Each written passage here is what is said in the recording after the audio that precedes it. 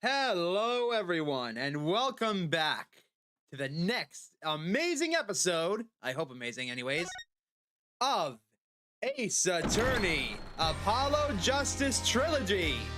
Last time, we started the third game and completed the first case, the foreign turnabout, where I'm gonna admit I got completely thrown off by the absolutely backwards cockamamie laws that they have in the other country. Apparently, in this country of Curtin, lawyers are to be held just as responsible as the defendants they're supposed to protect. So if they're found guilty, guess what? The defense attorneys suffer the same fate, and I went off on that.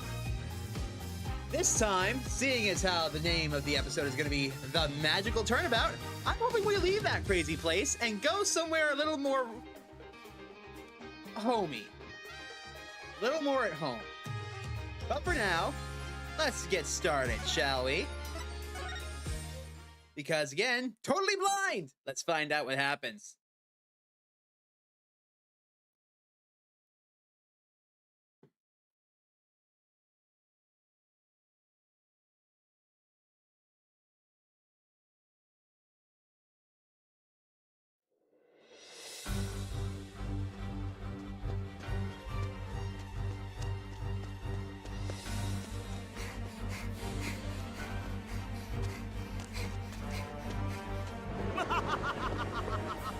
Behold my might!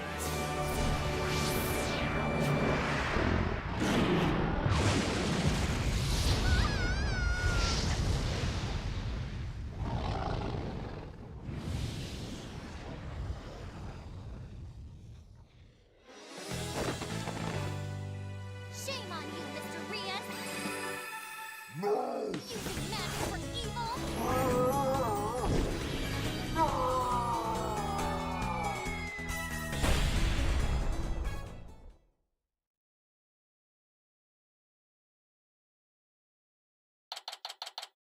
April 27th, 10 a.m. Penrose Theater stage. And that's how the evil magician, Mr. Reyes, was defeated!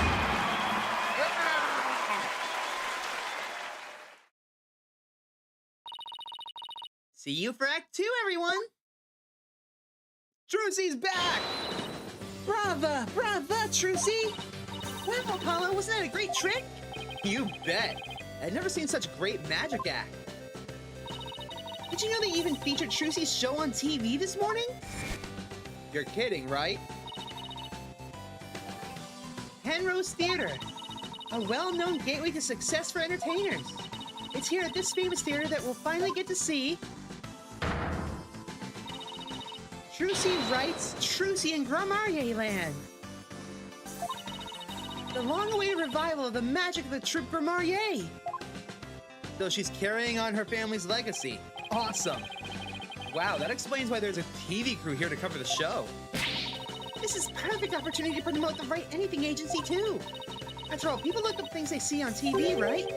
But wouldn't they be looking up the talent part and not the law part of our agency?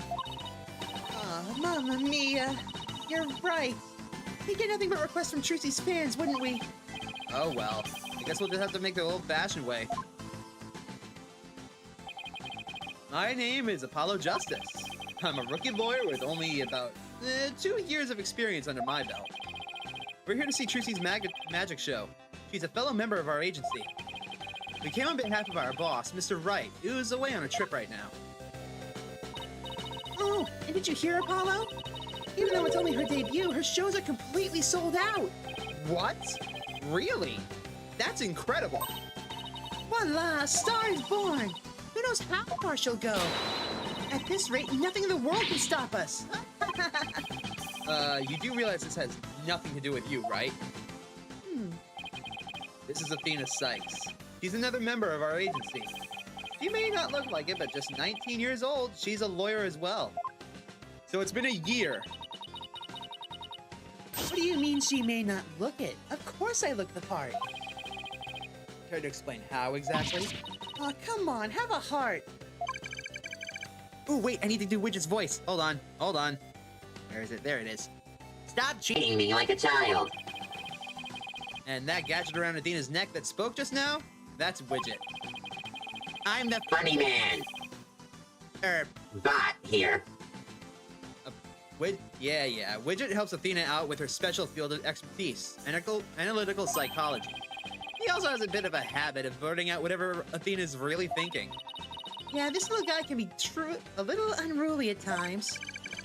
Hey, upgrade me already.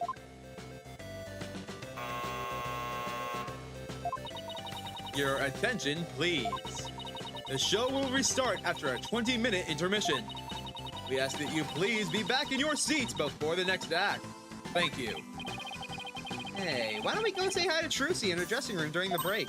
Oh yeah, let's go see the big star. I'm so nervous. What should I say to her? Whatever you usually say to her at the office every day.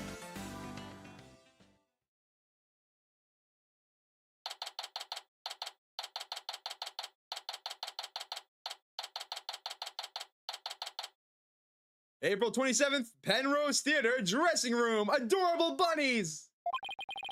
So this is Trucy's dressing room. Looks like she's busy over there with someone. Could you sign this, please, ma'am?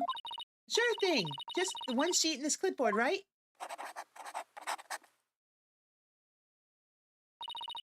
A fan asking for Trucy's autograph, maybe? I don't think so. Looks like some kind of a contract. Thank you very much. I'll get this to the producer right away.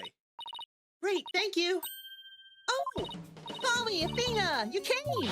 Of course. Congratulations on your big debut. Thanks. Who was that just now, by the way? Somebody from the Take-Two TV. They want to turn my magic show into a TV special. They're planning to broadcast it nationwide. Can you imagine? Wow, you really are a big star. Hold on.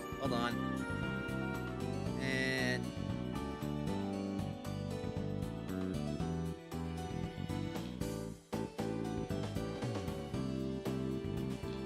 there we are, and I will just hide this for later. Hey, can I get your autograph later, Trucy? Sure. My signature's in high demand today. Would you like one too, Polly? Yeah, actually I would. Oops, looks like I ran out of flyers, so I'll have to sign your forehead instead. Hey, knock it off! Look, just forget about the autograph. Heh. This is Trucy Wright. He's a magician and Mr. Wright's adopted daughter. She's becoming quite renowned in the magic world these days for her impressive skills. A lot of people get this wrong, but Apollo's actual job is being my magic assistant. No, you're the one who gets it wrong! Haha. Oh, think you can do that trick you always do at the office for me, Trucy? Okay. Behold, the wondrous magic that can make anything disappear! 3, 2, 1!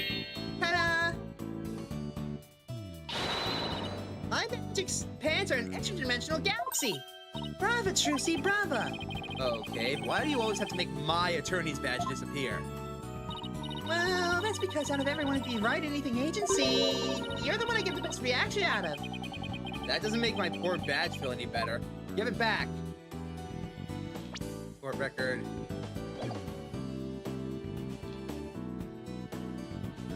They didn't follow the whole plot point of them being siblings. Yeah, that is still kind of dumb, but I feel like off-screen they probably talked about it nowadays. Plus, I still haven't seen anything that could directly contradicts Apollo's backstory quite yet, so I don't get what all the hate is about.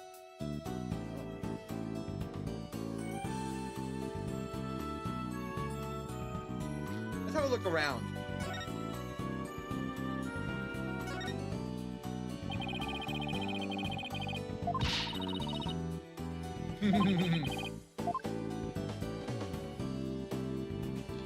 Oh, come on, let me look at things and examine them at least.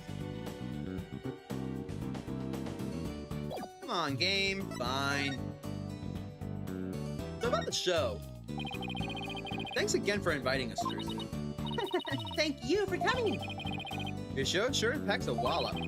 I nearly fell out of my seat when that dragon showed up. How'd you do that?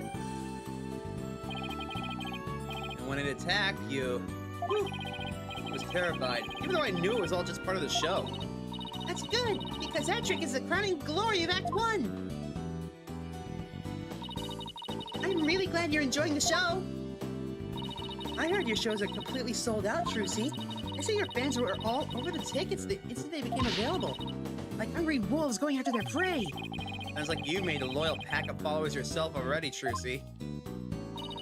But you two are the only ones who got a special VIP invitation from me. Today's just a dress rehearsal for the performers, staff, family, and friends. A general probe, huh?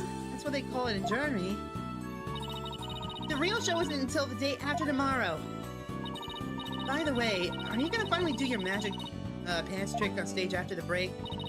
Sorry to disappoint anyone who came just to see the magic pants, but the next trick is completely new. I'm debuting it today. Ooh, a new trick, huh? Are you gonna chop Apollo up into a little lawyer bits? Funny. I don't recall ever agreeing to do anything like that. Well, that does sound like a good idea. Today's trick is totally new. Troupe Grammarier original. The entire future of this troupe is riding on the success of this special new trick. How so? This show is really important to me. It isn't like any other shows I've done. As the rightful heir to the Troupe Grammarier repertoire of magic, this show is my first chance to unveil the tricks I've inherited. Troupe Grammarier, huh? Yeah, I have a poster of them hanging right over there. Yeah, baby. Valen Grammarier is here. And so am I, the asshole. So am I.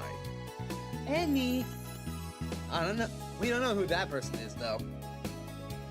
It feels like it's been ages since I've seen a picture of them. Troupe Grammarier was a group of magicians who dominated the magic world in their day. The woman on the right is also, Trucy and Apollo's mother. Shh. That.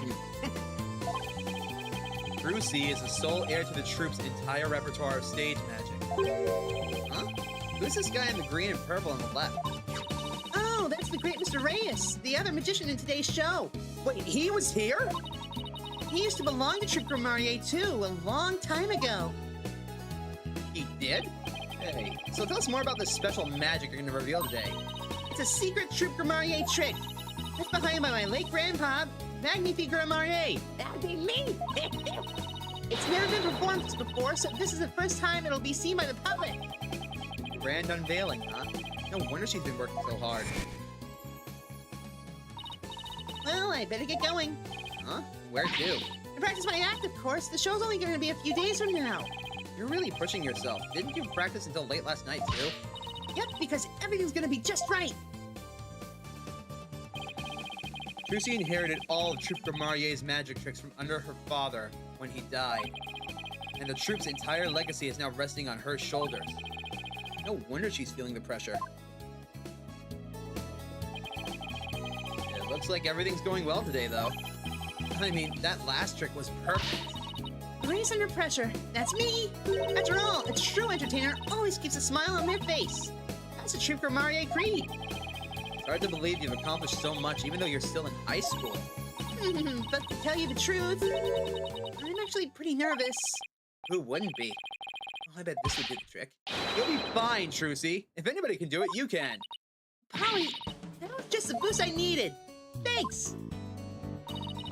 Apollo's fine. Sure has a way of really hitting you right in the heart. And in the ears. Enough nagging on my voice already.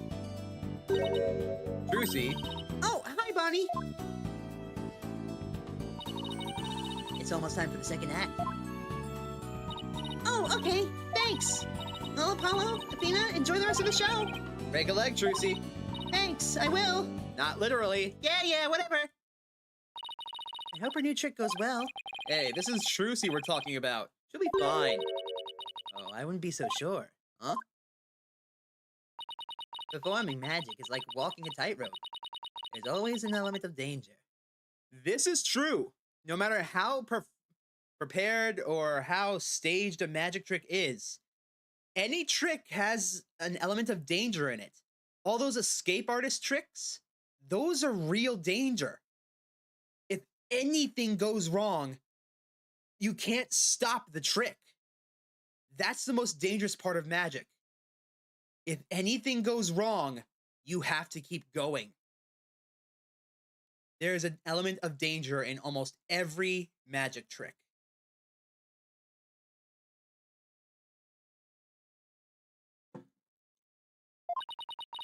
One little mistake can even cost you your life, you know.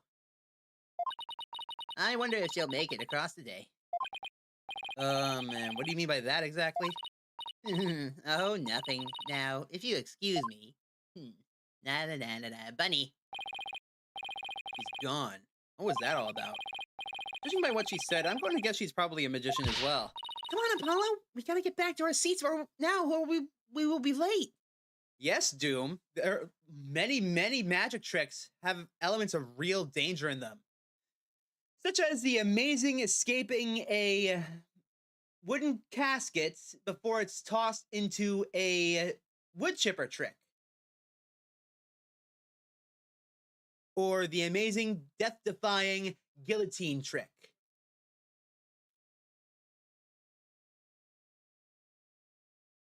Many props in magic are real things. A lot of people use real swords. And the bullet catch trick where someone catches a bullet with their teeth, that's a real gun. There's a reason it's killed like more than a dozen people.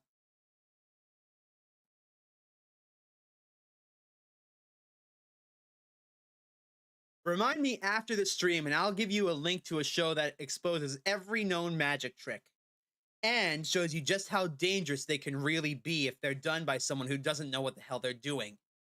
Hell, it even kills people who know what they're doing. It's a dangerous trick. Ow! Hey, stop pulling! Watch the hair! Okay, let's see. Guess it's time to move back to the stage. Oh, do we have to? Look at the adorable buns.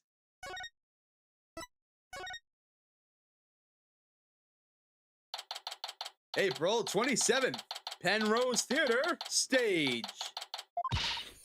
Hurry up, Apollo. It's about to start. I want to see what Trucy's next trick is. You're really wound up today, aren't you? Why don't you take your seat and try to relax? Whoa, look, there's a TV reporter over there. With a TV camera and everything. Oh, Yeah, baby. Athena, sit down. You're blocking people's view. She feels like I'm babysitting here. Hello, everyone. I'm reporting for the beautiful Penrose Theater, where the public performance of Trucy and Grimoire Land begins in just 2 short days. But today, they have very kindly agreed to give us a sneak preview. Isn't this exciting? Apollo, do you think I was on TV just now? How should I know? If you were disgracing our entire agency, that's for sure. Hey, what is that supposed to mean? Uh-oh, magic time! Ooh, here it comes. Now, give up your dastardly ways!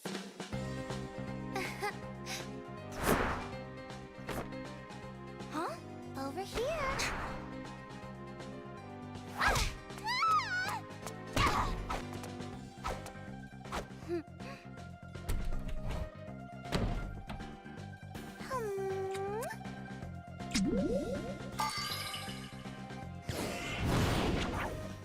Come now, Mr. Hat. Offer the girl's life up to Mr. Rias and bring him back to life.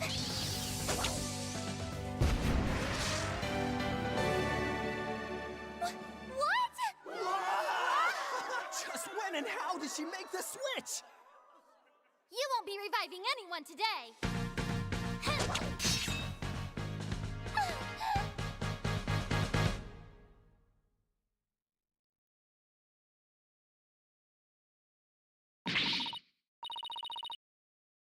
Wow, that was amazing. I had no idea how she escaped from the coffin. Glad Trucy's escape trick went off without a hitch. You love the magic assistance in this? Gee, I wonder why, Moss. I wonder why. But yeah, that sword right there, that kind of a trick, sometimes does involve actual swords.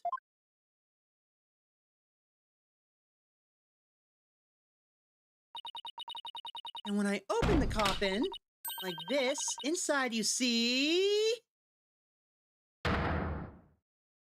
Huh? Mr. Reyes?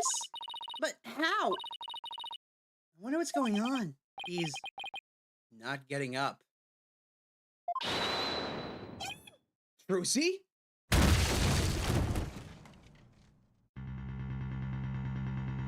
Something's gone wrong. What just happened? Whoa, man, an accident? Is, like, that guy dead? Wait, that's not part of the act? No. If a magician screams, it's never part of the act. Attention, please. For your own safety, we ask that everyone, please evacuate the building. What's going on? Is Trucy okay? Outside, everyone, evacuate immediately, please. Whoa, hey, Hey, rabbit dude. Trucy! So something just went wrong with Trucy's act. Apparently, someone might be dead. They kicked us out. Hey, what gives? Would somebody please tell us what's going on? Poor Trucy. I hope she's okay. Hey, here comes that staff member from before. Your attention, please. We regret to inform you that today's show has been canceled. What? But I was looking forward to the rest of it. We're very sorry, but the theater is on lockdown pending a police investigation. Excuse me, is it because of that accident? That man in the coffin, is he, well, we're still trying to figure things out, sir. But I can tell you that Miss Wright is fine. She wasn't injured, so please don't worry. Thank God. Phoenix would kill me. Hey, you there! Oh, it's your birthday! Well, happy birthday, Rabbit Dude! Very happy birthday to you, my friend. All right. Now, what kind of voice should I give you? What the heck's going on? They wouldn't let even me in. Me, for crying out loud. Oh, Mr. Retins. Mr. Retins. Mr. Retins? What? There was an accident during the show.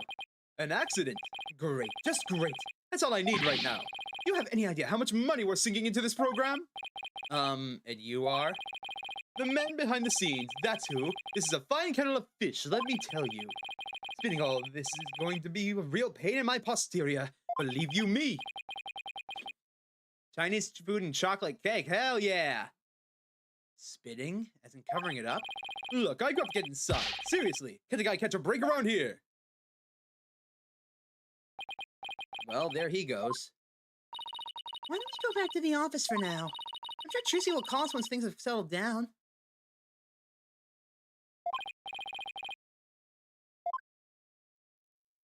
Hold on, let's settle this. Court record. Here we go. Mr. Retins. A man somehow connected to the magic show. He showed up at the theater after the incident took place.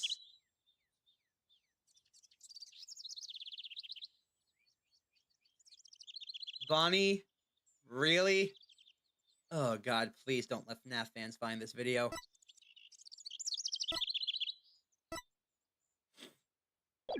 Alright. Let's move. Back to the agency. April 27th, Write Anything Agency.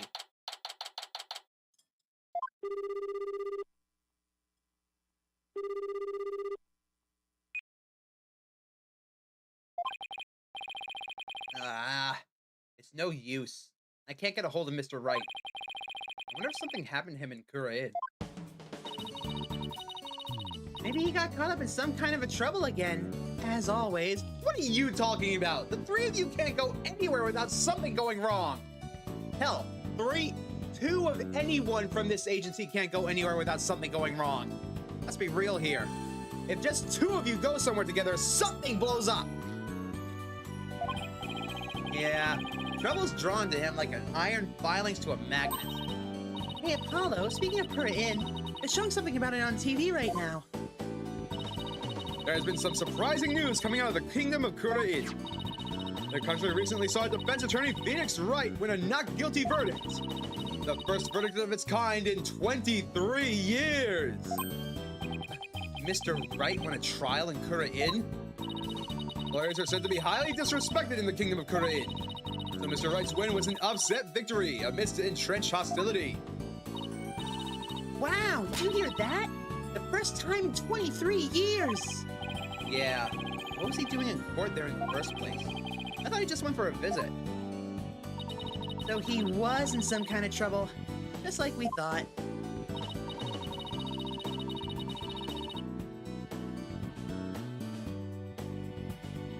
Next, an update on the unfortunate accident that occurred at Penrose Theater. Hey, now they're talking about the accident at Trucy's show. Famed magician, the great Mr. Reyes, was skewered with a sword and died on the spot. Oh no, so he really is dead? And now, here's the footage of that deadly moment.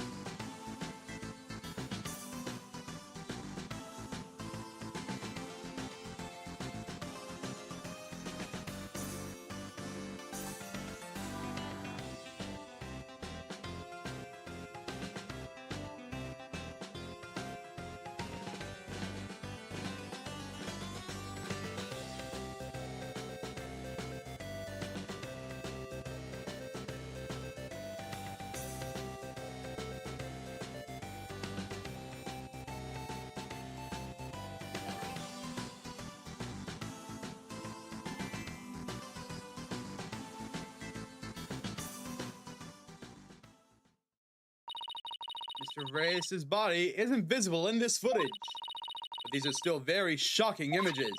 The magician, Trucy Wright, is reportedly still only a high school student.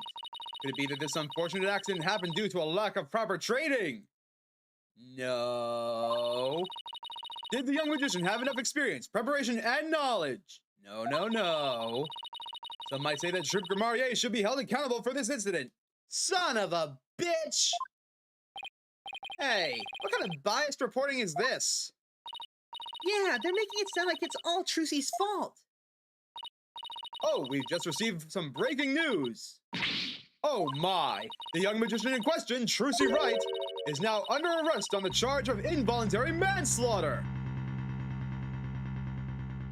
God damn it. Here we go again. What?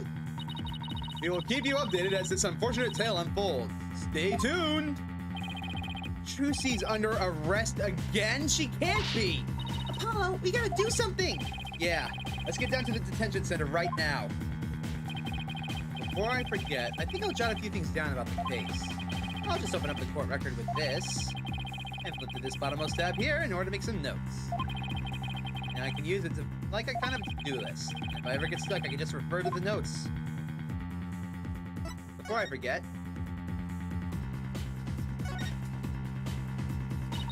I've always thought these shells were a little awkward and hard to use.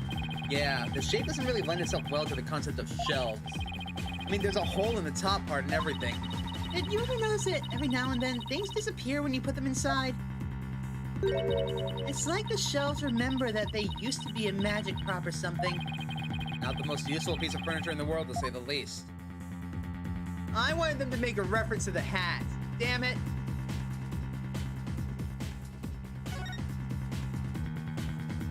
I wonder what kinds of tricks Trucy uses these things for. Like this little guillotine, for example. Well, a human head definitely wouldn't fit. Or maybe it's something small and fuzzy. Ew, that's disgusting! Not to mention cruel. Trucy would never do anything like that. Didn't get mad that time Trucy put my head in the guillotine. That's because you performed your role with such gusto. I mean, your screams were so realistic, I couldn't stop laughing. That's because they were 100% real.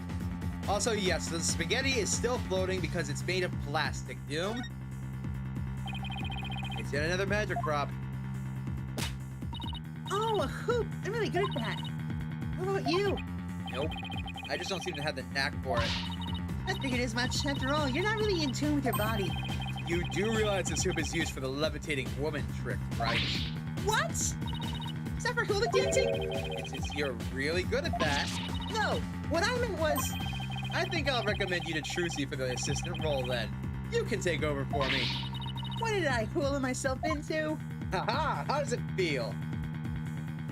But yes, the spaghetti is still floating because it's made out of plastic. Now, what's on the table? With everyone's personal items littering the office, this place is as messy as ever. Yeah, take this loud jacket of yours, for example. It's been sitting here forever. Loud? What do you mean loud? I love that jacket. Oh, yeah? Why don't you ever wear it then? Well, last time I wore that jacket. Oh, Polly, I'm so happy for you. You finally decided to take the plunge. Now you're ready for your stand-up comedy debut. You, Dad, and Athena should form a group. I can see it now. The primary color punchlines. Let's just say that jacket brings back painful memories. Huh? Trucy, you didn't have to go that harsh. Look at the books. Mr. Ray sure has a lot of law books and old case files. It sure looks that way, doesn't it? But take a closer look. Most of these books and files have to do with magic. Oh, wow, you're right. They're just hidden behind law book covers. Little by little, Trucy is taking over the whole office with her magic equipment. I hate to admit it, but recently, I sometimes feel like I'm going to forget I'm even a lawyer when I'm here. Sounds like Trucy's magic is starting to take over your brain, too. Alright, hiya, Charlie. I just wanted Charlie, so he's looking pretty perky. For a guy whose desk is always a big jumbled mess, Mr. Wright never forgets to water Charlie. Sometimes, I catch him staring at that plant and smiling. Must hold some special meaning for him. Could be. He did say Charlie's been in this office since his first days as a lawyer. He doesn't seem to want to talk about it, though. One thing's for sure, Charlie's no ordinary plant. Ain't that the truth? Alright. To the detention center! Away! Trucy, what the hell happened? April 27th Detention Center Visitors Room! Now, young Trucy, please explain what the fuck? Poor Trucy. What can we even say to her? Oh, Polly! Athena! Trucy, are you okay? Sad widget noises. I'm fine. Don't worry about me. We saw the news about the accident on TV. I guess I can't Houdini my way out of this one. I got arrested again. They say I'm the one who caused the accident. But that's not true, right? To be honest, I don't really know. I mean, I have no idea how an accident like that could have happened. The trick went off without a hitch, I'm sure of that. Still, the police just won't listen to me. They've already decided that it was all my fault. I'm exhausted after all their questions. Looks like she's been able to hang in there at least. Yeah. She really is one tough cookie. I know you're tired, but can you tell us a little bit about the accident and what happened? Yeah, of course. Go ahead and ask me anything. I'll be fine. Atta girl. Alright, so what the hell happened? For starters, can you help us understand what happened? In today's show, there was a dead body in the coffin. How did that happen? Was there some kind of accident? I don't really know. The coffin was supposed to be empty, and when I opened it, but instead, Mr. Reyes' body was in there. That must have been a huge shock for you. And when the dragon piece set fell down at the end, was that an accident too? It must have been. I have no idea how or why that happened either. Nothing went the way it was supposed to. I still can't believe Mr. Reyes is actually dead. Tough as she is, this is obviously taking a lot on her. But how did Mr. Reyes' body get into the coffin in the first place? Trucy, we need you to tell us about the secrets of the trick. You know what they say, a magician can't reveal her secrets. But I guess I should make an exception this time. But if you ever tell anybody, I'll be in here for a completely different reason. I'll make you my guinea pig for every single new magic trick from now on. Don't worry, lips are sealed. I'm a lawyer, remember? Client confidentiality is part of the job. Lips are fucking sealed. Not even Phoenix will know about this. Good boy. Shit. So let's call this trick Trucy's Great Escape. How'd you get out of the coffin? Alright, here we go. I'll reveal a trick just for the two of you.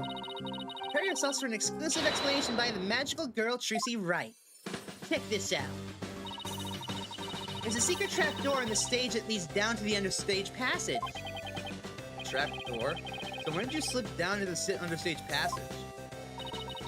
Remember when Mr. Hat was on stage holding a sword next to the coffin? Well, by then, I was already escaped from the coffin and waiting under stage. And while I was down there, I did several things to get ready for the next part. What technique? Okay, so what happened next? Mr. Hat was quickly raised up to the catwalk by a wire. There's a cushion up there that acts as a shock absorber when Mr. Hat hits it. Meanwhile, I pop back up onto the stage through a different trap door. Ta-da! And voila! The switch is complete!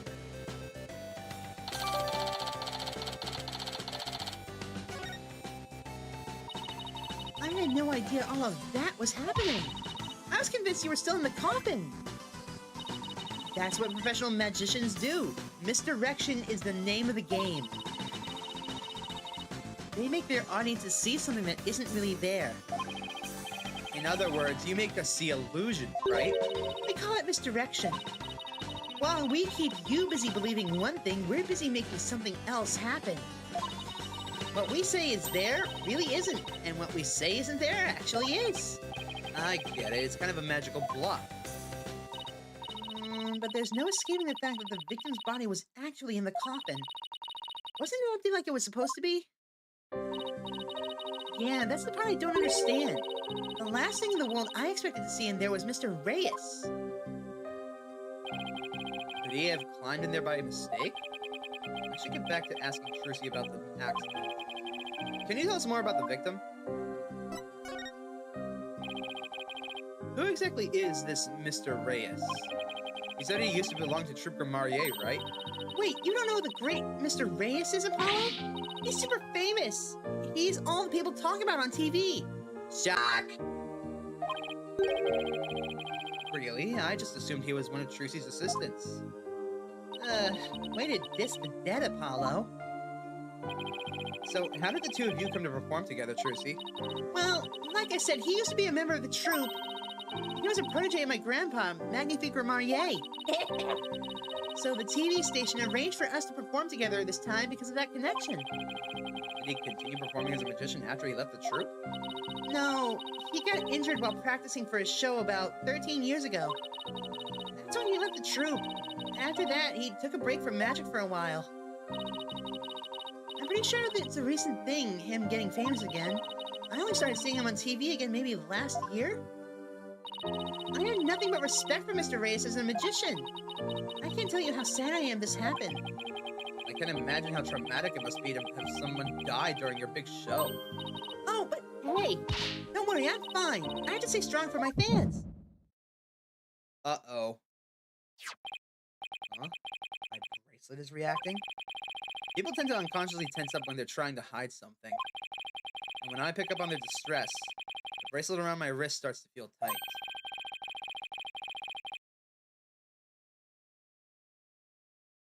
So I guess this means that Trucy's trying to hide something from me. Well, I guess I should give my bracelet a tap. Here we go again. Magnifique, go back to your crazy crib, you insane. It made me do. I can see things others can't. The slightest twitch, gesture, or change in expression. Yeah, I can see it all when I'm concentrating intensely like this. When people are feeling nervous, they sometimes reveal a certain habit or a tell. And I'll just shift my viewpoint around then until I find Trucy's bell.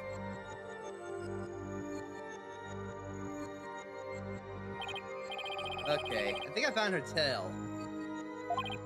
Now, listen carefully to every word and see what she gets shifty-eyed over. And I'll proceed whenever she seems nervous about something.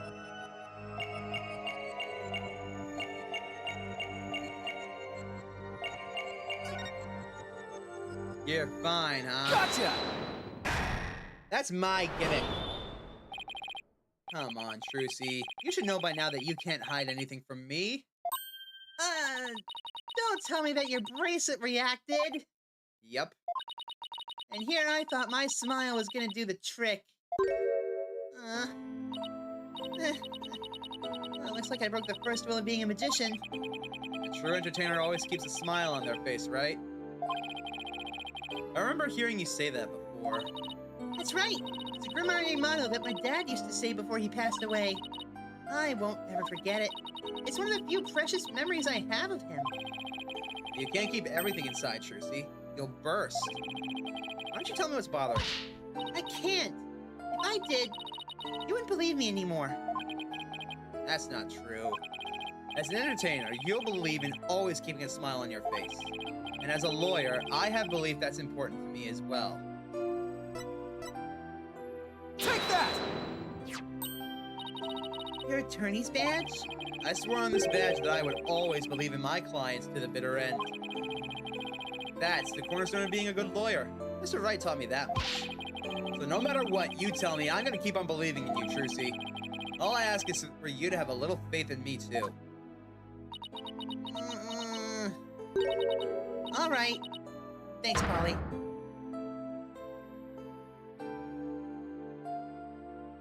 So what you hide? Polly, what if I made a mistake? What do you mean?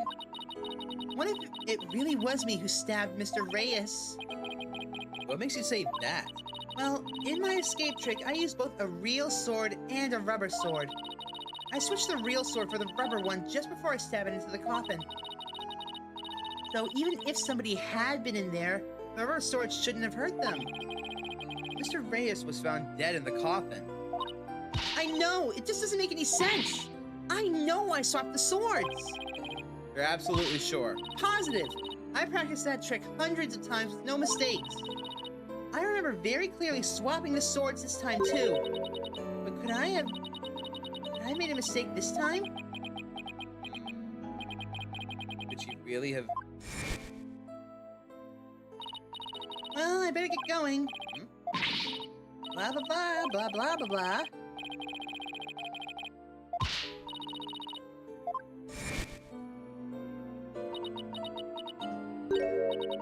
Maybe I really did kill Mr. Reyes. Trucy. The worst possible mistake I could make.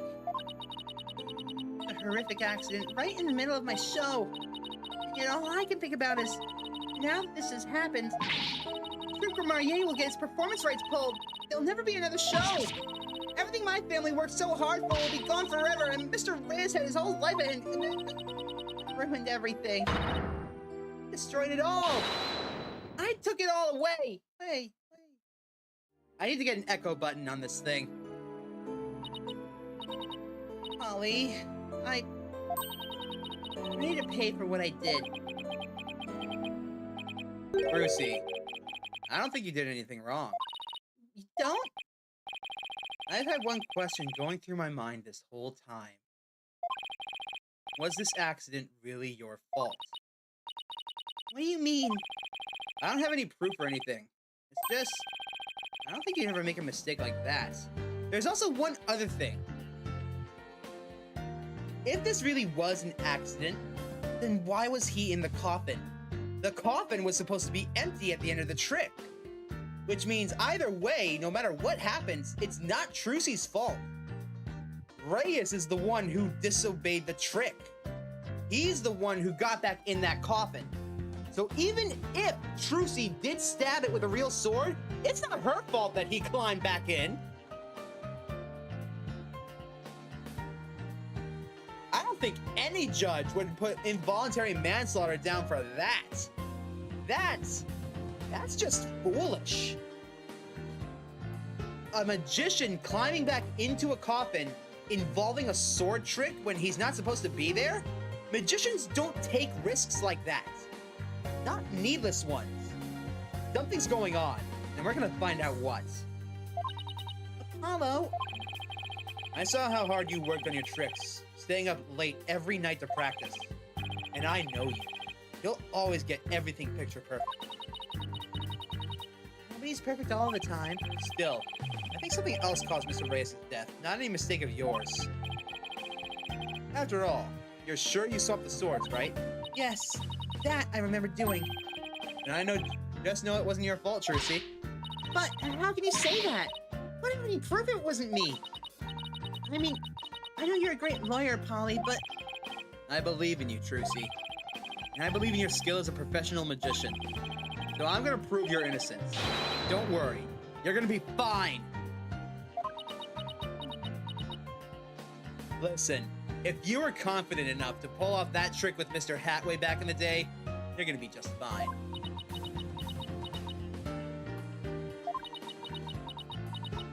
Uh-oh. Oh, we made her cry. Oh shit, Phoenix is gonna kill me. thank you, Apollo. Thank you for believing in me. I'm gonna believe in you too. Good. I'm sorry. I need a tissue. Never seen Trucy cry like this before. She always seems so strong. Maybe sometimes she's just putting on a brave face. She's still just a kid after all.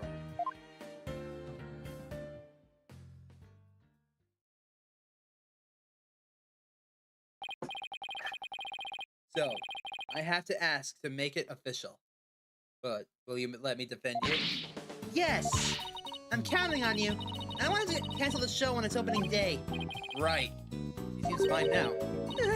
Trucy, let's win this trial together. Unlike some people. Sad widget noises. Crying widget noises. Meh. Well, we better get right to investigating. Come on, Athena. Wipe that nose and let's go. Excuse you, do you see any stun on my face, Apollo? Yeesh.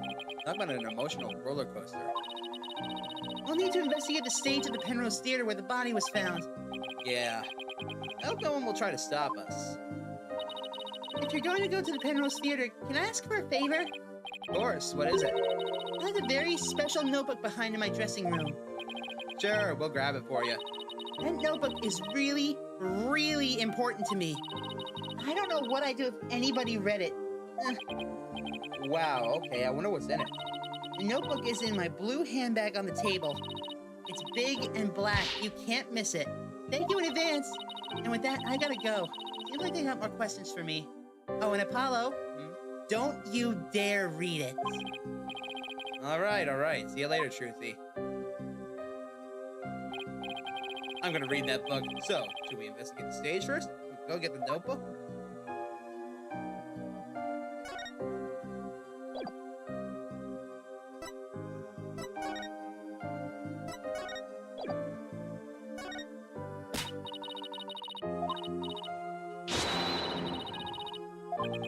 And you're proud of that? Why?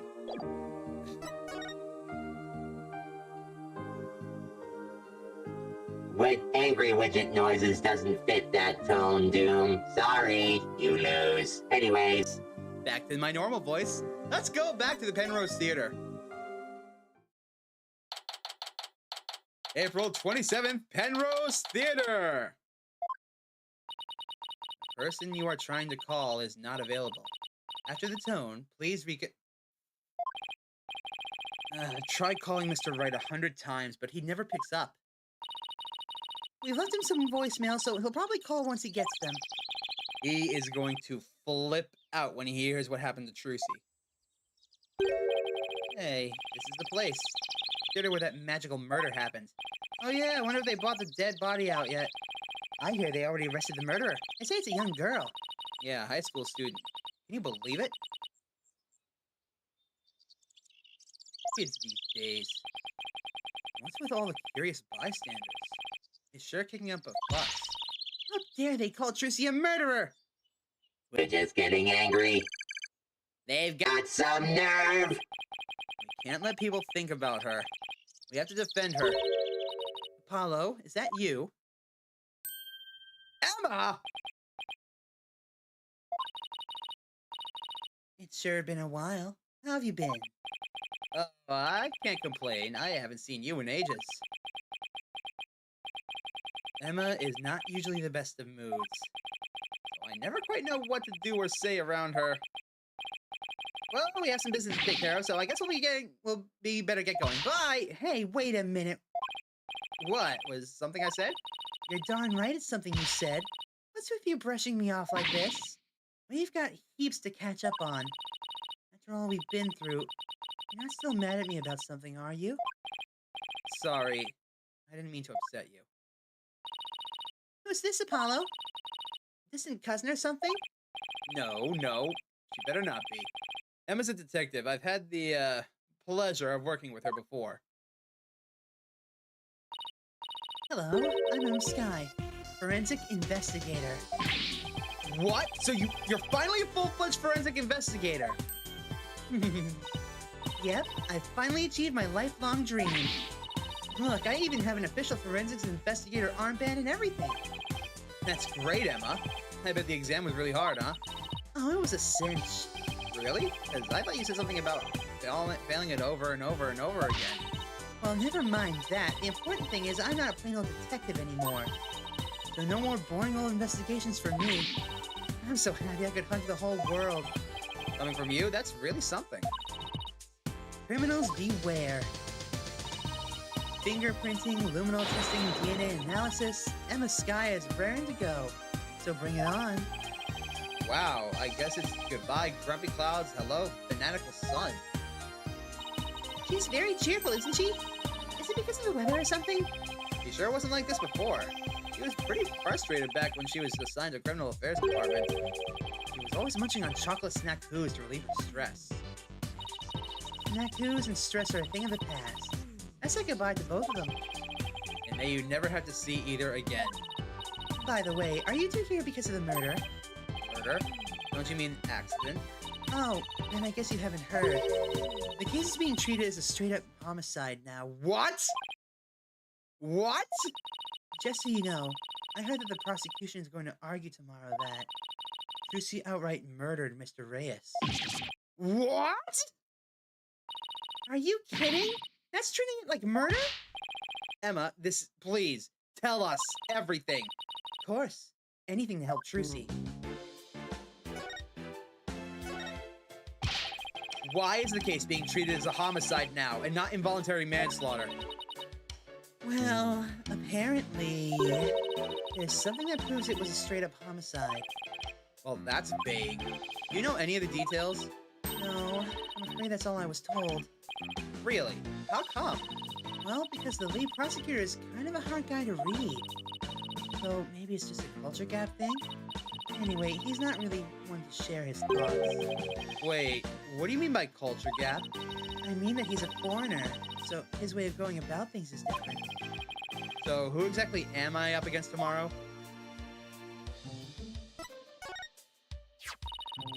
Chief Prosecutor Edgeworth has been reorganizing the prosecution's office lately. As part of that effort, he's gotten rid of a lot of corrupt prosecutors. Hooray for Edgeworth! So the prosecutor's office is looking pretty empty these days. And that's how a foreign prosecutor got assigned to this case? That's part of it, yeah. They were short on prosecutors, and this guy just happened to be visiting. And what's the purpose of his visit? Well, some insurgents from the Kingdom of Kura Inn are thought to be hiding out here. And as an international prosecutor, he apparently came to investigate the matter personally. So he's from the Kingdom of Kura Inn? That's right. He's also a Kuranist monk. A monk. So how did he get assigned to this particular case anyways? Seems he's very devoted to furthering his studies as a prosecutor. He wanted to learn how crime scenes are investigated here, so he just showed up. So he was just curious, huh? He looked at the entire crime scene over quite earnestly. And just as everyone else is ready to call the case involuntary manslaughter... This is most certainly a murder. The cruel act of an impure soul.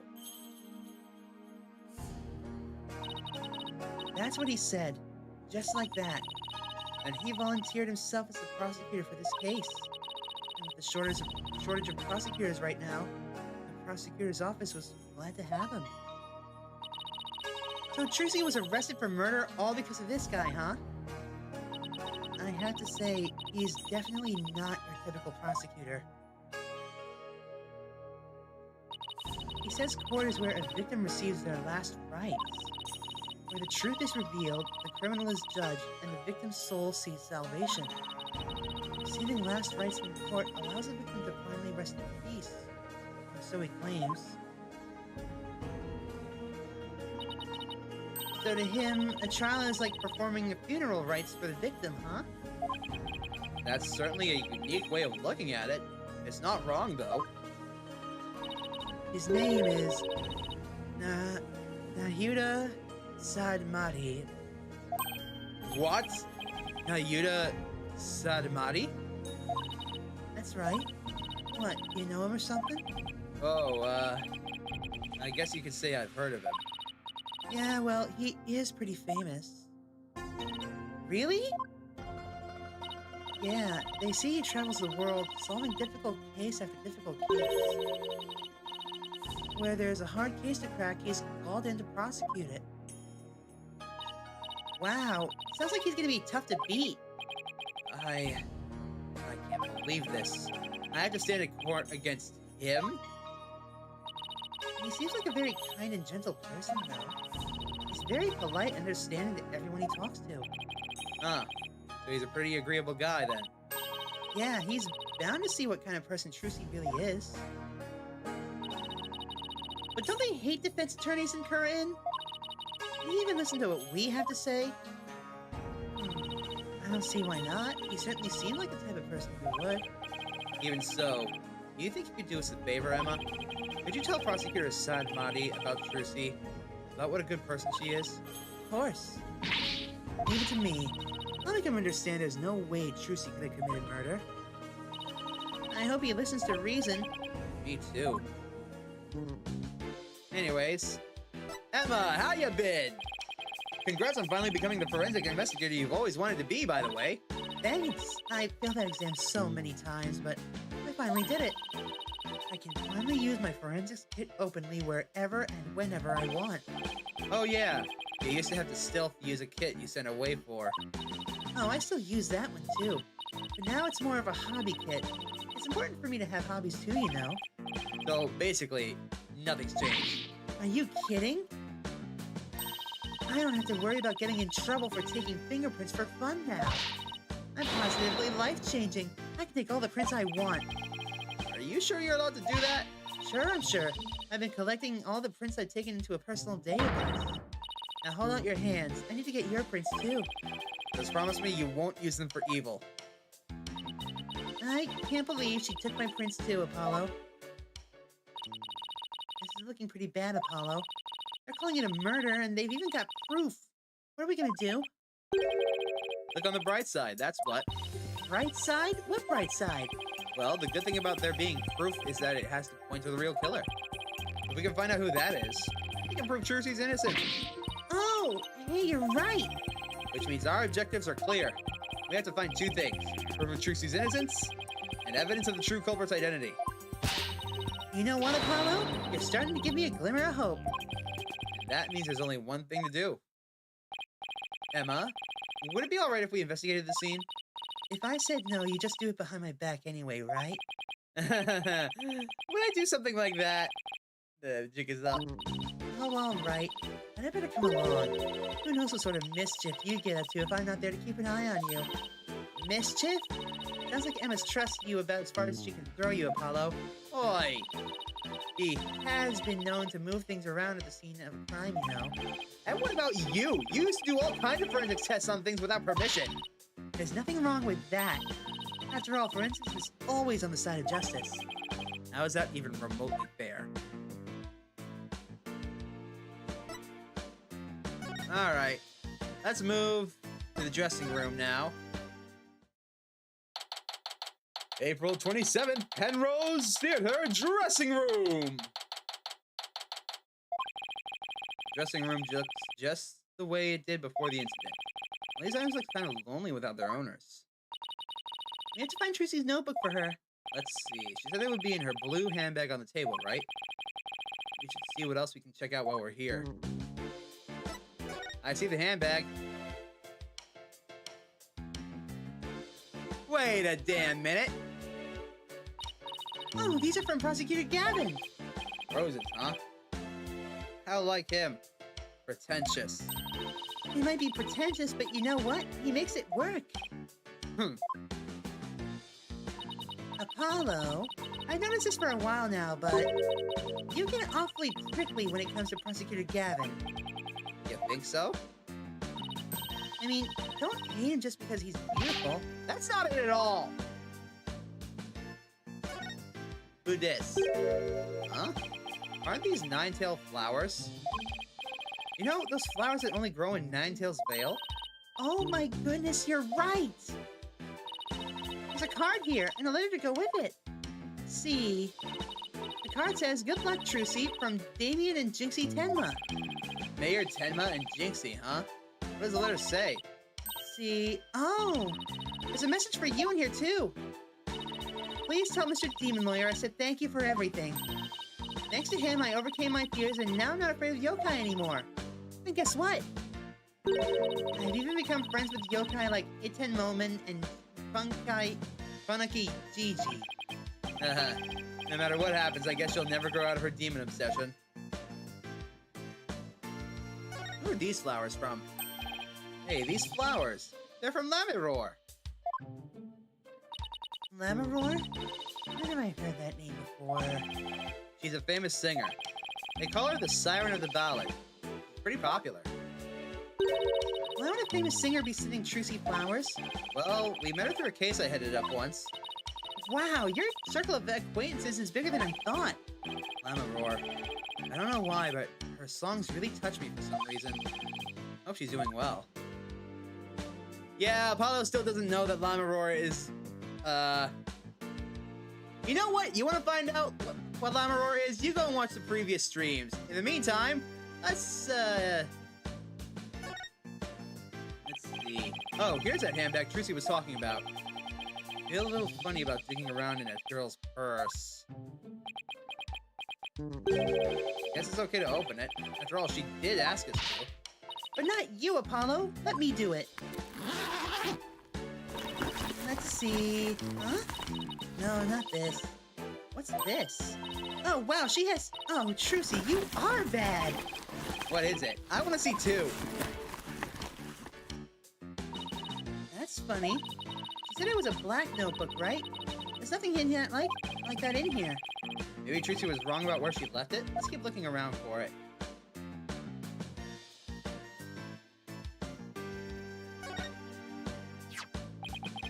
What's this? The script of the show? It says Bonnie, so it must belong to that bunny assistant we saw on the show.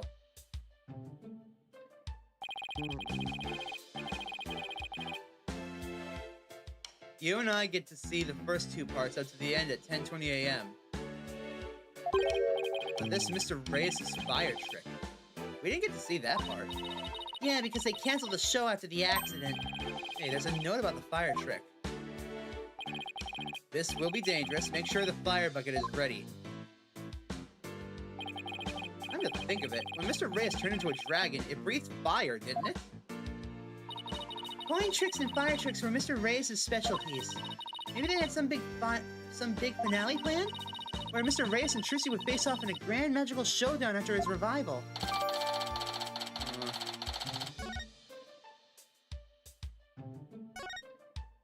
Makeup kit. Look at all this stuff. I bet it belonged to that bunny assistant we saw on the show. Wow, that is a lot of stuff. Does she really need all that? I mean, I don't think I've ever seen so much makeup.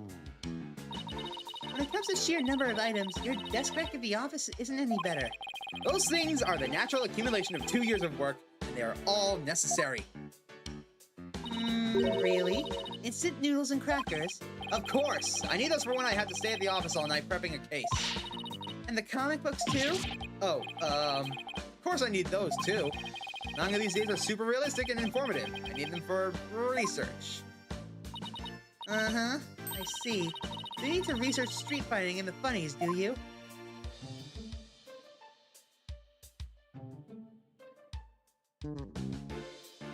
Oh, this might be the bag. But noise! Oh, look at the adorable little bunnies! Rabbits, huh? I used to have a pet rabbit. Really? You? You sure don't look the type. What do you mean? What's wrong with me having a pet rabbit? Aren't people who have rabbits as pets usually the quiet, sensitive type?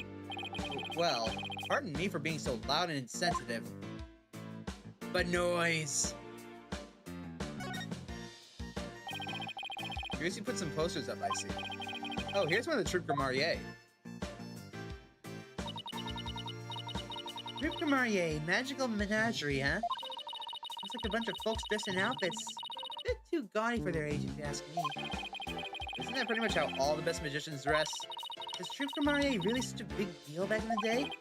I guess so. Everybody in the country knew them back then. They had great tricks, like making a building disappear or escaping a safe drop from a helicopter. Okay, wow, I was in Europe at the time, so I had no idea. But even if you know about them, then they must have really been famous. I used to see them a lot on TV. I think it was back when I was in junior high. The one in the black was the original leader of the Troupe Gramarye, Trucy's grandfather. Damn right! His name was Magnifique Gramarye. Why did I hear... Don't question it. The one in the pink with the mustache, that's Zach. Trucy's late biological father. Oh, and look, there's Mr. Reyes. So this poster's from back when he was still a member of the troupe, huh? Trucy said that he left the troupe after he was injured during a show or something, right? This might come in handy.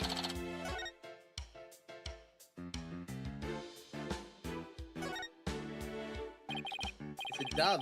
Trucy must use it in one of her tricks. Yeah. Huh? There's another bird cage next to it. I wonder what's in that one.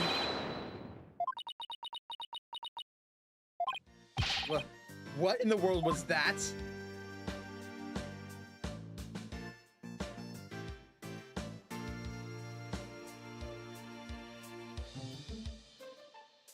Why does who look like he hasn't aged a day? Oh, that reminds me. I think I've, court record. The great Mr. Reyes.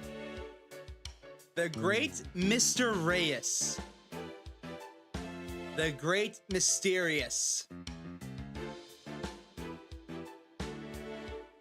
Yeah, his name's Mysterious. That's the pun. I see we look through Mr. Reyes' things too. Hey, is that a notebook sticking out from behind the briefcase? You're right.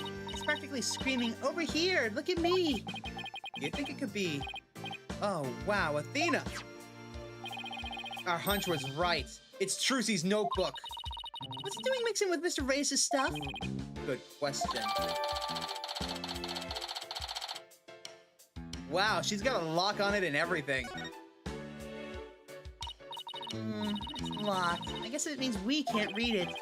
What kind of secrets are in there to make her want to lock it? A girl her age needs her privacy. Besides, everybody has a secret or two they don't want others to know about. If there's anything in there about kisses or crushes, I think Mr. Wright would cry. Well, we've examined just about everything, I think. Looking through other people's stuff was so thrilling. Like I'm doing something naughty. I know what you mean. Just don't go poking around my things in the office. Why? What do you have to hide? I don't think I like how her eye lit up all of a sudden. You do it, and I'll look through your stuff. Anyway, Lily better give this notebook back to Trucy. However, before I forget, I heard from a friend who watches the streams that if I present the notebook to her... Mysterious locked up notebook. I wonder if there's anything about me in here. Like that one time I ate her pudding. I wonder if she was mad at me for doing that. Don't worry. There's one thing I know about Trucy. It's that he's more mature than some people I know. Foot meat mouth! That was an achievement I just unlocked. Alright. Time to investigate the crime scene. April 27th, Penrose Theater, stage. Alright, let's get down to investigating, shall we? Just make sure you don't move anything or I'll get in big trouble. Fine, I promise. I'll only move the things I have to.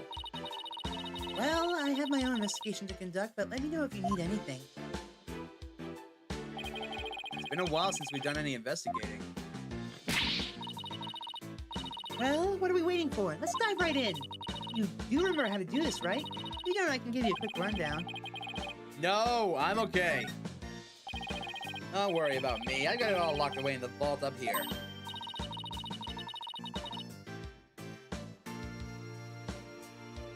Good, and I'm sure it'll all come back to me, too, as we go along. Wait, wasn't it you who just offered to give me a rundown?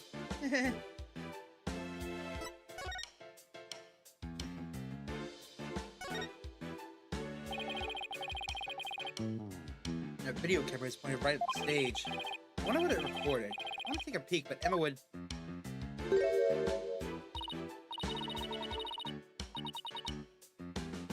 Sorry. Allergies are acting up a little bit.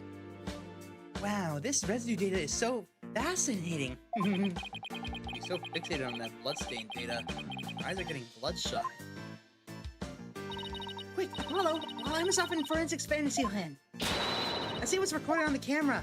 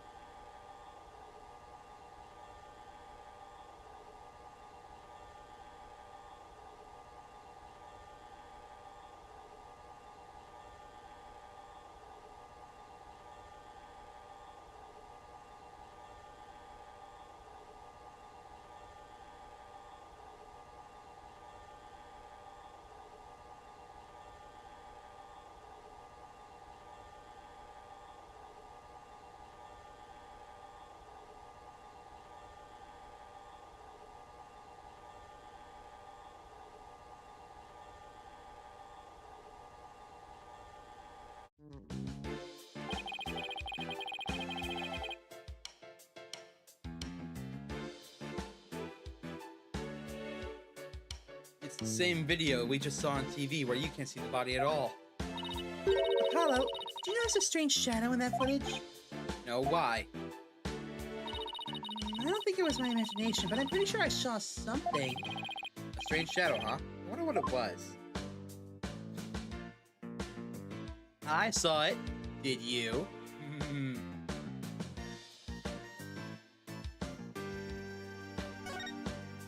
Hold on.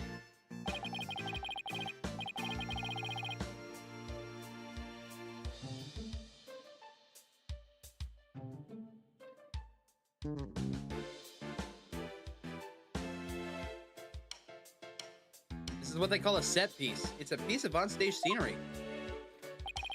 It suddenly fell down after the body was revealed, if I remember correctly.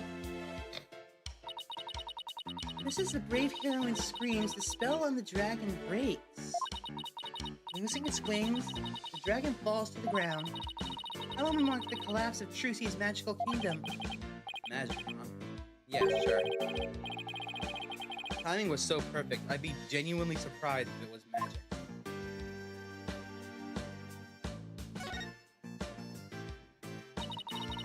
We have one of these in the office too, don't we? Yeah. That poor magic prop we use as a shelving unit. I'd kinda like to see Trucy perform this trick sometime. Well, we both know you'd be the one to take in the box if she ever did. I feel bad for the prop, but it can stay a shelving unit in that case. Aww. Oh, hey, this is a curtain. I wonder what's behind it. The backstage area. There's magic equipment and stuff like that back there. I'll open it a crack and check it out later. You weren't thinking of opening that curtain, were you? What? Who, me? Would I ever do a thing like that? Rats. Guess I'll have to ask her to open it for me later.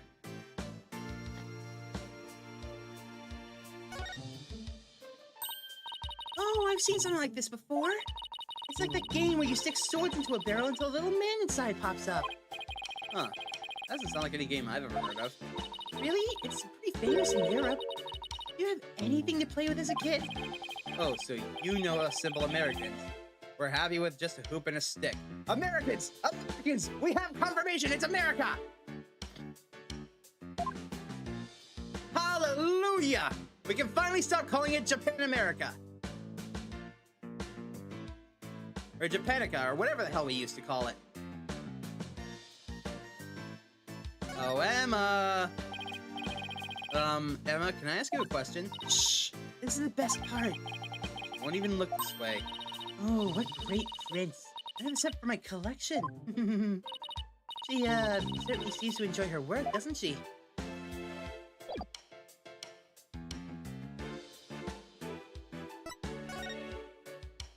Am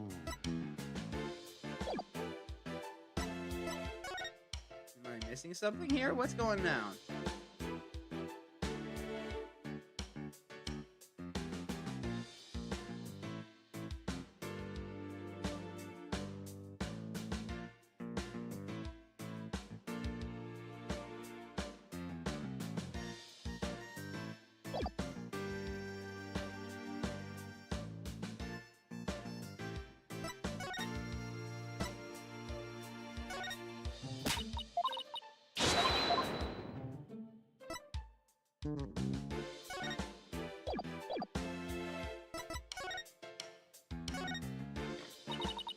Must be so hard for Trucy, yet you saw how bravely she held back her tears.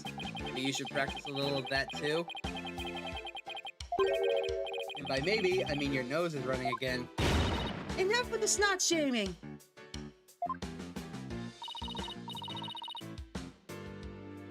Excuse me a moment, everyone. I need to go smack a bot on Twitch.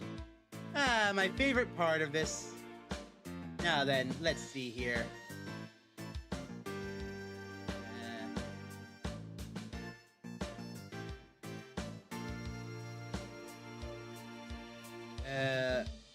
Report. Bot.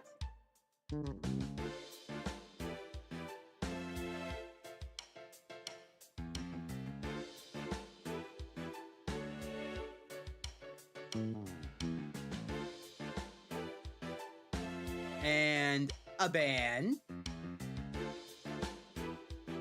There we are.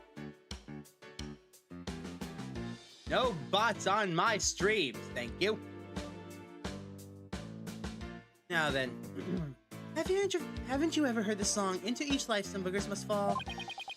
I'll take your word for it.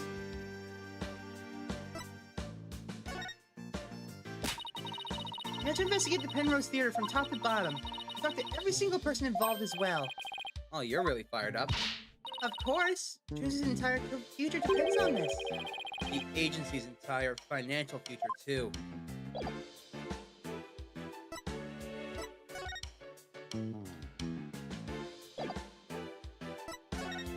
Okay. So, there's something I'm missing, apparently. I already checked the camera. Oh, right. Duh.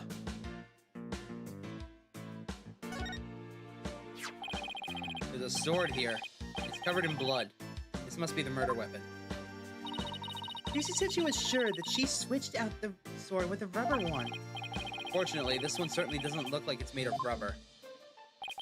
Hey, Emma? Were there any fingerprints on the sword?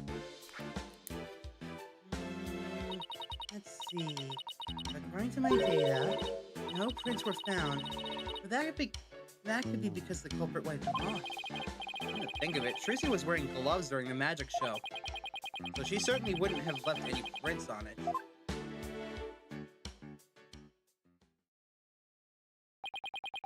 Something isn't right. Just doesn't make any sense. What's the matter, Apollo? You're making that weird thinking face again. How did what should have been a rubber sword get switched with a metal one? Plus, the timing of that dragon set piece falling down. Wasn't that just a little too convenient? Something just isn't right. Ground control to Major Apollo! Can you hear me, Major Apollo? Athena! I think I've got it. I think somebody switched Trucy's rubber sword for the metal one. Huh? To pin the murder on her. Someone switched the swords? But when could they have done that? When everyone was too busy to notice. Somebody could have switched Trucy's rubber sword with a metal one.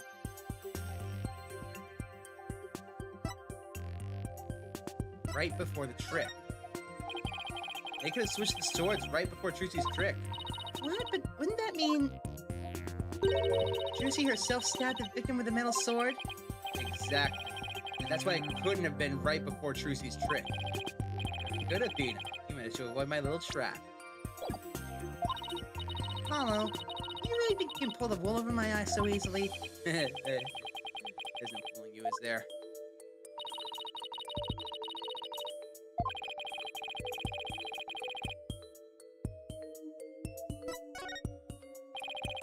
After the set piece fell, everybody in the audience was kicked out of the theater. In the ensuing chaos, somebody could have carried out a cover-up operation. Any one of the stagehands or show personnel could have done it before the police arrived. So what you're saying is... somebody's actively trying to frame Trucy for the crime? Yeah, some disgusting individuals trying to get away with murder. So it's someone related to the show. There's definitely a very high chance of that. Now, just figure out who it is.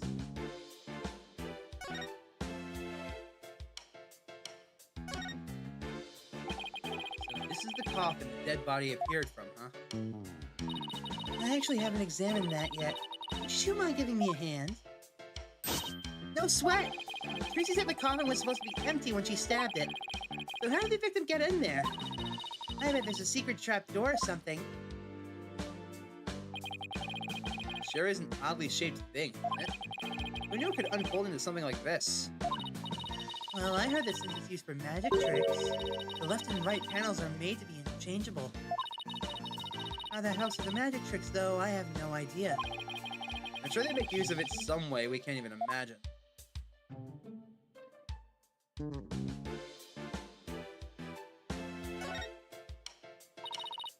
Apollo, look! There's a secret door in the back panel of the coffin! Do you think Mr. Reyes could have entered the coffin through here? If he could have done it without Trucy noticing, then maybe. It's like two magicians trying to out-magic one another right under each other's noses!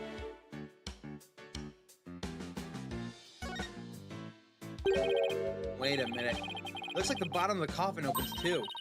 Oh, a secret door! Let's try opening it! Aha! Oh, look at that. It seems to lead somewhere under the stage. That's right, it goes to the understage passage. It's pitch black down there. Oh, hold on, I think I see something glowing faintly. It's hard to make anything out from up here. If you try to go down there, the magicians will get mad at you. Apparently there are things down there that will give away the secrets behind their tricks. Well, that sucks. It's all right there and we can't even check it out? We're definitely gonna have to examine that understage passage at some point, though.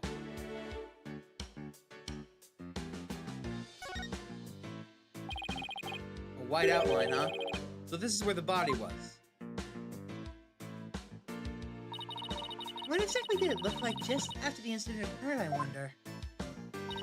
Oh, I have a photo of the crime scene. Here you go.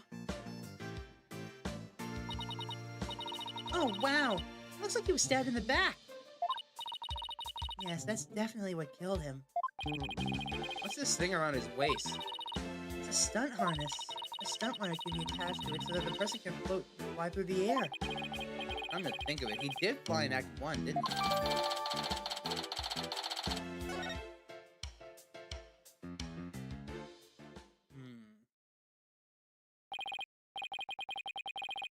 Let's see. What else do we need to do on the stage? Emma, did you find any fingerprints on the coffin? Actually, I haven't checked yet. I was gonna do that at the end. I like to save the best for last. We aren't exactly talking about dessert here. Oh, but we are. Would you like to partake in my delicious dessert? I don't mind sharing. Oh, yes, please! There's always room for dessert, right? Alright, I guess I'll join you two. So, could you show us how to check for prints again, Emma? Sure, let's start with the basics. As you know, fingerprints are an excellent way of identifying someone. Because no two people have the same set of fingerprints, not even twins. That's a lie. That is a lie. They're not the exact same, but they're close enough to be mistaken. So if we find any prints on the coffin, they might lead us to the killer? If the culprit was dumb enough to leave prints behind, sure. Let's go ahead and dust for prints now. Let's see. This looks like a promising spot. Try dusting the area with fingerprint powder. Alright, when you're done, blow to get rid of the excess powder. Powder in this bottle is all we had to work with. If you run out, try blowing on the area. Any excesses will be returned to the bottle. Alright.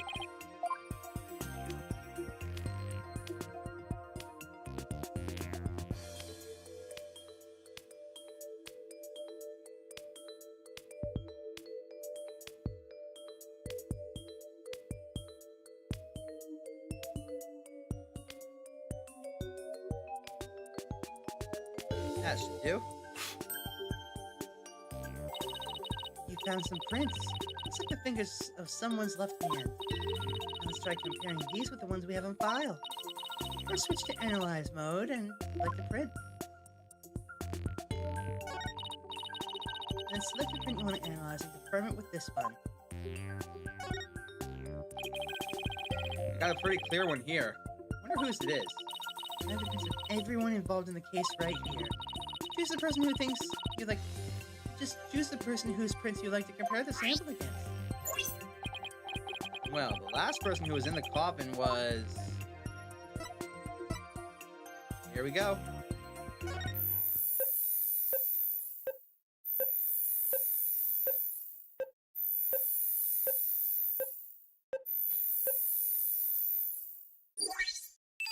Perfect match.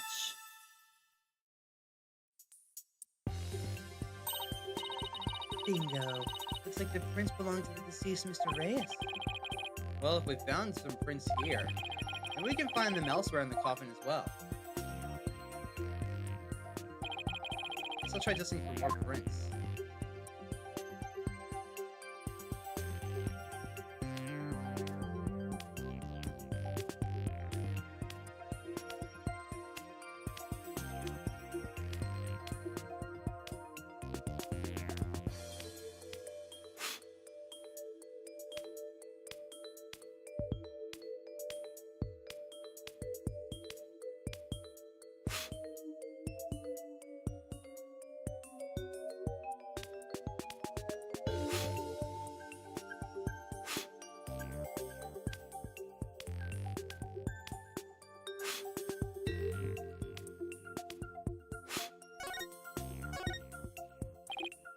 There.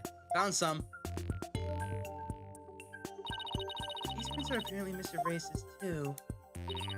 Shall we try looking for prints on the outside of the coffin now? Yeah, let's. No. I want to look at the trap door. This time, we'll be able to rotate the coffin and look at it from all the different angles. Magic give you a chance to examine it thoroughly. Use this to turn however you like, and holding this while using this will jump right where the action is. If you ever get stuck, you can always reset.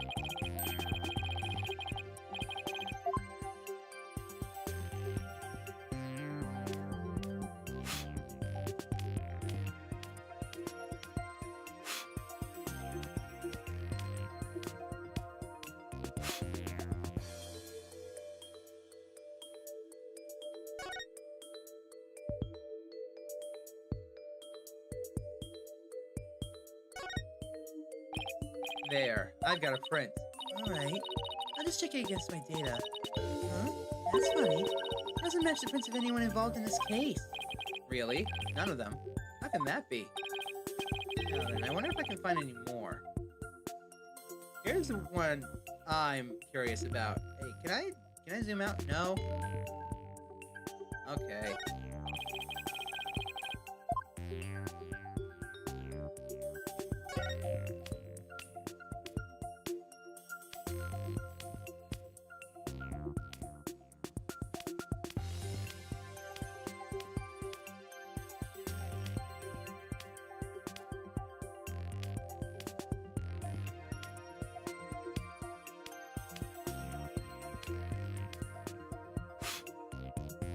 Aha.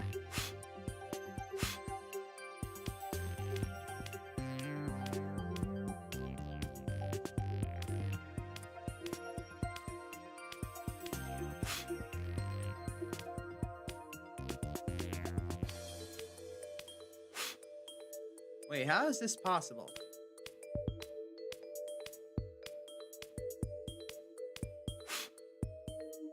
Nothing?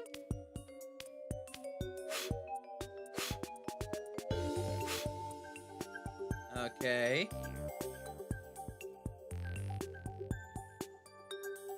In that case, there's gotta be some down here.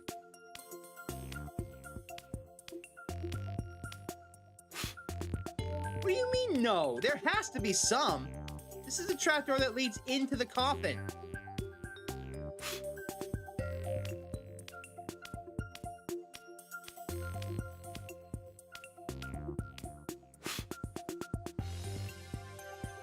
Top of the back?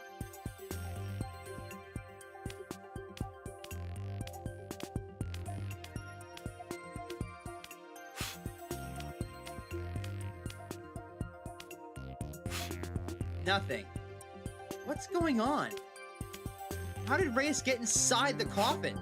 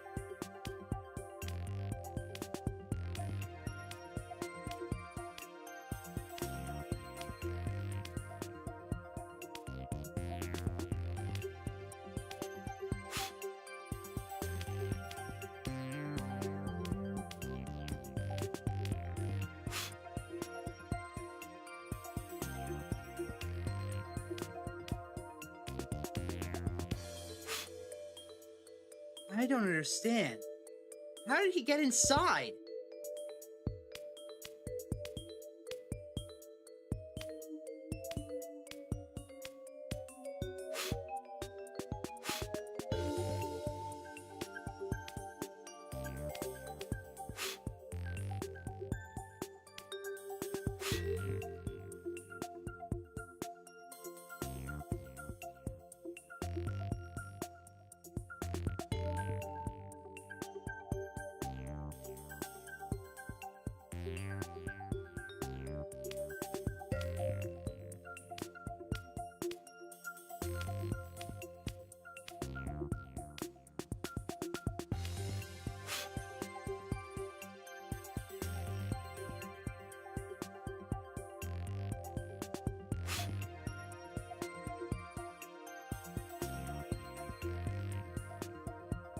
What the hell is going on here?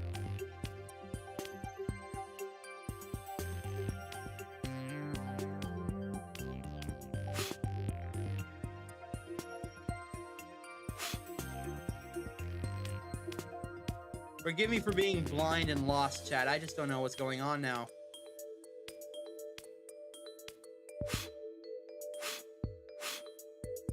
Alright, hold on. I'm looking at this.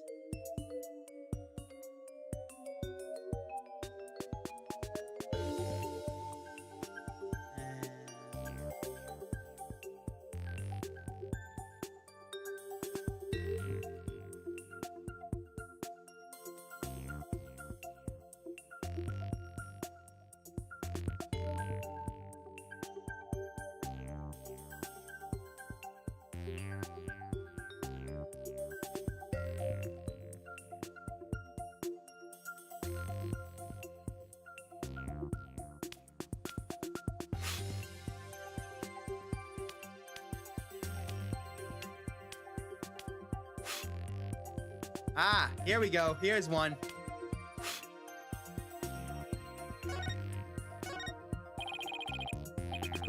There we go. Found another print. Judging its position and location, it might have been made when someone put the lid back on the coffin. Let's see now. There was one part during the show where someone put this lid on after Trucy got into the coffin. Therefore, this print should belong to... Well, the only other person on stage who wasn't Trucy and wasn't Reyes should be Bonnie.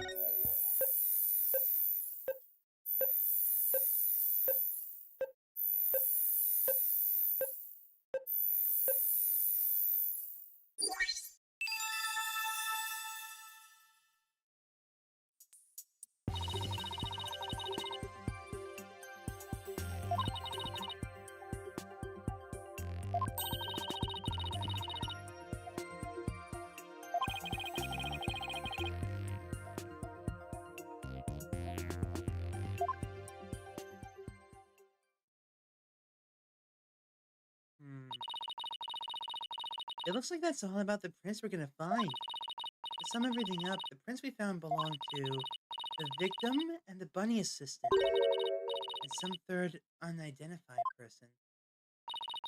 But that's strange. We didn't see anybody else up on the stage during the show. Does this mean some outsider was up there, someone unrelated to the show?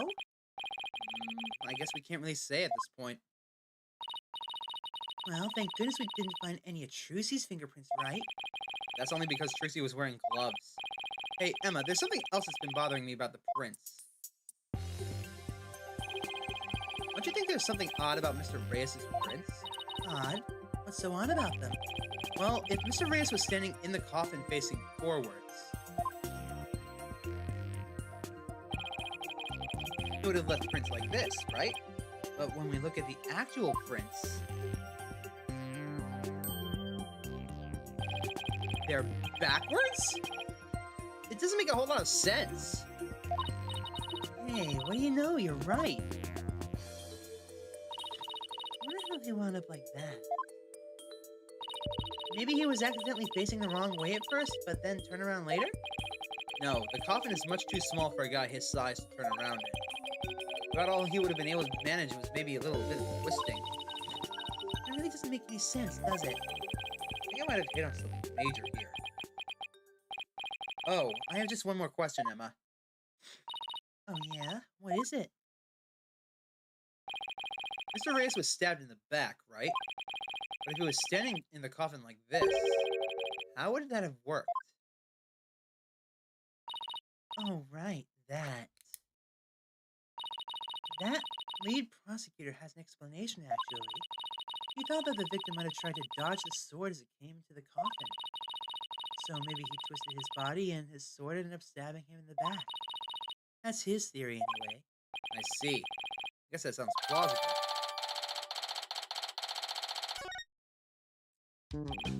Well, I guess that about wraps up our investigation of the stage. Actually, there's still the area behind that curtain. Don't you want to know what's back there? Sure do. But Emma's told us not to move or touch anything, remember?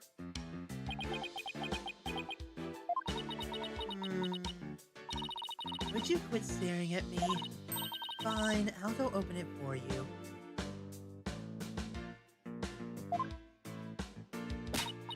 Wow, look at you, flaunting your lady killer eyes. I have my ways. I'm only doing this so I won't get charged with animal abuse for not throwing you a bone. Ow! My pride! I guess puppy eyes can be just as effective. I'm gonna let that one slide. Alright, I'll be back.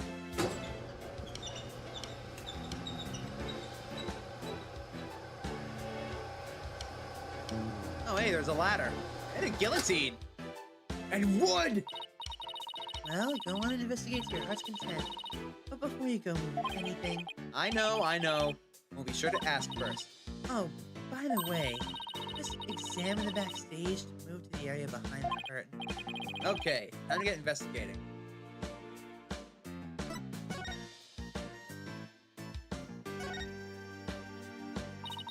Seeing the stage this way kind of breaks the illusion, doesn't it? Just goes to show that some things are better left unseen. Oh, listen to you, sounding all grown up and stuff. Don't worry, I'm sure you'll have some cynical one-liners of your own some days, too. Oh boy, I can't wait. Anyway, on to more pressing matters. Let's go examine the backstage. Let's see here. Is that a second coffin? Hey, there's a coffin back here, too. Looks like there's a stuffed dragon inside. No, wait, look, it's just an illusion. See, the dragon looks like it's inside, but it's really just painted on the front lid. Oh, wow, you're right. That's really something else. If the show hadn't been canceled, I'd really gotten to see this trick too, huh? Guillotine! It's a guillotine! Guillotine. Guillotine! Guillotine. Guillotine! Well, let the audience decide. Sounds good. What do you guys think? But it's not real. It's just another one of Trucy's props. I wonder if it was supposed to appear in the show.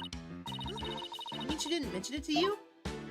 You said you were going to make a guest appearance on stage for her guillotine trick. Wait, no! Damn it! No, I definitely remember not agreeing to something like losing my head on national television.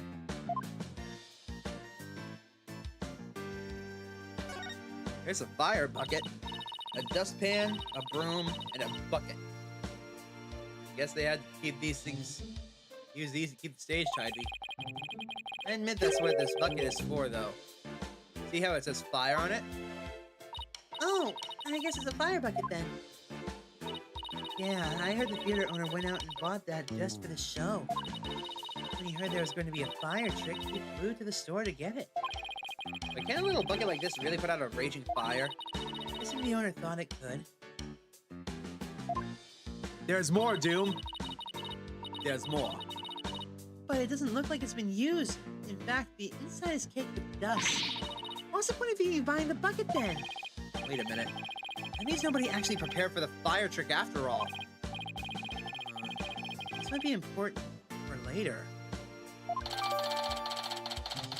That's a big inconsistency right there. Let me show you why real fast. For the court record.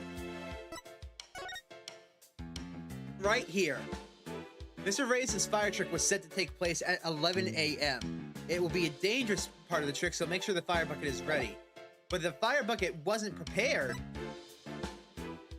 That means that someone knew that the fire trick wouldn't be happening. Someone knew the show was going to be canceled. Someone prepped ahead of time.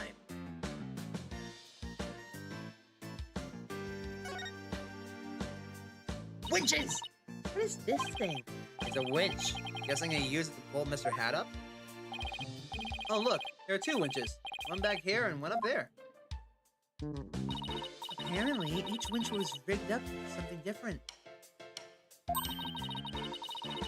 One of them was said to hold up the dragon staircase, while the other was connected to that weird puppet up on the catwalk.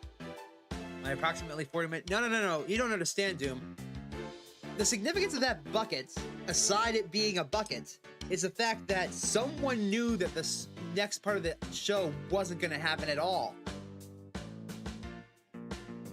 So they didn't even bother getting the bucket ready before the murder happened. A weird puppet, huh? I better go check out the catwalk later. Up the ladder. Looks like this ladder leads to the catwalk overhead. Do I really have to go up there? Why don't you go on up and check it out, Athena? I'm sure you'll like the air up there. Huh? Where in the world did you get that idea from? Wait a minute. Are you saying that I'm an airhead? How rude can you get? That's not what I'm saying at all. Now, up you go. I'll just wait down here. Okay, now I'm starting to get the picture. You're afraid of heights, aren't you, Apollo? Oh, you're wondering where Mr. Hat is? Well, let's go find him. Come on now, this is for Trucy. She needs us, so up the catwalk we go. Well, I guess it's time to put on my big boy pants. No. There he is. Don't look down, don't look down, don't look down, don't look down, don't look down. Don't look down, don't look down, don't look down, don't look down, don't look down. I'm fine. Don't look down. Justice, don't look down. Those green things over there look like cushions. I guess one of them was used to absorb the force impact when Mr. Hat zipped up into it. Let's go check it out. Way over there? No, thank you. Rabbits! These set pieces look like a rabbit and a moon. Well, they kind of look like it could be a duck and a croissant, too. What do they look like to you, Apollo? The Grim Reaper and a guy falling to his death. Come on, let's wrap up this investigation before your imagination catches up with you. Not worth it. Not worth it, Doom. Not gonna look down. Uh-oh. Not gonna look down. Not gonna look down. Not gonna look... Oh, God, I looked down. No! All right, let's see here. Here's the winches.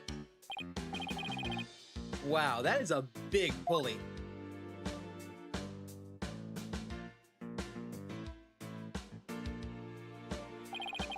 Looks like it's connected to one of the winches down below. The dragon set piece must have been hanging from this.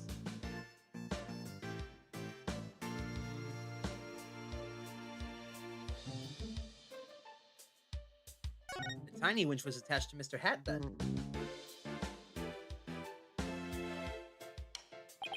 It looks like Mr. Hat is rigged to this smaller one.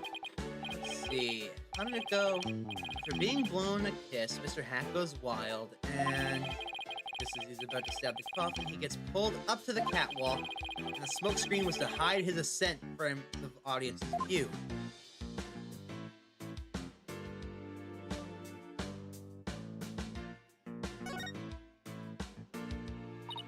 Huh? What's that? Look, Apollo, it's Mr. Hat! It's attached to a wire. Actually, didn't Trucy say something like... They quickly raised Mr. Hat up by wire into a cushion on the catwalk. Maybe the stagehands pulled Mr. Hat up and left him here afterwards? The wire attached to his back. Looks like it's connected to one of the winches down below. Huh? His cape is ripped. Did that happen during the show? That's odd. It almost looks like it was slashed with a blade.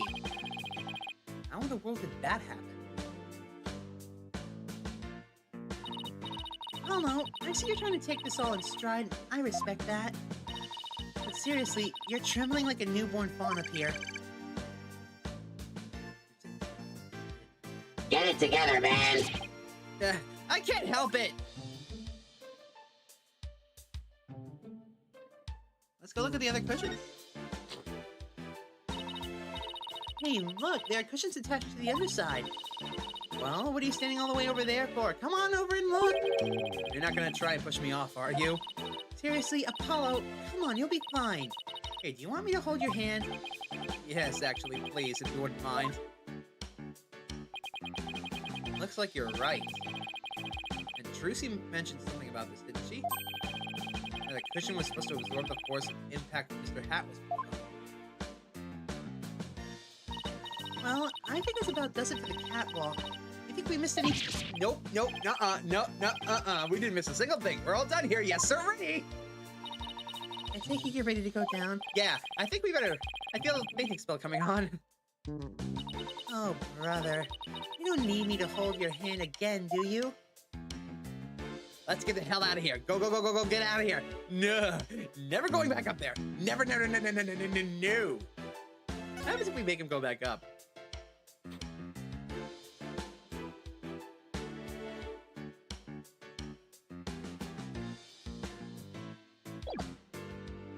Aw, nothing special. Damn.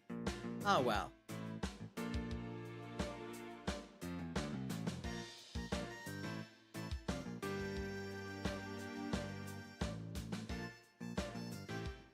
Ooh, the understage. There's a sign here that says understage. I bet these stairs go to the understage area. Trucy told me that she and her fellow magicians called it the Abyss. I wonder why. Who knows? Maybe because it's really dark down there or something. Oh, I bet they've all got all kinds of magical goodies stashed away down there. Come on, let's go check it out. Huh? Oh, the door's locked. Yeah, just so the Abyss is barred to mere mortals like us, huh? Oh well, that's what you call a swinging abyss. Hehehe. All done? Pretty much.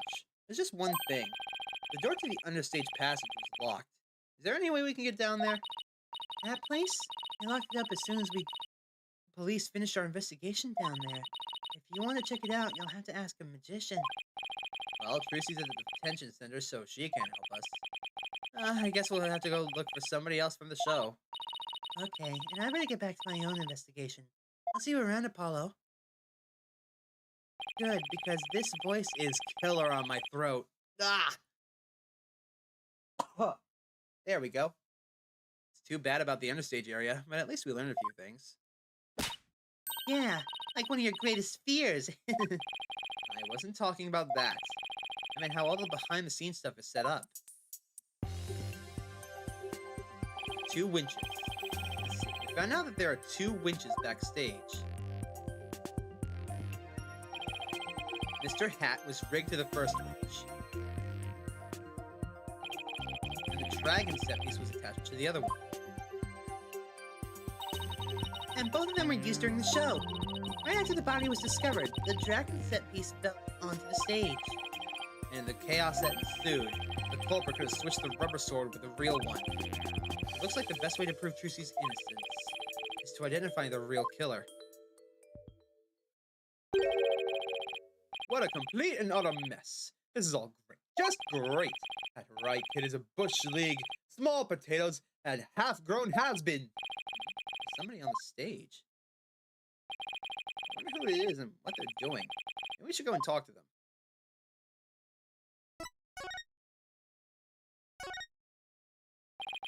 Excuse me, are you connected to the show?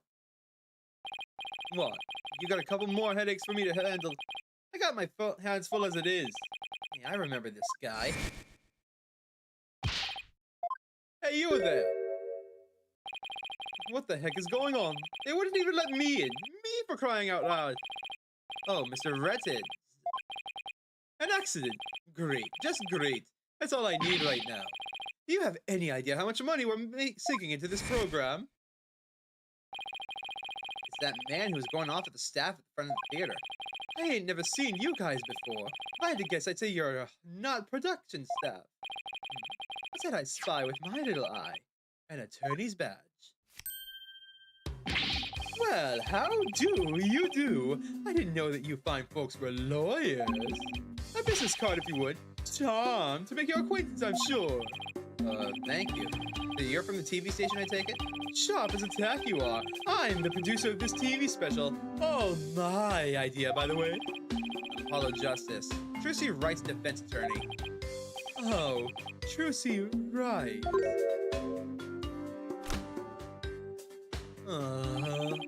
Well, ain't that a kick in the head? How about you open up with that tidbit next time, champ? Okay. What happened to the Smooshy Magoo bit? I'm Roger Retted. Hold the applause. Ain't no autographs, kids. I want the applause. Apollo, this guy looks really familiar, but I can't quite... Really, kid? Then try this on for size. Hang loose, baby. Hang loose, baby? Oh! It's the Ratings Roger from Take-Two TV! He's huge, crazy huge, like a famous producer. Really? I never heard of him. Seriously, man. What kind of a cave did you crawl out of? Roger Ritten's the Ratings Roger. Tighten up the TV screen. Still not ringing a bell? You ain't seen my hit Saturday night talk show, 8 p.m. Eastern, 7 p.m. Central? Nope. Can't say that I have. You're blowing my mind, kid. You even know what TV is? Say it with me. Television. Do you mind if I ask you a few questions about the incident?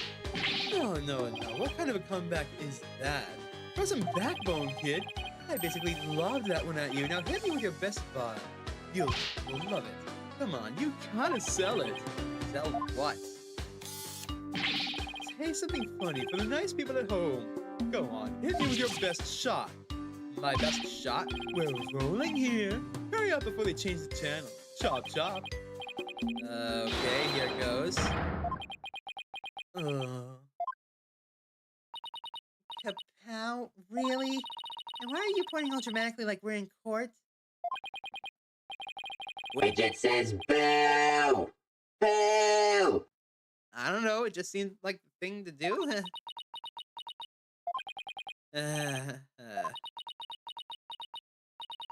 Apollo? Ooh, that's going in the cringe reel for sure. I think we can all agree that was a mistake. If I could show any harder, I'd need the Heimlich maneuver. That's a good one. I'm saving that line. Holy hell. Hold on. Better yet.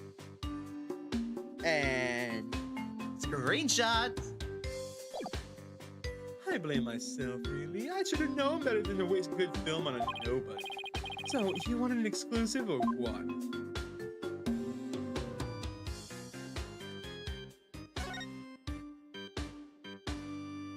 Well, we might as well learn about ratings. Ratings? Whatever.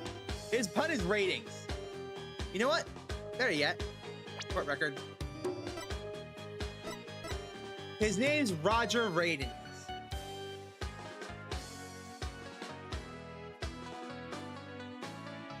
But yeah, his pun name is based off of ratings.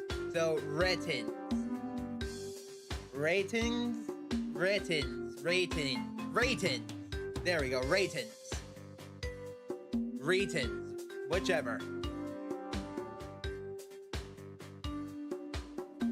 He also looks kind of familiar now that I look at him. Today's magic show was being broadcast live on TV, wasn't it? And you were the producer, right? That's right. Rising Magic Star versus Old School Grandmarier. That's gonna be wild. We're gonna have viewers vote for the favorite magician during the show. The loser would have had a really embarrassing prank done to them. It was gold, I tell you. Guaranteed rating. I don't know. That's kind of tacky if you ask me. I'm telling you, man, modern viewers will eat this stuff up with a spoon. Trust me. All we gotta do is serve it up nice and hot. Feast for the eye. Or like junk food for the brain.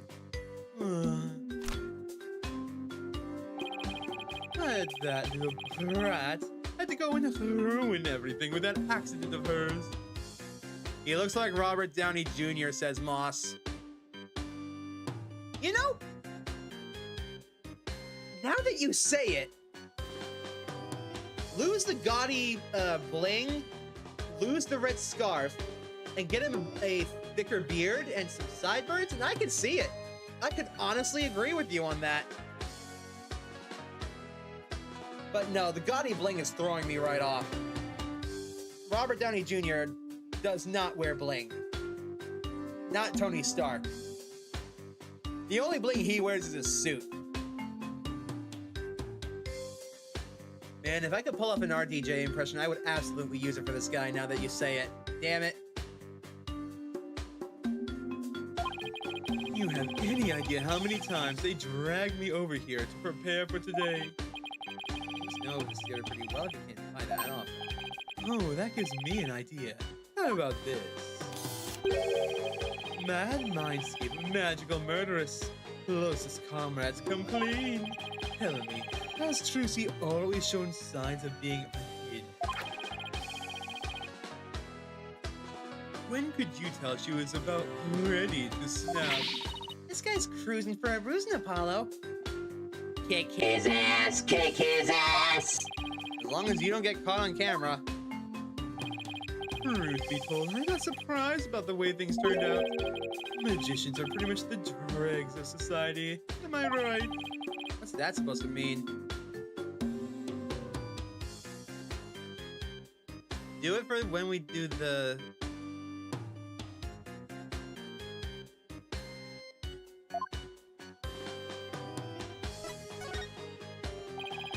Magicians are a bunch of good-for-nothings, if you ask me. Con artists and thieves are what they are. They trick people and take their money. Coming from you, that's rich, pal. Magic tricks aren't the same as con jobs, you know. That's right. The people watching never feel like they've been cheated.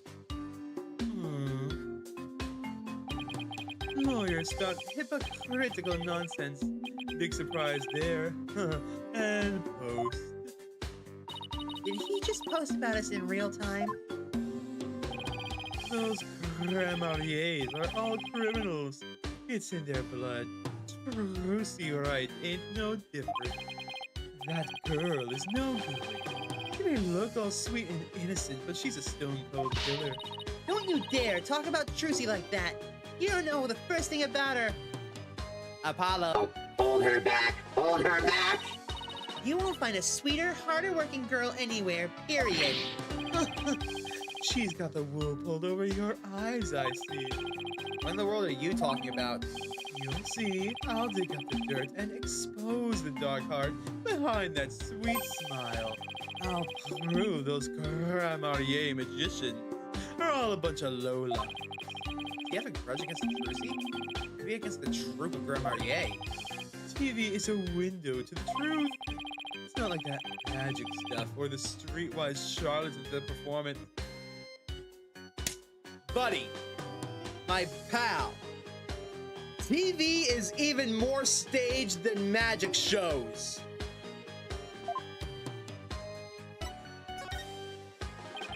What were you doing at the time of the incident? Shooting a show in the station studio. We had a whole bunch of girls in bikinis wrestle each other for the camera. So you didn't see the accident as it actually happened? That's right. Why, I was shocked when I first got there. We didn't hear about the incident until after he arrived. I'm guessing what you really want to know is whether or not I have an alibi. Am I right? My staff at the studio can vouch for me. Why not go there and ask them yourself? You can give them my card and they will let you in. So you have an alibi, huh? Good to know. Yoink. It is a shame, a crying shame, I tell you. I was supposed to be a fun, light-hearted program turned into this sorry affair. I'll have to sell it to the news outlets all over the world if I'm gonna make my money back.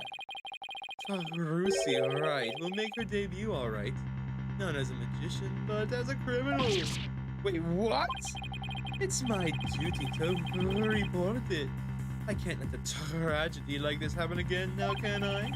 Even if she gets off somehow, I'll make sure she never walks in the streets again. We won't let that happen. We won't let you do that to her. We're gonna prove her innocence in court. Listen to you acting all high and mighty. You're just another money grubber. I know how you lawyers do things. You'll stop at nothing to win. I beg your pardon. If you win your trials, you'll get fat stacks, right? Is money really all you care about? What's with him, Apollo? Why won't he listen? But enough about you. I'm all about going after Trucy now. I won't stop until she's behind bars. That's how we in the media dish out justice. Before you even go to court, my expose is gonna take you down. Not if I have anything to say about it. Oh well, I gotta get back to the station. Hang loose, baby. Urge to strangle him rising. Urge to strangle him, rising. Apollo, help! Athena, hold her back! No, I'm gonna let her loose. It looks like the prosecution won't be our only opponent this time. But no way are we gonna let that guy have his way either. That's right. Okay, we're done with the stage, so let's go someplace else. I wish we could check out the understage passage. What else can we investigate right now? Well, the only place I can think of is the dressing room. Maybe we missed something in there. Oh, look at that. April 27th, Penrose Theater dressing room.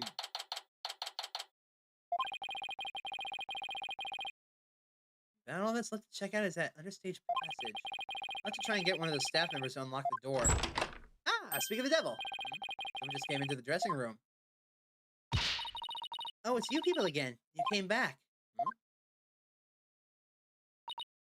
I saw you, you know. Oh, it's you, the bunny assistant from the show, right? What? Oh, yes, that's right. My name is Bonnie DeFame. Defame. As in defame? As in defamer? I have a feeling that you're gonna be a pain in the butt, aren't you? I remember her talking to us earlier. Performing magic, like walking a tightrope. There's always an element of danger. One little mistake can even cost you your life, you know. I wonder if she'll make it across today.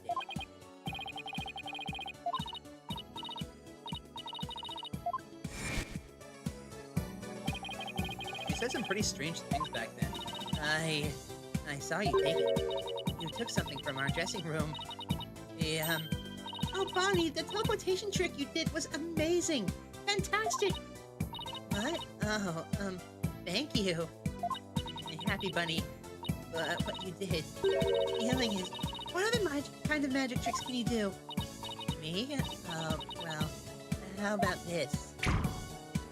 That is adorable!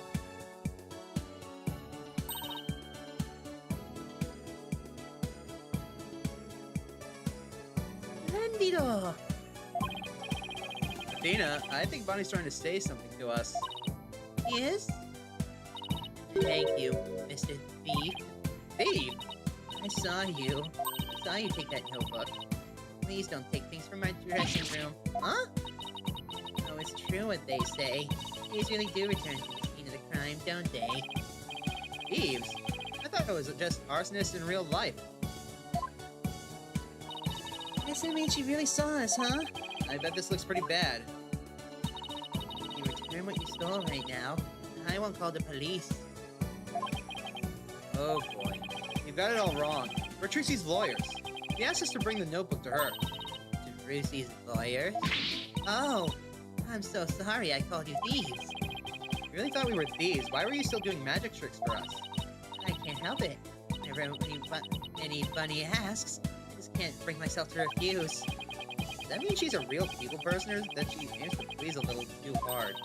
In that case, can you tell us the secret to your teleportation trick? Well, I don't know if I should. Oh. Like if the pressure should might just tell us. I've been dying to know. Leave the poor girl alone. Are you investigating the case? Yes, that's right. Trucy's biggest fans. I love her to bits. I'd do anything to help her. We appreciate that. In that case, would you mind if we ask you a few questions? Go right ahead. You're a magician, right, Bonnie? That's right. My specialties are teleportation and this little trick right here. Uh-oh. Bunny? Looks like Mr. Bunny's in a bad mood right now. Or that she messed up. You said you're a big fan of Trucy's, right? Yeah, I look up to her more than anyone else in the whole world. What about her makes you respect her so much? Just incredible. Not only is she extremely talented, she's so cool under pressure and always manages to keep a smile on her face. With all of that talent, she still works harder than anybody I know. I couldn't ask for more out of a magician. Since he has shifted to hyper fangirl drive. The unique way she does her tricks, and how she charms the audience. It's going automatic. Uh-oh. He's going too fast. And off she goes. That's why I think Trucy is top class. First-rate magician. I see. I think we have a pretty good idea of how much you adore her now. Oh, was I talking too much? I'm so sorry. Better be careful about when and how I ask her about Trucy. Anyway, that's why I'll do anything at all to help her. Oh, Mr. Lawyer, you just have to prove her innocent. Don't worry, I plan to do just that. Trucy can see how she has people like Bonnie in her corner rooting for her. You were in a magic show, right? That's right. I take it you saw my teleportation trick? Yes, it was just wonderful. You went from one place to another in the blink of an eye. I admit that was pretty amazing. I have no idea how you transported yourself over such a distance in just a split second. It'd be so fun to be able to do a trick like that. Teleportation looks so cool. It's like a superpower or something. Yeah. My trick is turning some heads in the magic world right now. You're calling it new miraculous magic. Some even say it's the real deal. Real magic, huh? I know there must be some explanation, but it sure does look real. I mean, with soul-talking Magatamas and magic bracelets, I could believe someone teleporting. I just have to figure out that trick. I want to do it myself. Oh, you'll never figure it out. I always perform it perfectly.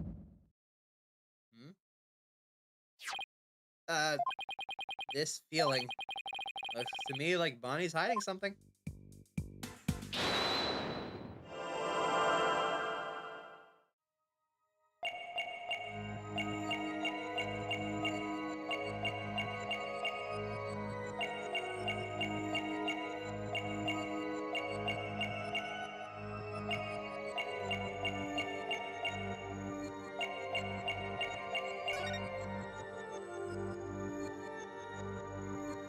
Yeah, at least Apollo's bracelet does have some science behind it.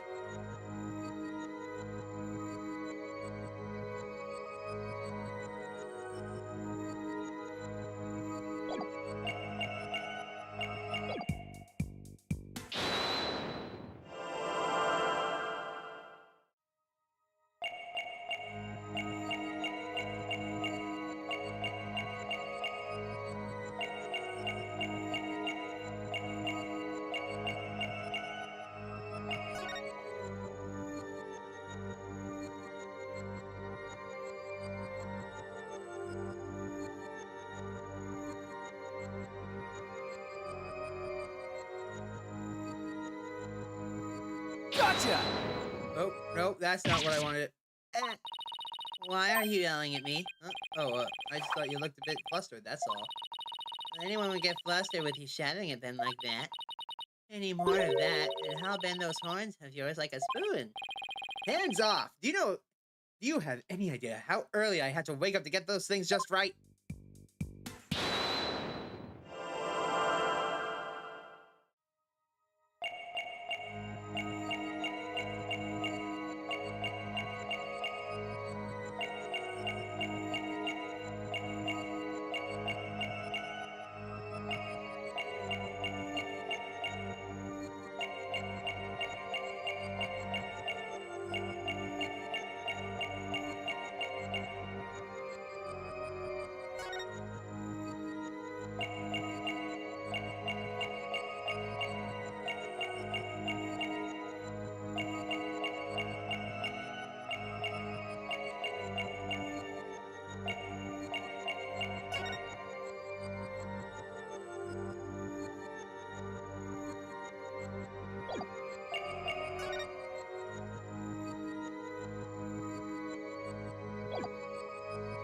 Hey, Shu! I saw it beforehand. What? Where?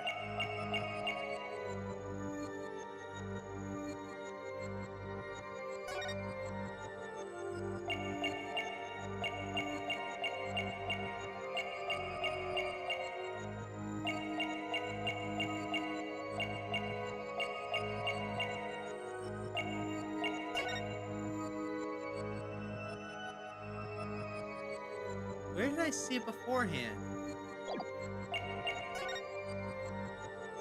How's your day going, Shu?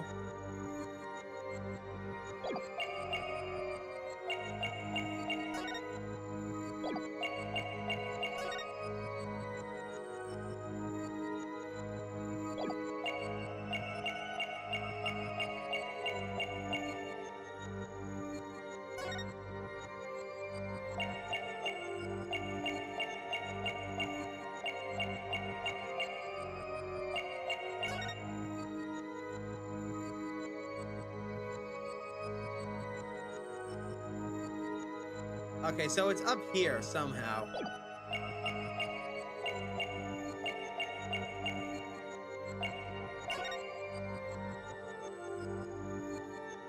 Well, I'm glad you had fun playing Stardew Valley all day. Now, what am I missing?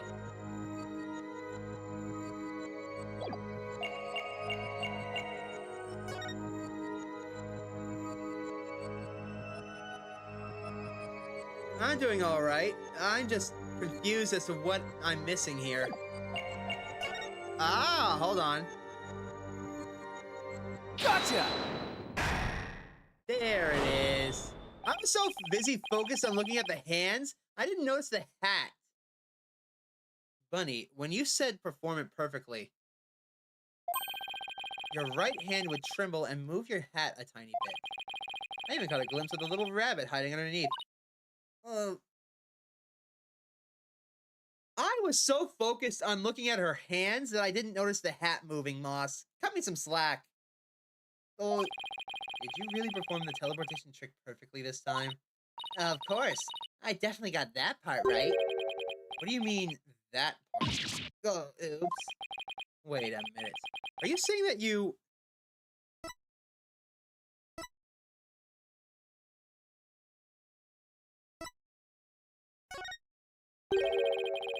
You maybe make a mistake during the switching of the swords? I wasn't involved with that part, so how could I make a mistake? I didn't even I could mess it up if I was simply watching. You were simply watching. Oh, I never make mistakes in any under circumstances. That's what I mean. You seem pretty flustered there just now. I bet she did make a mistake somewhere. Pick the wrong career. I'm not gonna say that, Moss. No! You might have performed the teleportation trick flawlessly. But what about Trucy's escape trick after that? Did you make some kind of a mistake during that? Well... Well, did you? You see... Did you or didn't you? Yeah, I did. Absolutely right, Mr. Lawyer. I made a mistake during Trucy's escape trick. Sorry I lied. Feels like I pulled off a magic trick of my own just by getting that out of her. So what was the mistake you made?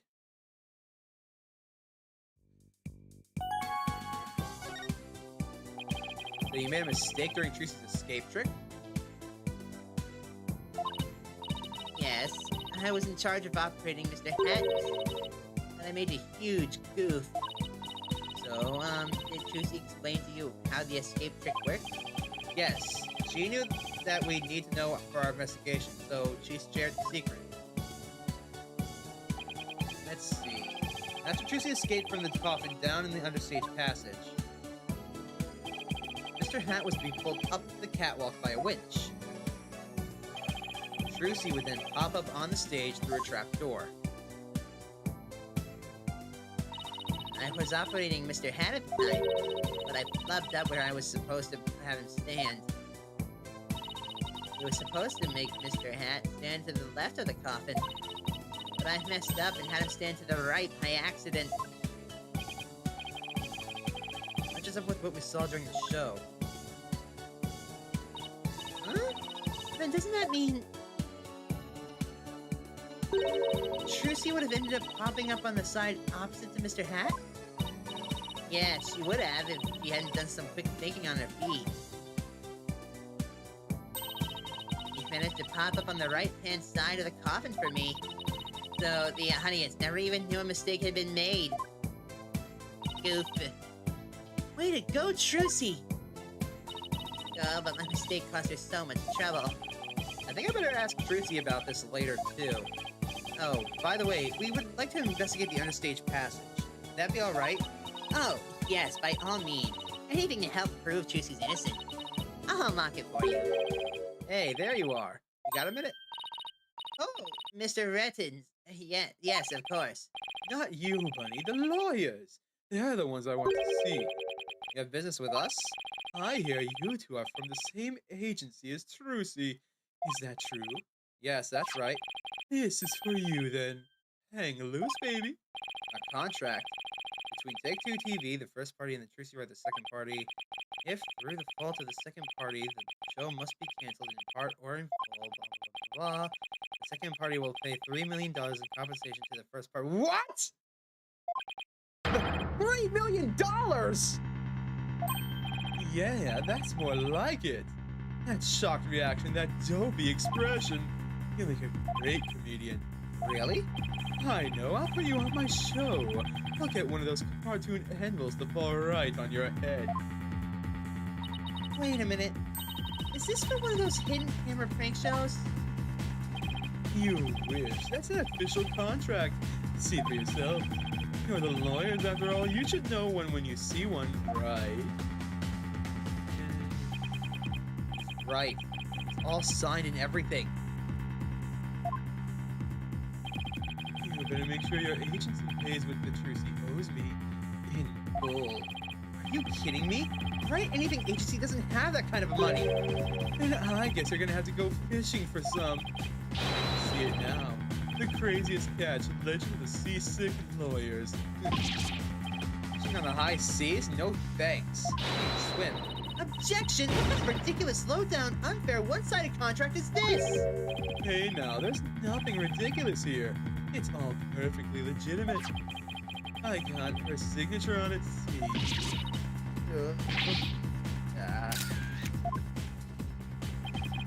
My boys have got to see the stupid look on your faces.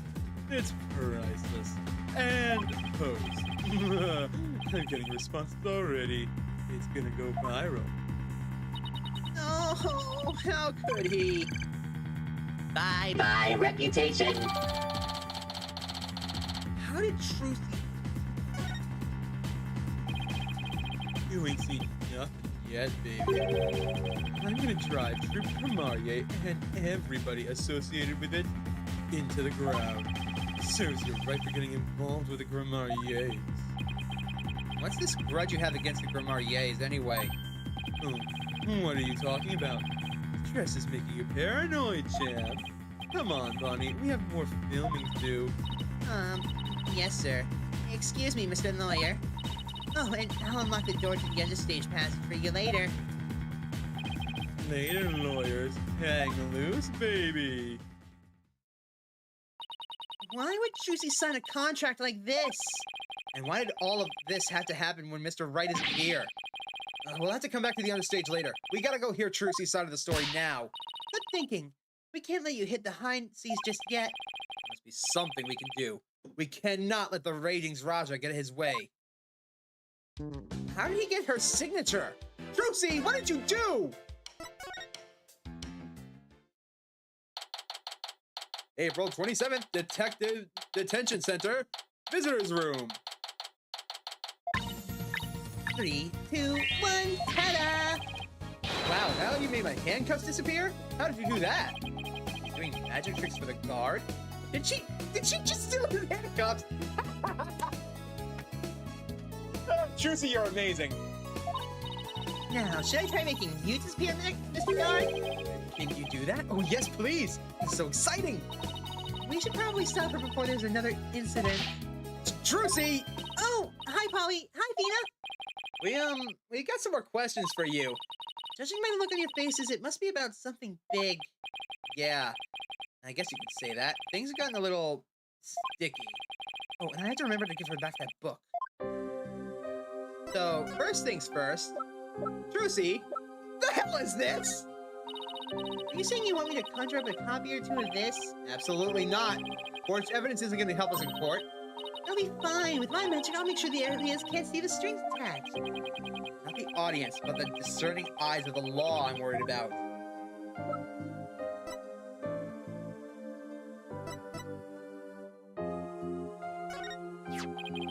Here you are. Here's your notebook back.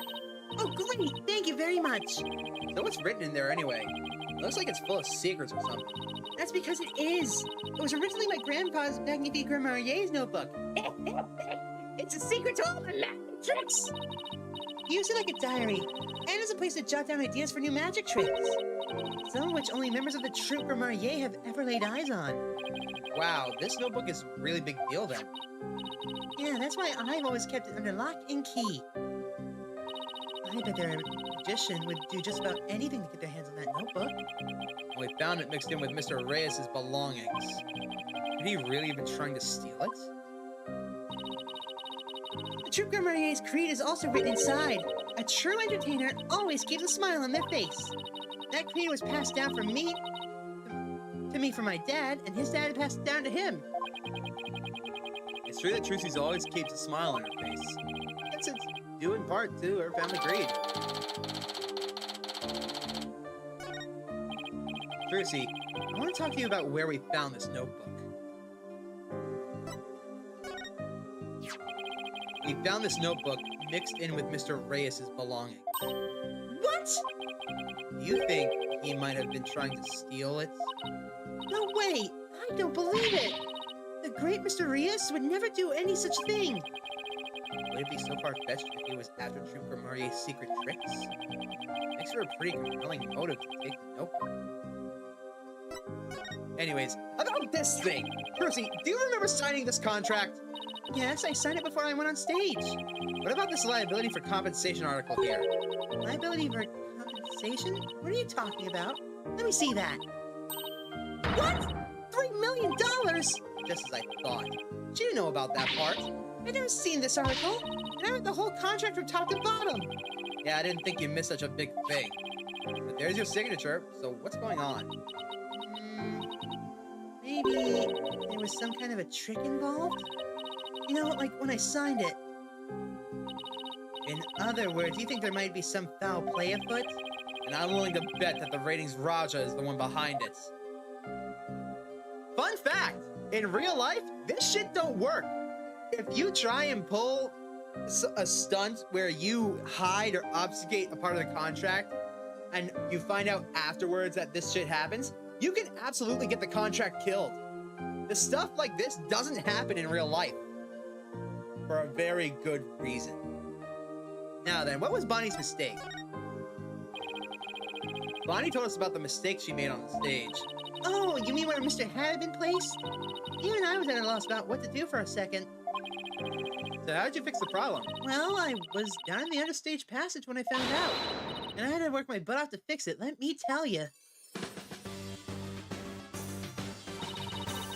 After I escaped from the coffin and went down to the stage passage, I got a signal from Bonnie saying that she made a mistake with Mr. Hat's positioning. No joke, Maria was freaking out. After all, I had to be back up on stage in a few short minutes. Magical girl Trucy Wright was faced with an unprecedented crisis beneath the stage. Would this spell the end for the Trucy and Grammari land? And what happened? Athena's totally hooked. We lost her, ladies and gentlemen. I was supposed to go back up on the stage through trapdoor number 1 on the left. Using a platform that can be raised and lowered called a stage lift.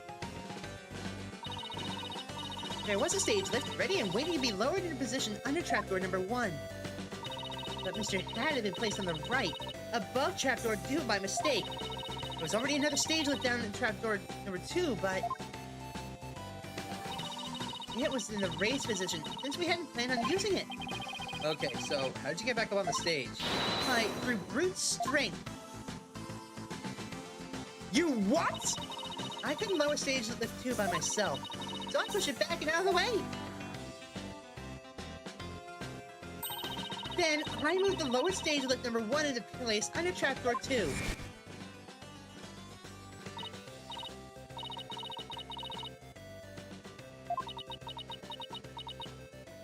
How strong is Trucy Wright? Holy shit! Wish I could have moved it with magic. Unfortunately, my magic is useless under the stage. The understage is a dark abyss that drains magicians of all their power. I can see why it's called the Abyss. Never knew it could take so much out of you. That's just how it goes in the real world. Illusions are created by the blood, sweat, and tears of those behind the scenes. Wow, I learned so much just now. Trucy, have you told anybody else about all of this? Nope, no one. Sounds like some critical information. I need to make a note of this. No, I wasn't calling her weak before, I just... What the hell? Yeah, the game has metahumans at this point. In any case, we better focus on doing something about this contract for now. Trucy signed it in her dressing room, right? Then we better do a little more investigating there. Sorry to put the two of you through all this. Don't worry, we'll get to the bottom of this. There's gotta be some kind of a mistake. If you need me to, I'm going to take drastic measures. With my magic! You're not planning on pulling some kind of magic money out of there, are you? No, my magic pants are much better at making things disappear than appear. Do I want to know what she's planning with this? Apollo, we have to do something, anything to fix this. I agree. Let's check out the dressing room again for starters. Okay, we should finally check out that understage passage too. The abyss? Then you'll have to go through the backstage area. Be careful down there.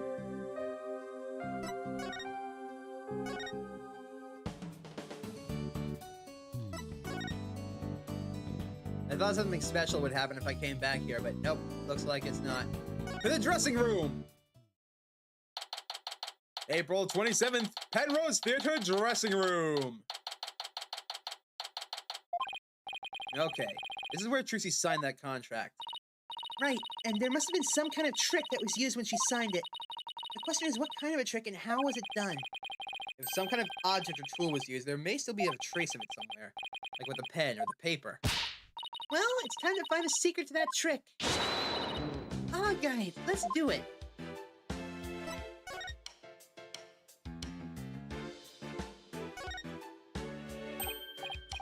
Hey, take a look at this clipboard.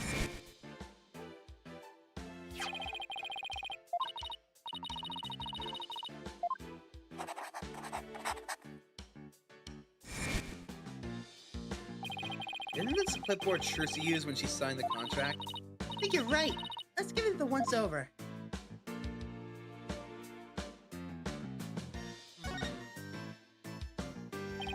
Let's try opening the folder.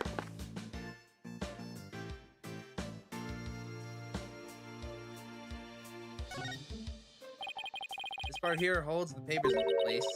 Could this clip have something to do with the trick? Ow! It bit me! Only you can get hurt by a clipboard, Athena. Screws. Looks like a screw. Guess that means this clipboard can be taken apart. But I can't loosen this one without a screwdriver.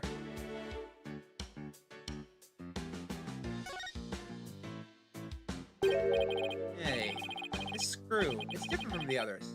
Not only that, but I think it's loose. Look, I can move it.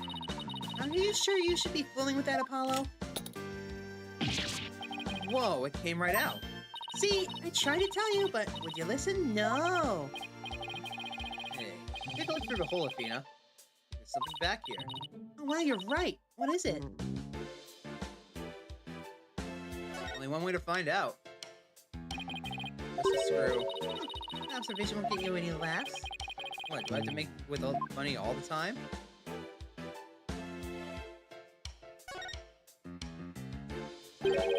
Hey, look, the back panel is loose. I think I can take it off. Got it. You're just breaking things left and right today, aren't you? Look, there's something inside. What is this black sheet of... I want to say paper? Oh, I know, it's carbon paper! You put it between two pieces of paper and it copies what you write on the bottom one. So when Trucy signed the contract, there was actually another contract underneath.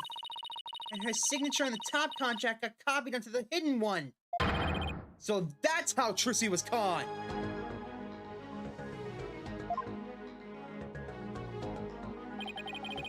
This is that reading Raj is doing. I just know it.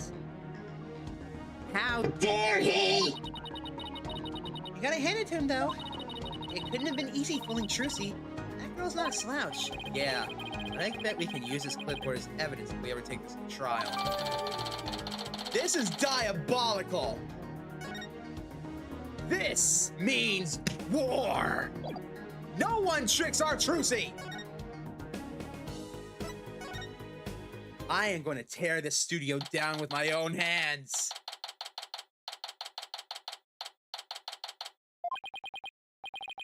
We should be able to get to the understage passage from backstage. Hopefully, Bonnie unlocked the door for us like she said she would.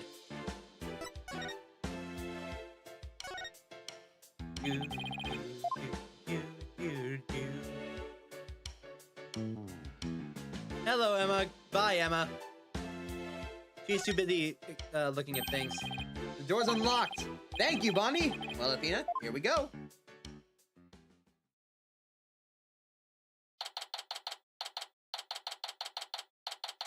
April 27th, Penrose Theater, Understage. Sure is dark and dusty down here. The abyss. The magical underworld. And look, there's a den into the abyss now. A fearsome beast with long, sharp fangs, ready to prey on unsuspecting souls. Huh? What are you? Oh, you mean that tiny little rat over there? No, I mean that fearsome beast over there. I take it you don't like rodents. Alright, let's see here. Hi, Mr. Mouse. Bye, Mr. Mouse. It's sort of the exact same design as the murder weapon. Wait, what's this? Yeah! Ow! What are you doing? That hurts! I think I'm bleeding out. Oh, stop being such a drama queen. It's only rubber. Huh? Hey, you're right. This must be the sword that Trucy used during the trick. After the incident, someone must have switched this rubber sword with the real one on stage. Maybe that's when they brought the rubber sword here.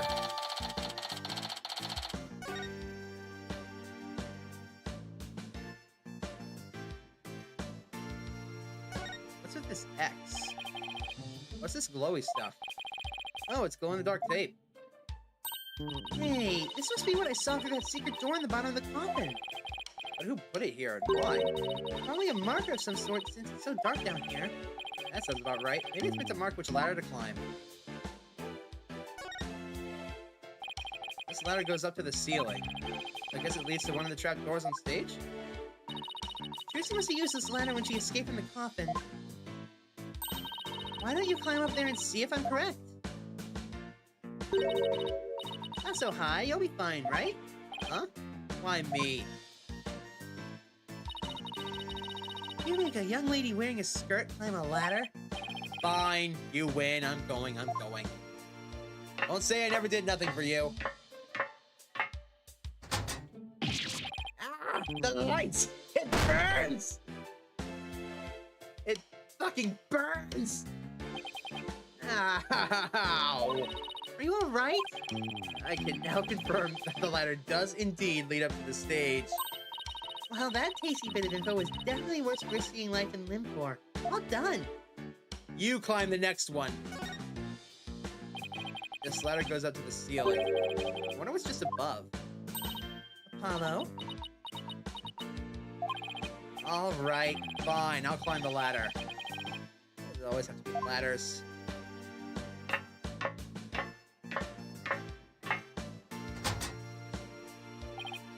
Huh? Where am I? It's black. Cramped, too. You know what I think? I think you're in that coffin we saw backstage. So that's where this ladder leads.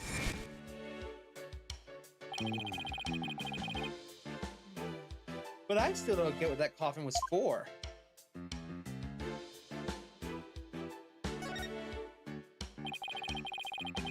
It's a stage lift for getting up to the stage. Looks like this crank lowers the platform. Trucy says it's impossible for one person to do it alone. That sounds like a challenge. Now I want to try it. Struggling widget noises.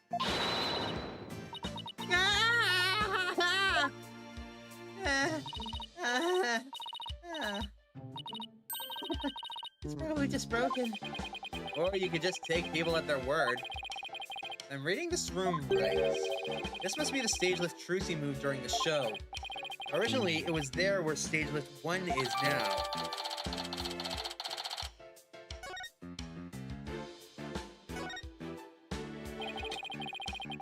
It's a stage lift for getting up to the stage. Trucy moved this one here.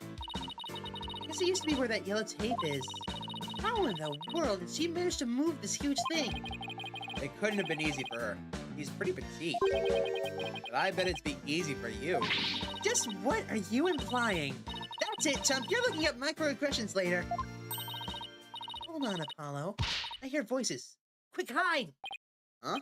Ow! Ow! Quit shoving! Hurry up and get down there! Yeah, my arm doesn't bend that way! Now it does. Ouch. What the hell, Athena? Shh! Look! It's so much work pretending to be cute and sweet. Isn't that Bonnie? Hey, Bonnie, wait for me. Greetings, Raja. What do we have to hide for it? Because I heard something funny. There's something off in their voices. Oh, right. Athena's super sensitive hearing. Those lawyers are poking around, trying to stir up trouble. Should I be worried? Relax. I didn't say anything to the police, and I won't say anything to them either. You better not. Or you're gonna get it. Pow, right in the face. Who the hell are you? Just see, does Bunny seem kind of different from before? Apollo, shush! Sick and tired of this whole investigation. All I want is Trucy's head on a platter. Leave everything to me, babe. Don't forget the power of the mass media. TV can accomplish anything. I'll make sure that Trucy gets much worse than you people. I can't wait to see that girl crying and begging for mercy. You really hate Trucy, don't you, Bunny? I hate her. I loathe her. I can't stand that Trucy right. Just because she's a little good at magic, she thinks she's all that. This is exactly what that sniveling brat deserves. Hey, what the hell? You mess this up, you're really gonna be sorry. You hear me? I'll crush you flat. Like a cockroach under my foot. Oh, you little thing. You're so adorable when you're throwing a fit. Ow, my foot. Can't you take a joke? Come on, grab my thing. We're leaving. Aw, leave the hippity hopping away, little bun. I have several questions.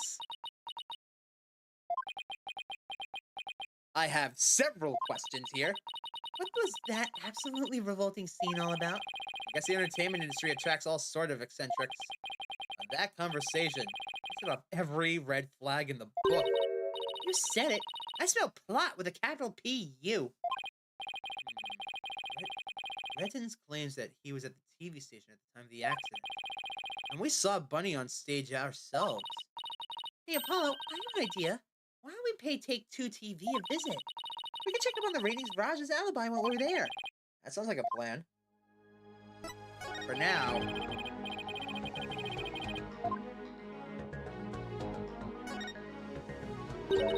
I'm gonna make it big someday too, just you wait and see. What's that all about? My guess is, it's the soulful cry of some poor assistant made to toil here in the darkness. And who would know about the soulful cry of the bitter assistant better than you, right? You really understand the writer's feelings of despair and frustration. Sadly, yes. Yes, I do. You really shouldn't scribble on the walls, you know, Apollo. Browse. It wasn't me!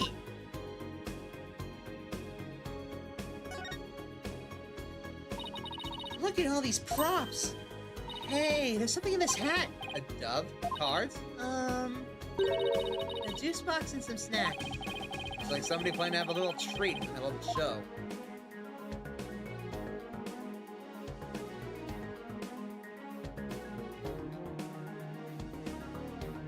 Alright.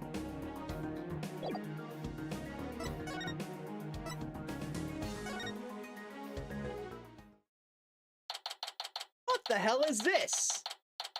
What the hell is this?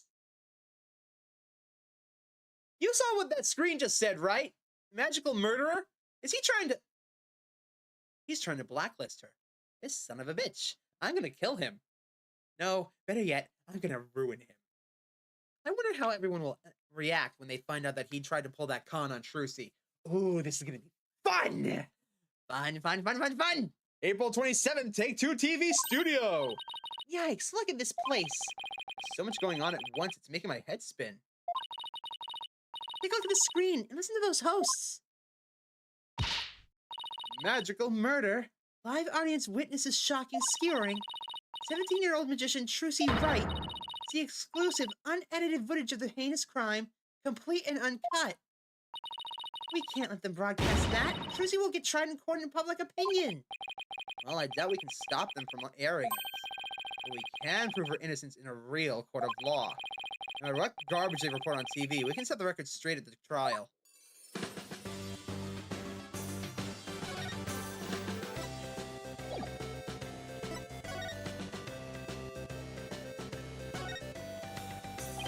Excuse me.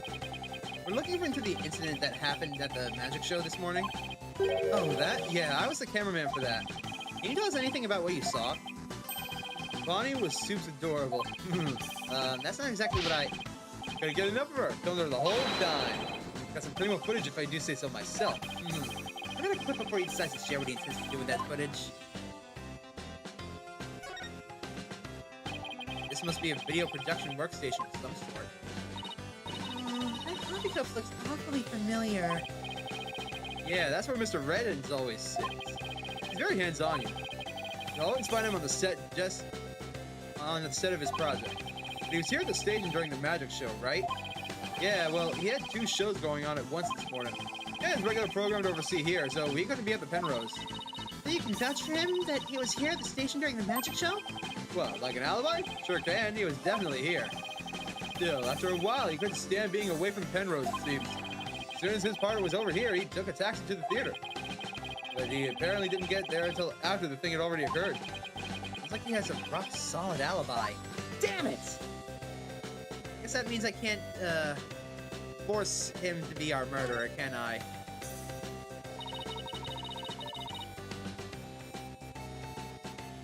Hey, Cody, welcome to the stream. Thank you for tuning in. Thanks for hitting the like button. What are that guy sitting down there is doing? It looks like he's reading that script he's holding. What? Are you serious? Those 2 are gonna break up? What? And the series is gonna go on hiatus because the cartoonist is sick? No way! You were saying, Apollo? I think he's reading a comic book he's hiding in the script. You're gonna goof up on set. That's a pretty bold way to do it.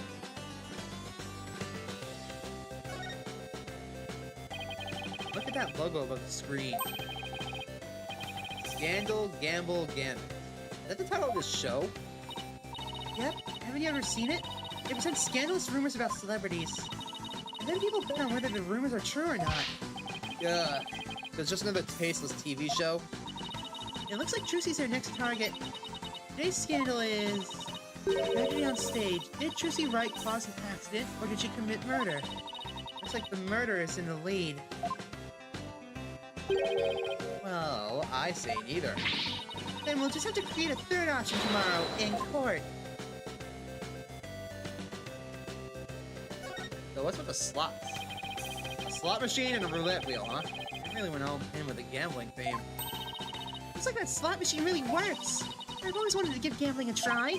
It's not worth it. Besides, you're not even old enough to gamble in most states yet. That's alright. I get to experience it enough in court. Guessing whether you'll win or lose the case on any given day. Thanks for the vote of confidence. Don't worry, Apollo. I only bet on winners and I haven't lost yet.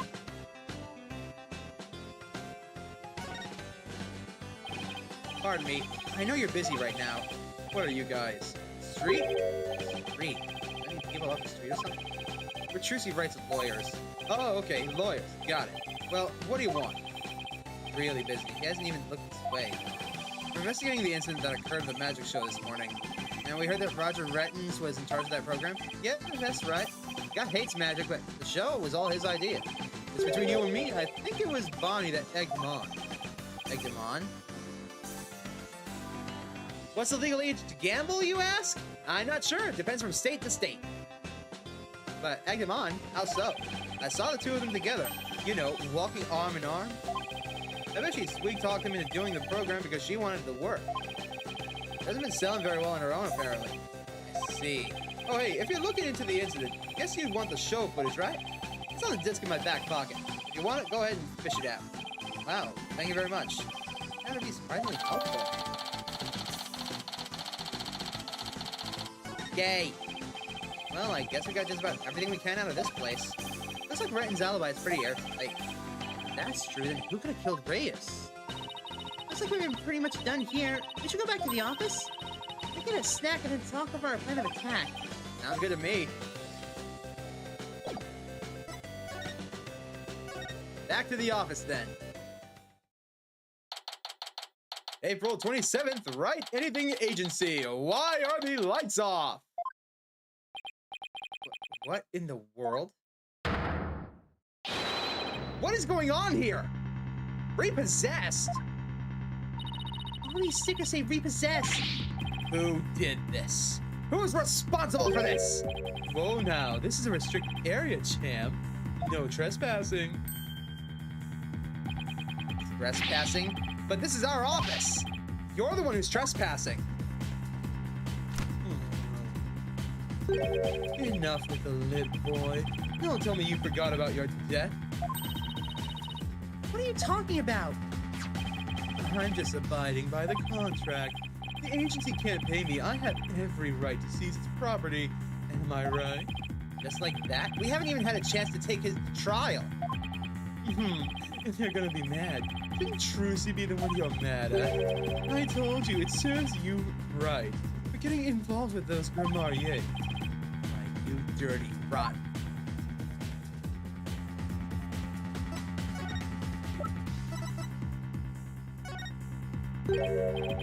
What's this? You want to look at something? Don't show him that now, Apollo. I'm just trying to take it from you. Yeah, good point. What do you want? A handout? Fine, fine. Here, now go away, kid. You bother me. Oh, Apollo, the humiliation is treating us like beggars. If it bothers you so much, why do you have a palm stretched out?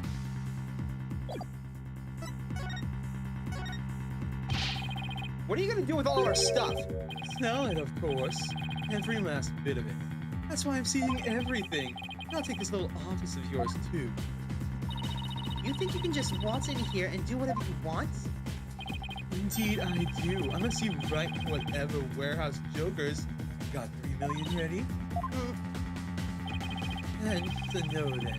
Because I gotta recoup my money somehow. After all, the entire program went south because of Trucy. It's called liability for compensation. And this infantile agency is the liable party. Why, you black-hearted? Hey, Apollo, how about the crooked clipboard? It's no good. I don't have any proof that Rettins was behind it. You're gonna have to do better than that, Bo. Looks like the famed Mr. Wright left behind nothing but incompetent noobs to run things. No way. He is counting on Mr. Wright to be away for this plan of his? What a two-bit thug! We'll show him! There's the sugar, that expression. It's priceless. So how does it feel to lose the precious office your boss left you in charge of? Now, not to rub it in or anything, but I think you should know where you stand right now. Oh, man, what now? Here, have a gander. Trial of young up-and-coming magician Trucy Wright is scheduled for tomorrow. We're here just outside the office of the suspect, hoping for an exclusive peek inside. What? This is live? Apollo, look! There's a sea of reporters outside. Oh, a questionable-looking pair are peeking out of the window at this very moment. Our viewers at home can see for themselves their vicious, brutal expressions. Yellow journalism at its finest. And that's the way it is. The majority of the public already thinks Trucy is guilty. They saw the whole thing happen with their own eyes during the show's live broadcast. Everybody in the country is against you. No way. No honest, no allies. Are you sure you still want to represent this girl? Of course we do. We believe in her innocence. Go ahead, think what you want. It's a free country. Just know that you'll be the biggest losers in the end. In the meantime, feel free to keep on flopping around like the dying fish you are. And now then, you all gotta be out of here by tomorrow. Take this cozy little office tonight while you still can. Hang loose, baby. I'm going to strangle you with your mustache. I can't believe we let Mr. Wright's office get placed under seizure. Of all of them, This is just ridiculous! look out! Uh-oh. Athena, no! Hey, if it's a fight you want, I'll take you on. Come on! Let's get out of here before we get killed too! I can't believe this is happening. We have to do something to protect ourselves, and fast.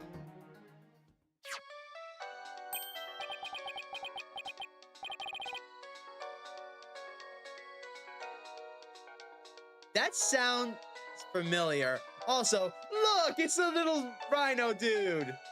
It's Mr. Wright. Apollo, I got your messages. How is she? Is Trucy okay? She's not crying, is she? Does she have a lawyer? Mr. Wright. It's all a giant mess. Poor Trucy. And the office. Our office. Apollo? Okay, okay. We better both take a very deep breath.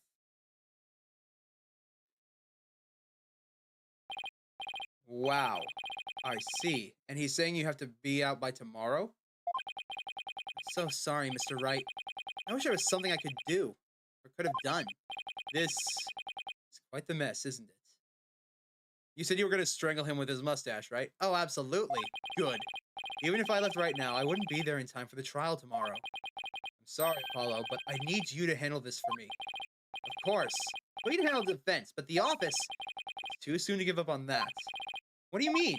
The contract only addresses Trucy's liability if she caused the show to be canceled. So you just have to prove in court tomorrow that it wasn't Trucy's fault. Hey, you're right! We're gonna pull a fine print moment! If we can prove that Trucy wasn't responsible for the show getting canceled, that's it! The contract's void! And we can shove it right back up his valley hole! This is gonna be fun! So everything depends on you winning that trial tomorrow. Trucy's fate and the fate of our office. It's all riding on your shoulders, Apollo. I know. I'll be fine. Right? Apollo! I've been watching you grow over these past 2 years. That's why I can say with absolute confidence that you'll be fine. Really? I've seen you earn victory after victory in some pretty dicey situations. And guide Athena, helping her along her way too. That's why I know you're ready. Why I know I can leave Trucy and the office to you. I believe in you, Apollo. Thank you, Mr. Wright. Good luck tomorrow. Thank you. I'm fine. Everything will be fine. You can call me anytime you feel like you need to, but I'll be fine on my own, right? Yeah, I think I will too. I can do this. That's the spirit. Give it your best out there, Apollo.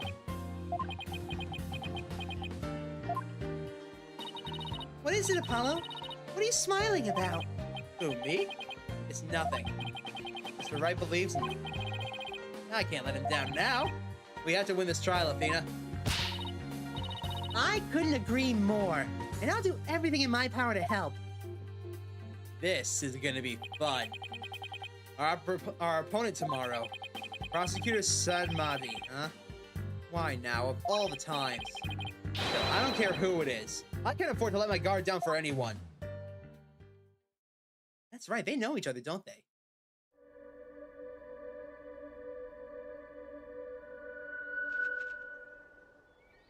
Oh, restless, wandering soul of the dead.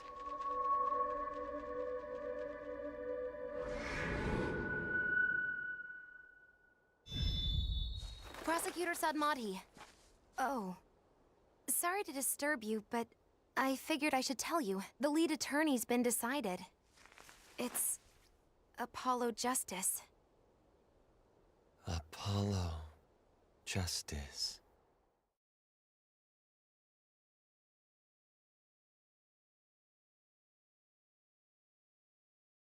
We're gonna finish this right now. This means war, motherfucker! This means war! No one does this to Trucy. No one does this to our company. No one gets away with this.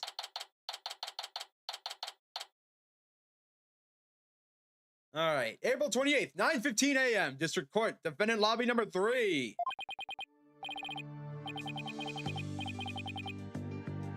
I'm fine. Apollo Justice, I'm fine. Is Apollo okay? He's been muttering to himself all morning. He's been like that since yesterday. I guess the pressure of today's trial is really getting to him. Poor Polly. He's really tearing himself up over all of this, isn't he? Get it together, Apollo! Yikes! Athena! When did you get here? Try to relax a little bit, will ya? You're getting yourself way too worked up. Yeah, but alright. I'm fine. You know, I did a little digging on this, Yuta Sadmati guy. He's apparently not your run-of-the-mill prosecutor. Oh yeah? What did you find out? Well, they say he wields an incredible power to accurately read a trial's karma and its ultimate fate. What is that supposed to mean? I don't have all the details, but apparently He can foresee how the arguments will go, and even lead his opposition. So the defense basically ends up going in whatever direction he has in his head.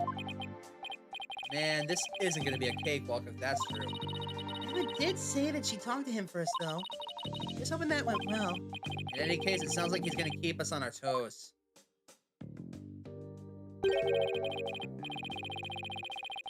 Oh boy.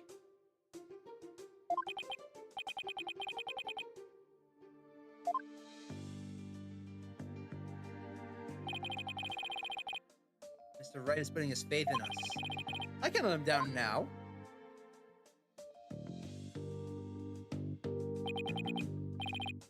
I'm fine.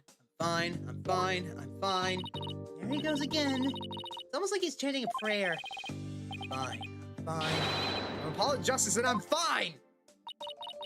Say so, Apollo. The trial will start momentarily. Is the defense ready? Yes! We're fine! Apollo. Trucy's fate. The fate of the agency rests on this trial. This is it, Justice. If there ever was a time to shine, it's now.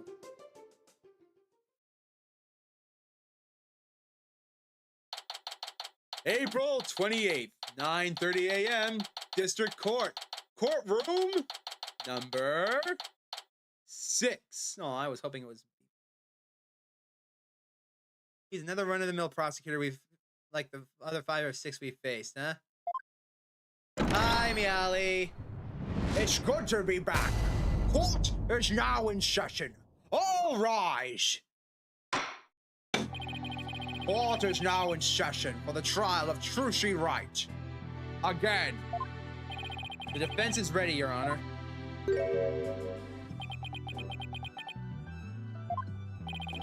And the prosecution. Prosecutor Shadmati. Ah, 1,000 pardons. It was rude of me to keep you waiting. I was praying for the victim. Oh, praying.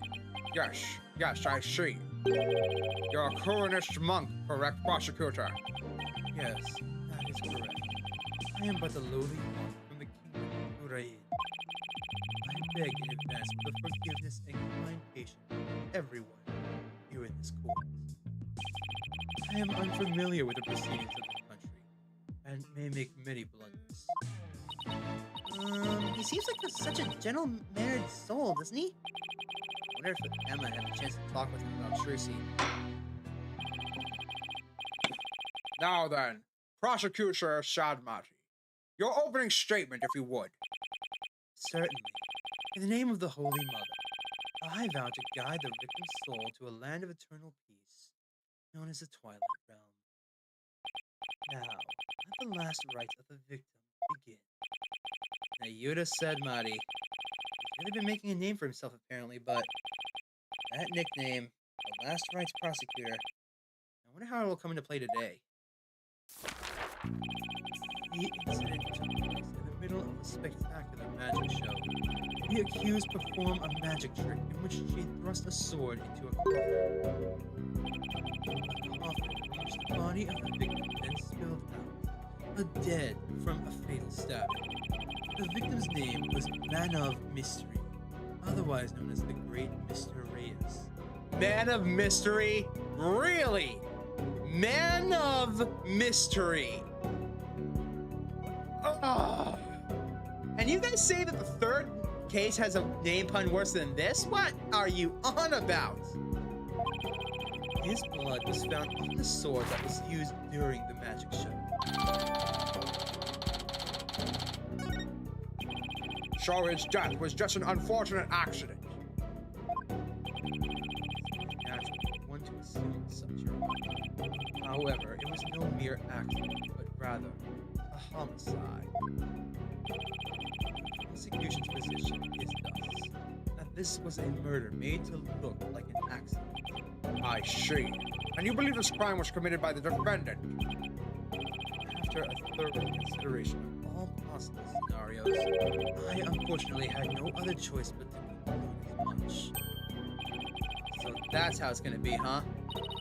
I guess Emma couldn't convince him after all. Very well. And now, let's hear from the defense. Naturally, we maintain that the defendant is innocent, Your Honor. The defense wouldn't mind. Could you please explain your reasoning? My reasoning? Well, I would have to say that my main reason is because I believe in the defendant. I see. So you find it difficult to come up with anything more concrete than that, do you? A fine demonstration of the fact that you are indeed a lawyer of putrid mind. Putrid mind? Prosecutor Sadmati? Excuse me, but Satura ima o mandomo samashi de tashi no ketare gase yo soroka! translation, please! If you don't mind my asking, prosecutor, what was that you were just chanting? Sutra of the Holy Mother that guides those in the soul towards enlightenment. It's a courteous incantation to awaken the foolish from their past. Fitting for a lawyer who indulges in such fancy as the innocent. I see. So basically, you're asking the defense to get real. Allow me these few words of defense. My duty as a monk to punish sinners, to guide the souls in the twilight.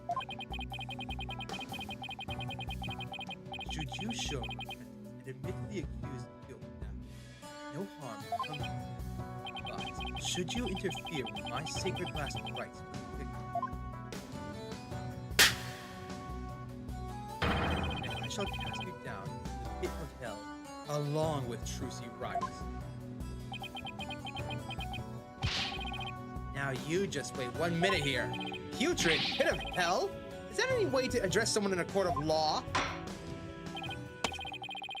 Prosecutor Sadmati, that may be the way you conduct trials in Kurain, but I would appreciate it if you would refrain from such charged language here. Your Honor, that was but a earnest sermon for those who have strayed from the path. Harsh words are often necessary to admonish contemptible deviants who cannot see reason. Oh, I see. I didn't realize. I guess they really do hate defense attorneys in Korean, huh? Even still, that was way, way over the top, as far as verbal abuse goes. The trial's only just begun. Well, defense, I suppose the way a prosecutor does things varies by country. Why don't we look at this as a cross-cultural exchange and try to be open-minded about it? What? Bailiff, please bring in the first witness.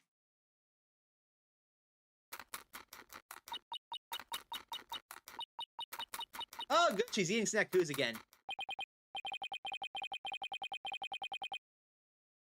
I thought she said goodbye to the snackoos. Damn it, Emma, you're making me hungry. Detective Sky, the courtroom is no place for gorging yourself. What's wrong with having a little snack? Girl's gotta eat, right? She seems a little stressed out. Detective Sky, your testimony, please. Yeah, about that.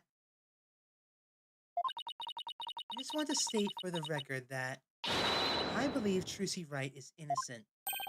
I'm sorry. Detective Sky, this path you seek to follow is misguided. Giving the wrongdoer false hope will only deepen her despair in the end. But let it go and move on. Acts which go against your duty will earn you divine punishment from the Holy Mother.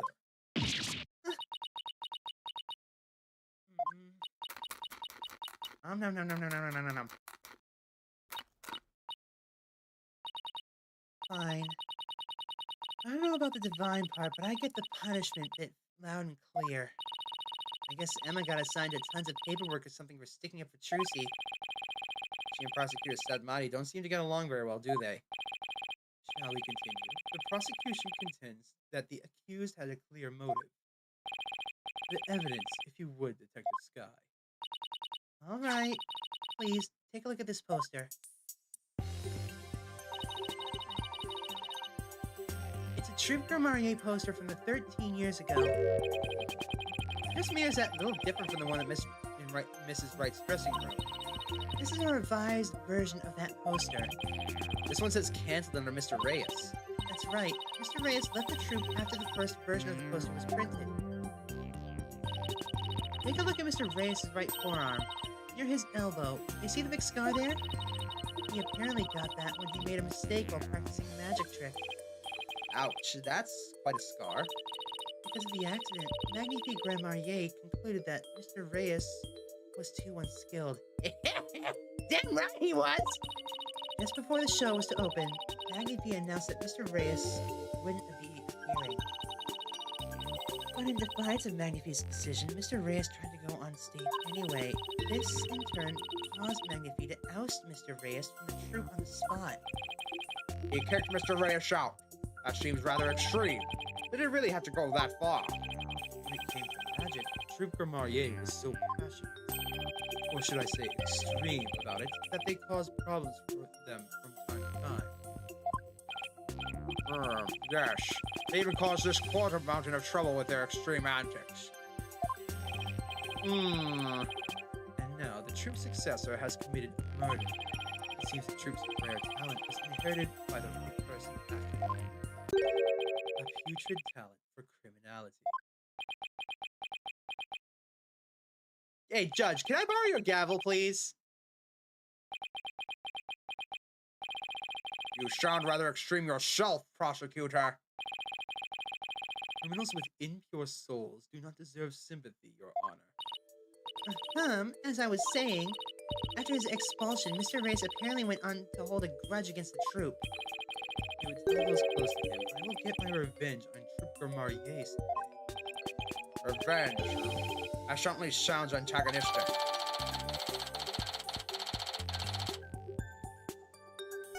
And his chance for revenge finally came.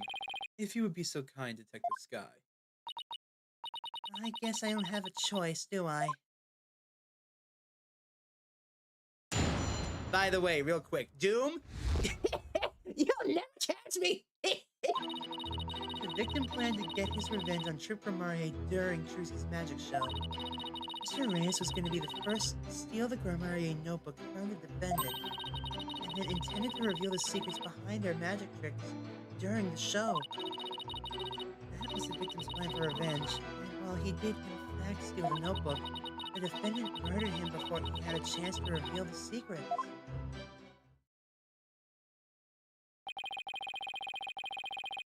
By the time the accused had discovered the notebook's theft, it was too late.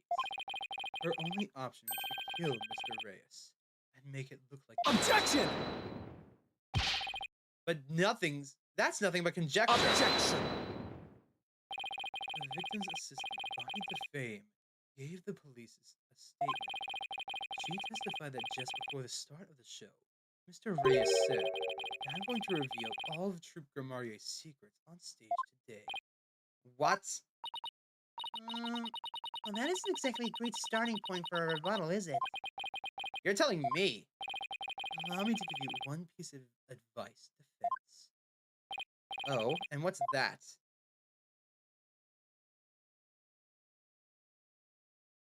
Let it go. Excuse me?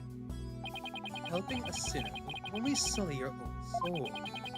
One possessed of an unclean soul will burn in hell, and then be ever burdened with that sin in eternity. But I don't believe in that sort of thing. Besides, I have no intention of giving up. Oh, grant me the strength to deal with this putrid player. All actions have consequences, and yours will surely earn you the honor of being a mere stink bug at best in your next life. A stink bug? Now then, Mr. Stinkbug, I mean Mr. Justice. My apologies. Your cross-examination, please.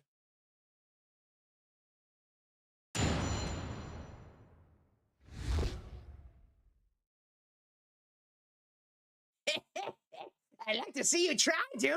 The defendant's motive, huh?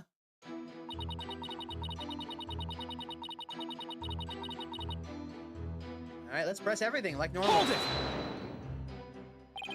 Revenge after all this time? It's been 13 years. Why now? I know, right? I thought that was pretty sketchy myself. I mean, wouldn't he have done it a long time ago if he was gonna do it after all? Detective Scott, self-indulgent outbursts such as those will earn you divine punishment in the form of a salary evaluation.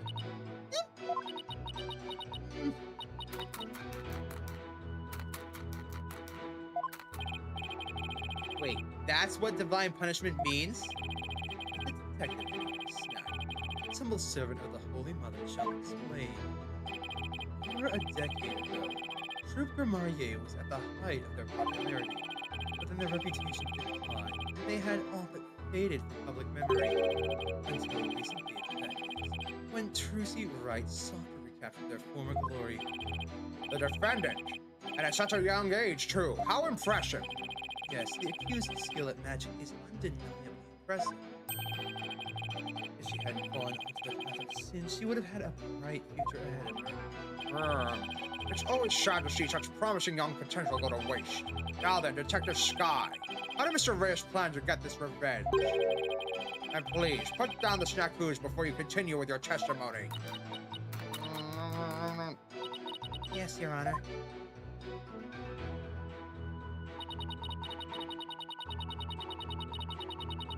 Hold it!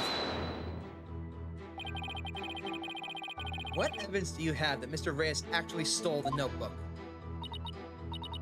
Well, you see, Whenever you're ready, Detective. Dread not, Detective Scott. You have nothing to repent for. You should be proud of the fine forensic discovery that you made. Forensic discovery? And what did you discover specifically? Detective Sky identified a certain set of fingerprints on the notebook. Upon further inspection, she determined that they belonged to Mr. Reyes. What? The detective found the fingerprints entirely of her own volition. For that, I must say, well done, Detective Scott.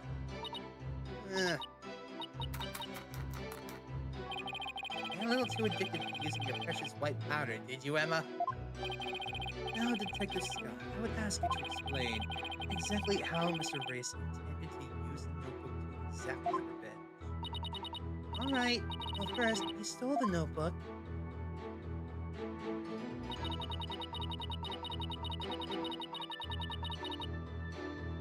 Wait, the Grace Ace Attorney is 10 this year?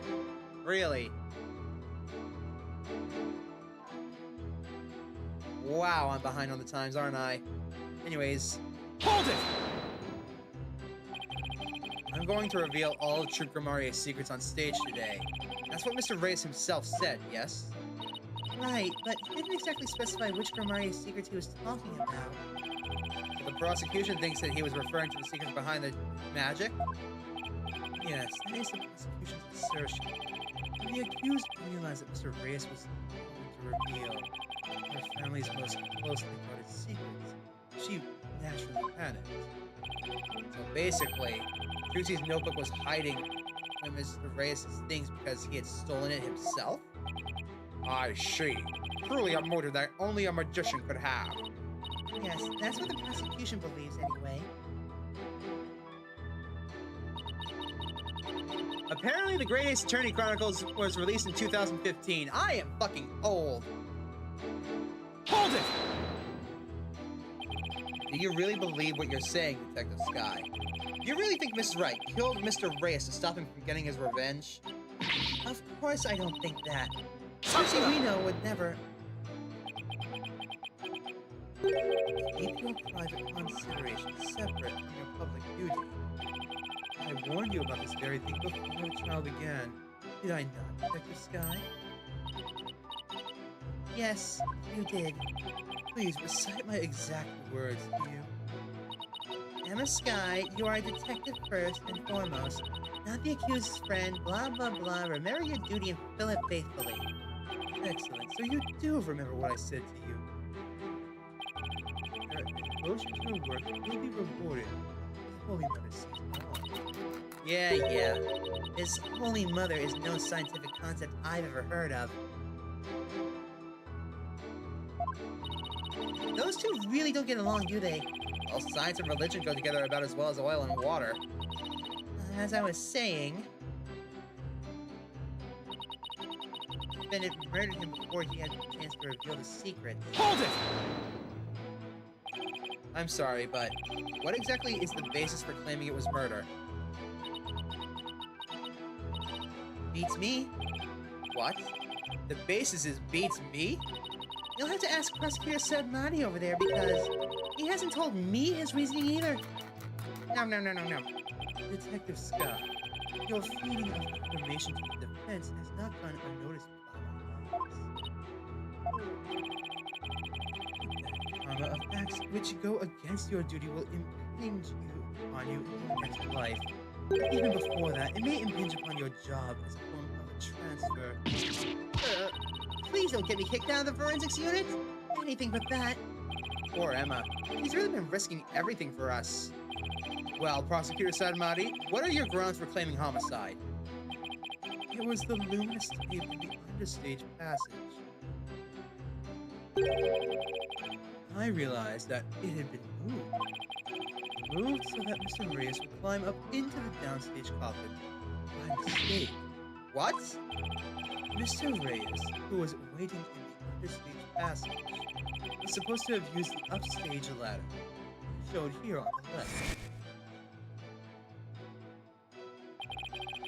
He was to climb up into the coffin that had been set up in the backstage area. After being turned into a stuffed dragon during Act 1, Mr. Reyes was supposed to come back to life and emerge from that coffin. But the luminous tape had been moved to mark the downstage ladder. So the victim climbed up into the coffin on the stage himself on the stage. The very same coffin the accused thrust her sword into. And you have proof that it was my client who moved the tape. Well, of course, Detective Scott. Oh, that's right. I identified the defendant's fingerprints on this luminous tape. You what? He actually has proof this time? Well, defense, you're finally ready to let all go and move on. Absolutely not. Detective, please add this information about this prints on the tape to your testimony.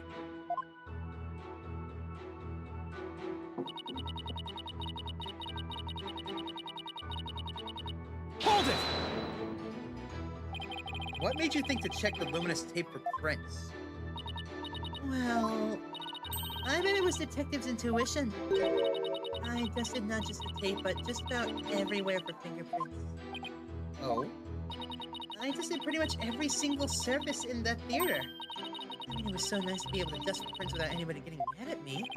It's great that you're enthusiastic, Emma, but there is such a thing as too much. The tape was moved? The guy Mr. Reyes into the coffin that was downstage? That's true, it does sound like a murder rather than an accident. It certainly doesn't help that Trucy's prints are on the tape. Which I knew what sound Would even be appropriate to make in this situation. However,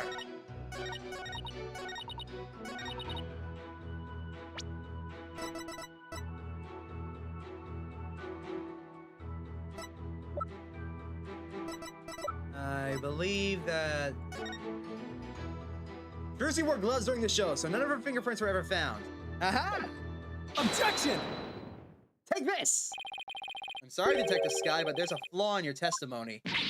Oh, really? The prosecution is claiming that Mrs. Wright moved the understage tape during the show in order to guide the victim into the coffin downstage. But that doesn't make sense that she would leave prints on the tape at that time. It doesn't. Please, consider the fingerprinting result of the main coffin, which shows that not one of my client's fingerprints was found on it. That's true. We didn't find any of her prints on that coffin.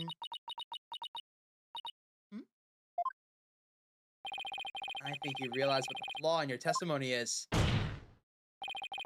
Claiming Mrs. Wright left prints on the tape during the show is inconsistent with the facts. Because she was wearing gloves during the show. Oh! She must have left the prints somewhere sometime before the show started. In other words, her prints do not prove she moved the tape to mislead the victim. Prosecution's investigation was insufficient. Oh my! But on a personal level, I'm very happy about that. Well, Prosecutor Sean Marty, if the defense's argument is true, and you have no evidence that the defendant has moved the tape to deceive the victim. See, apparently the defense is more intelligent than I had. More than a stink bucket. Come on, you can bump me up to at least a stag beetle now, can't you? Can it really be any better? Of course, way better. Stag beetles are cool with those huge mandibles of theirs. If the defense wishes to be promoted to a stag beetle, then answer me this question. Alright, shoot. Even with no evidence that the accused moved the tape to this the victim still climbed into the ladder, using that tape as a guide. And entered the coffin on stage. The accused then thrust her sword into said coffin with the victim inside it. So what you're saying is, the fact remains that the victim was stabbed to death, yes? Precisely. However, this does drastically change one aspect of this case. If the accused did not leave the victim into the purpose, it means the victim's death could have been accidental. If it was an accident, the defense can argue that it was involuntary manslaughter. I see. If it was involuntary manslaughter, they could plead extenuating circumstances, and the severity of the crime could be mitigated. Defense, if you believe the accused did not murder the victim, then do you argue that it was intentional? This is it. The all-important question. The defense argues that Mr. Reyes' death was...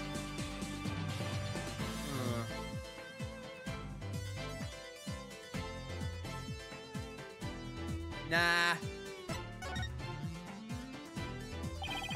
The defense maintains that the defendant is entirely innocent. We believe that it wasn't an accident, but murder. And, what's more, we believe it was committed by a third party. A third party? As in the true culprit is someone else?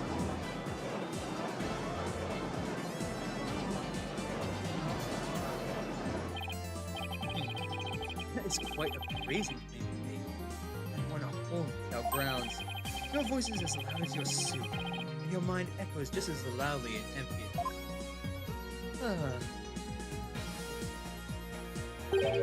Surely, you were but a low red pepper in your previous life. I've been demoted to a vegetable? Wow, I didn't know a person could be reincarnated as a non-sentient plant. That's it! In any case, I do have grounds to make this claim. Let us hear this reasoning of yours, then. Alright, but before I give it, there is one question that we need to address. If the victim was killed by some third party, and the sword the defendant thrust into the coffin wasn't the cause of death, if that's the case, then how did we wind up with a dead body inside the coffin? A very good question. Now let's hear your opinion, Mr. Justice. How did the victim's body wind up inside that coffin? I say he was killed under stage. If he was killed inside the coffin, that would just lead us back to square one. It can't be magic because that won't fly in court, so he has to be killed under the stage. What if the victim was killed under the stage before being put into the coffin?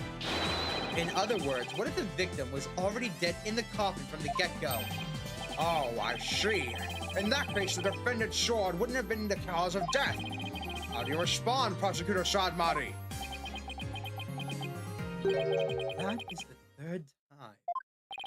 The third time of what? Gah! Ow! No. Wait a minute. Are these suture beads? What the hell is this?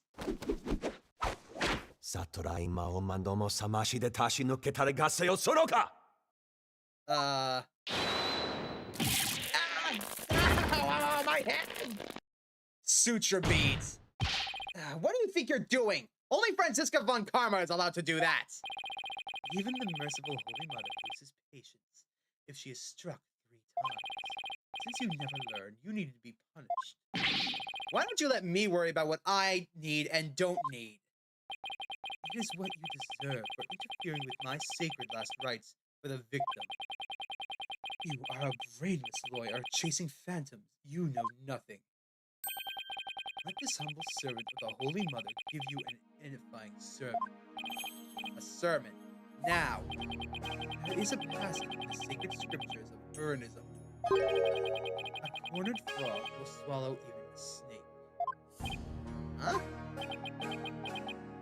The cornered lawyer has unexpectedly struck back hard against the prosecution. Did I get it right? No, for I'm not done with my sermon. And yet the frog still dies. It's barely bitten and torn from within. Just great. And in this case, you are that frog defense. What exactly is your point, anyways? Let's assume for a moment the victim was killed under the stage. Who then had the opportunity to do so during the show? Let's see. The people in the show were Bonnie DeFane, the victim, and Trucy. Bonnie DeFane was on stage throughout the entire show, as easily confirmed by the footage from the show. Which leaves us with only one suspect, Trucy Wright. Now, you see. The accused killer, Mr. Reyes, what? The accused killed Mr. Reyes as he waited on standby in the stage passage, and then placed his dead body in the coffin above, thus making the murder look like an accident. No, come on.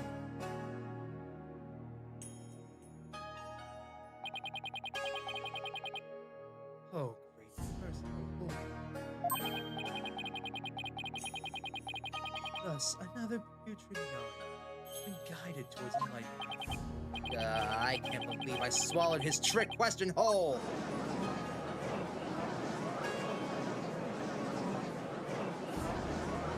Objection!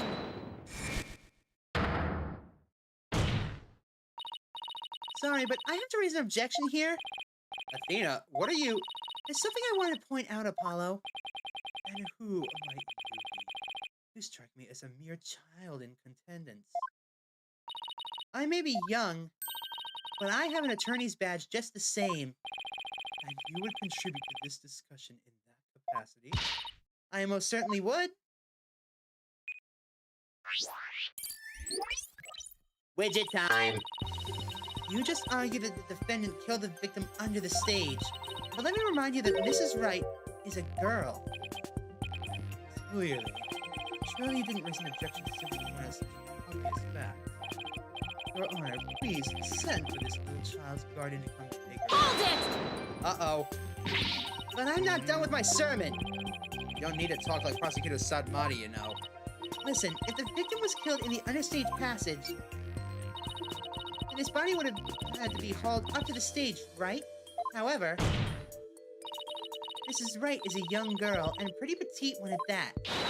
She couldn't possibly have hefted that large body up and into the coffin. That's true. It does seem like it would be a rather difficult task for the defendant. I don't think even I could do it. What do you think of that, prosecutor?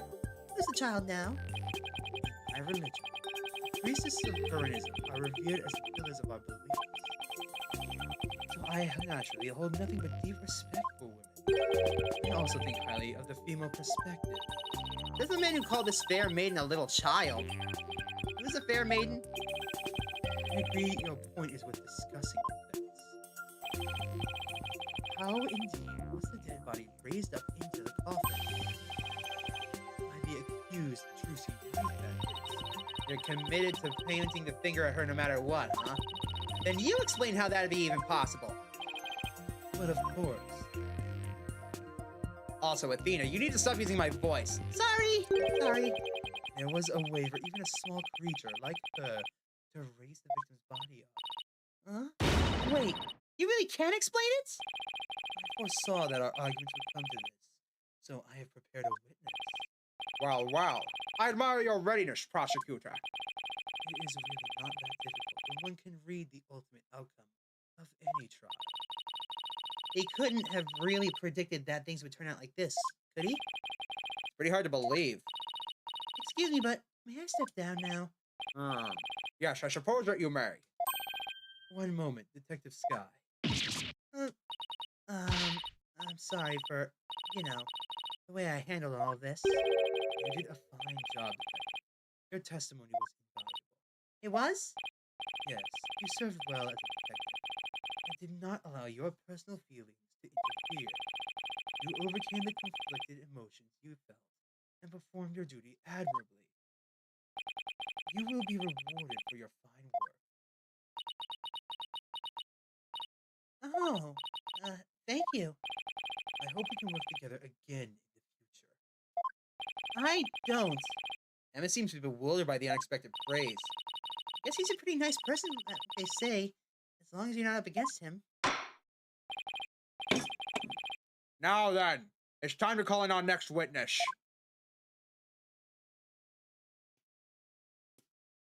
Bunny!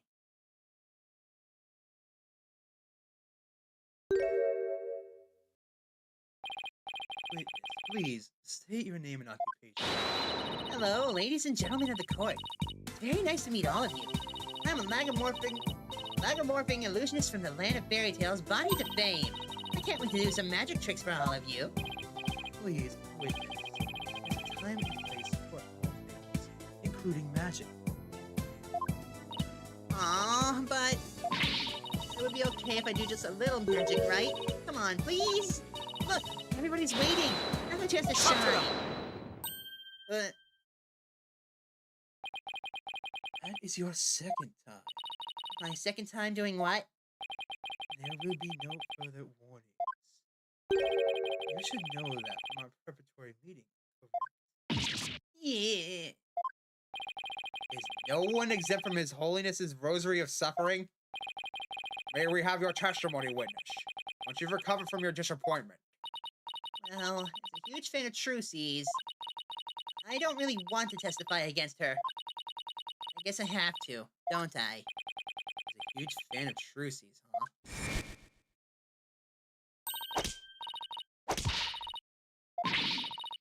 Yeah, what the hell is this about? Sure, you're a real fan, all right. Destroying Trucy, you mean.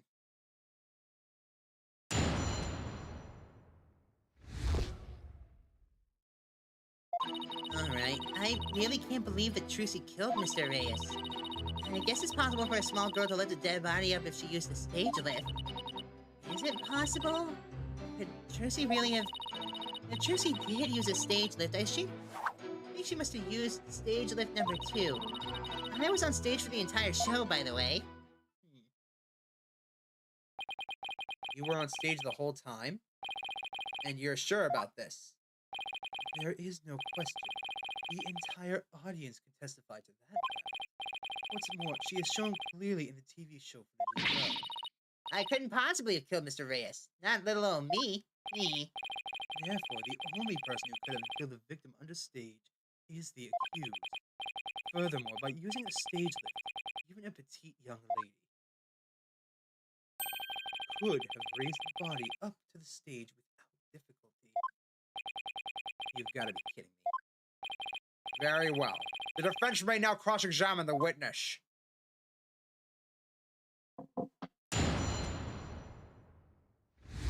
Right, let's press everything. Hold it! You said you were a huge fan of Trucy's. Isn't that right? Oh, yes. I even became a magician because I wanted to be just like her. First time I saw her, she was performing at the Wonder Bar. She was only in junior high back then, but she's got up on stage with tons of confidence. And then she proceeded to win my heart with her astonishing tricks and a winning smile. It certainly sounds like she means all of that. So, finally being able to perform with her must have been quite a treat for you, right? Oh, yes. After all, it was my chance to have her see me. Not just as a fan, but as a fellow magician. Fun!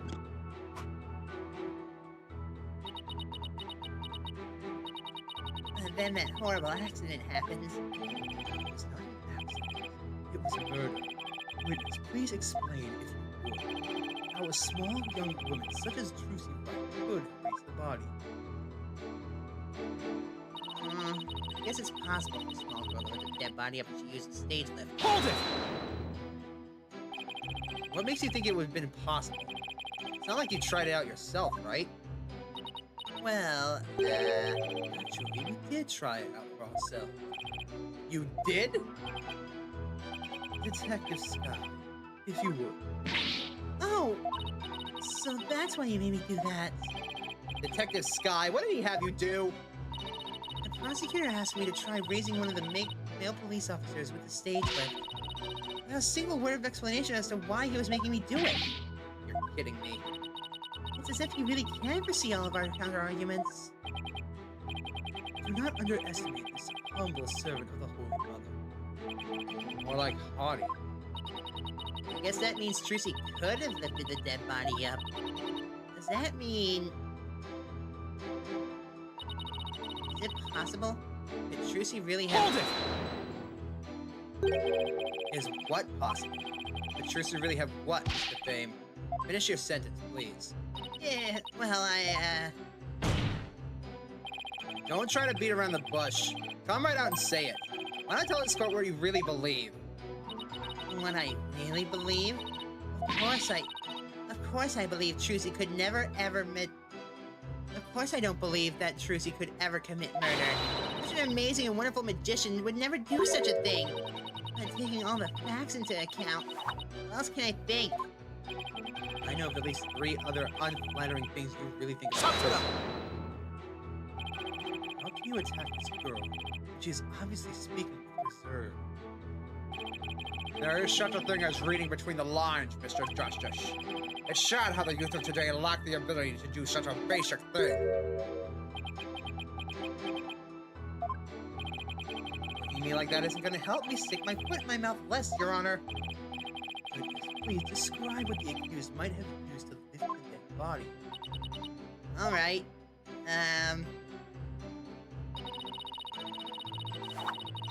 Hold it!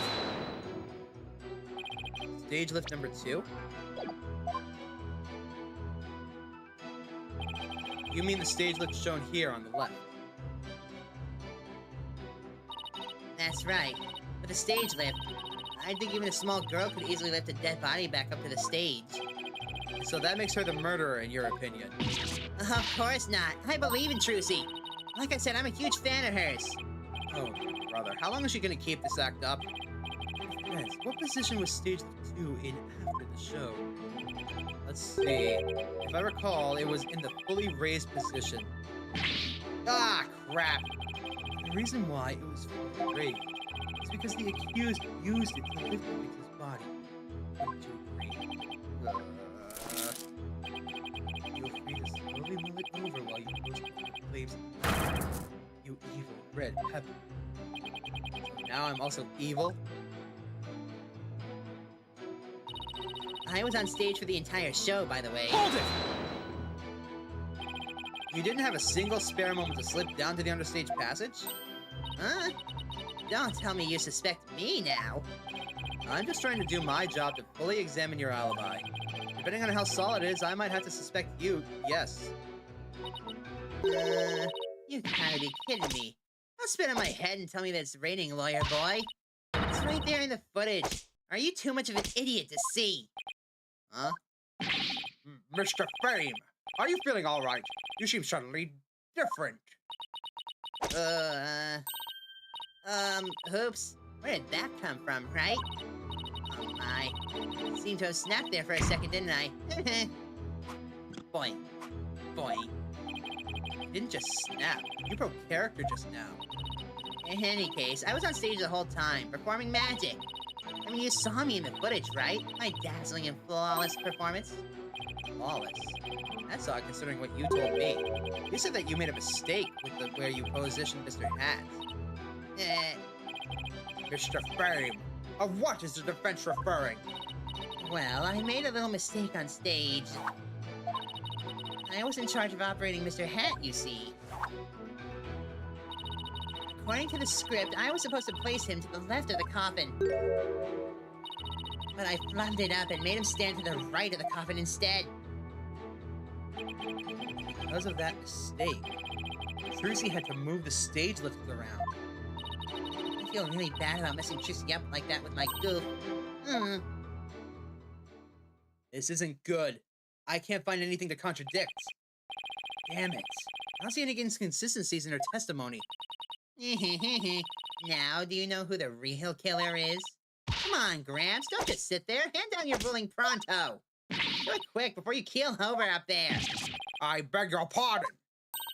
Oops. What's gotten into me? I am so sorry. I give her another 5 minutes before she tears off that mask. Well, defense? Are you ready to let it all go now? Of course not. I'll never give up. I see. I suppose this too is fate. The sacred scriptures of Koreanism describe a variety of hells for the damned. For someone like you who struggles ceaselessly against his fate, Papal G seems most appropriate. People boil what? Oh wait, that's Koreanese. What sort of terrible place is Papal Bulging? Place where the more one struggles, the further one falls into the abyss. And at the bottom of the abyss, a ferocious beast awaits. Think of it as something akin to an antlion sandpit trap. Oh, there's one of those in my backyard. Wow. Ernest Hell is closer to home than you thought. Now then, it would appear that the witness's testimony supports the prosecution's claims that the defendant is the only one that could have killed the victim understage. How are we supposed to get out of this one? Hey, Apollo, if you can't find any contradictions, maybe it's time to use analytical psychology. You mean... I heard some discord in Bunny's voice when she was testifying, that's for sure. A lot of it. See? Widget's picking up on the whole noise in her heart, too. Widget's Back, baby! That's right. Athena can hear things others can't with her super sensitive hearing. She can hear the emotions people suppress as a kind of noise or discord in their voices. All right, Athena, let's give it a try. You got it! Hold it! Your Honor, I'm afraid that our witness, Mr. Fame, is suffering under the terrible traumatic stress due to the horrible incident. She is. Mm-hmm. With that terrible death on stage, and her beloved Trucy getting arrested, she's under awful strain and shock. In fact, I don't know how much more she can take before she's unfit to testify. What? Oh, I've heard of that. What is it called? Postal stress disorder, right? It's where a person becomes uncontrollably angry, I think. I read about it somewhere. That's going to be going postal, Your Honor. This is PTSD. Oh my. So that's why the witness acts so hostile at times. As if she were a different person. Yes, and I think her condition is clouding her memory of the incident. Therefore, I suggest a short therapy session for the witness. Huh? Therapy? I don't know the first thing about a magician's mental strength. I risked my life jumping through rings of fire and having a body saw in half. Oopsie. Boy, I have to watch my temper, don't I? Boy.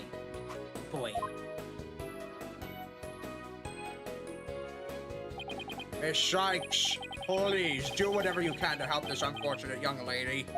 And what exactly is this child going to do, Mr. Justice? With her super sensitive hearing, Miss Sykes can hear a witness's true emotions. Simply from tone and inflection, she can tell exactly what a person is feeling. I can even pick out feelings that a witness is trying to suppress or hide.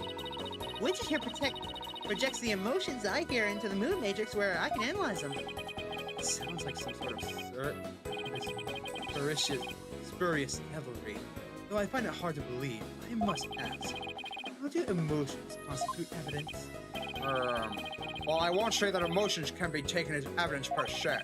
I have seen how instrumental Miss Sykes' work has been in correcting cases firsthand. Therefore, I wholly support giving it a try. Also, hello, Reserve. Welcome to the stream. Thank you very much for tuning in. Jackal here is about to lose his freaking mind. Because apparently, what was it? Trucy Wright, yes? Yes. Trucy Wright was conned into signing a contract that now she owes $3 million, which is absolute poppycock. Anyways. I see. If you are in favor of it, Your Honor, then I have no objections. Even this mere monk can see that something disturbs the witness. I'll disturb you! Oh, thank you for understanding, Prosecutor Salamandit. Apollo, you remember how to conduct a therapy session, right? You want me to lead the session? Of course. You're lead on this case after all.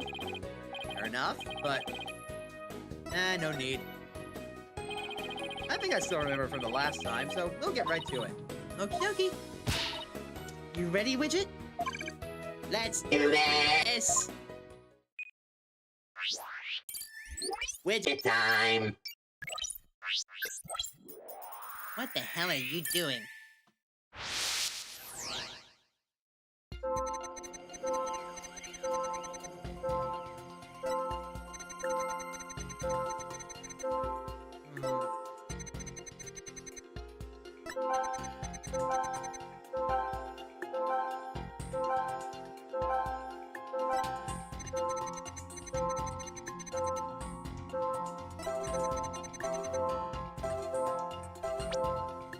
Got it! Bad, you say? I have to say, Mr. Fame, you certainly are a strange one. Even though you said I feel so bad about it, it seems you were feeling happy about it. Yeah. Ouch! I think I can guess why you were feeling happy. It must be because you messed Trucy up. I think you were happy because you messed the defendant up. I'm right, aren't I? You gotta be kidding me.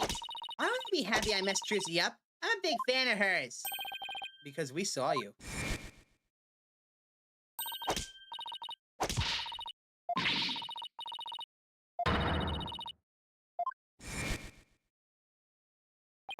We saw how you said you hated Trucy, right? How you were glad that she was in trouble. And even how it was what she deserved. Ouch! Looks like I hit the bunny on the head, so to speak.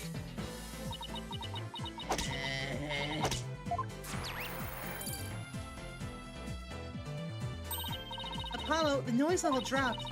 Now, if we could get it down to 0... Well, Mr. Fame, are you ready to confess how you really feel? What? What do you mean? I'm Bonnie, a sweet and cute little bunny. I'm a rookie magician working hard to be just like my idol, Trucy. That's the character I'm supposed to be. Objection! Keep that up, Mr. Fame, and you're going to have a mental breakdown. Just let yourself be who you really are. Who I really am? The two sides of you are fighting each other, and you're going through psychic harm. I can hear them. Two distinct voices battling inside you. Shut your pie hole. You know-nothing know-it-all. I mean, you mustn't say things like that or I might get flustered. Mr. Fame, how long do you insist on maintaining this whole wolf in sheep's clothing act? We can't end this therapy session until you get real with us. Let the wild beast inside you free. Look out.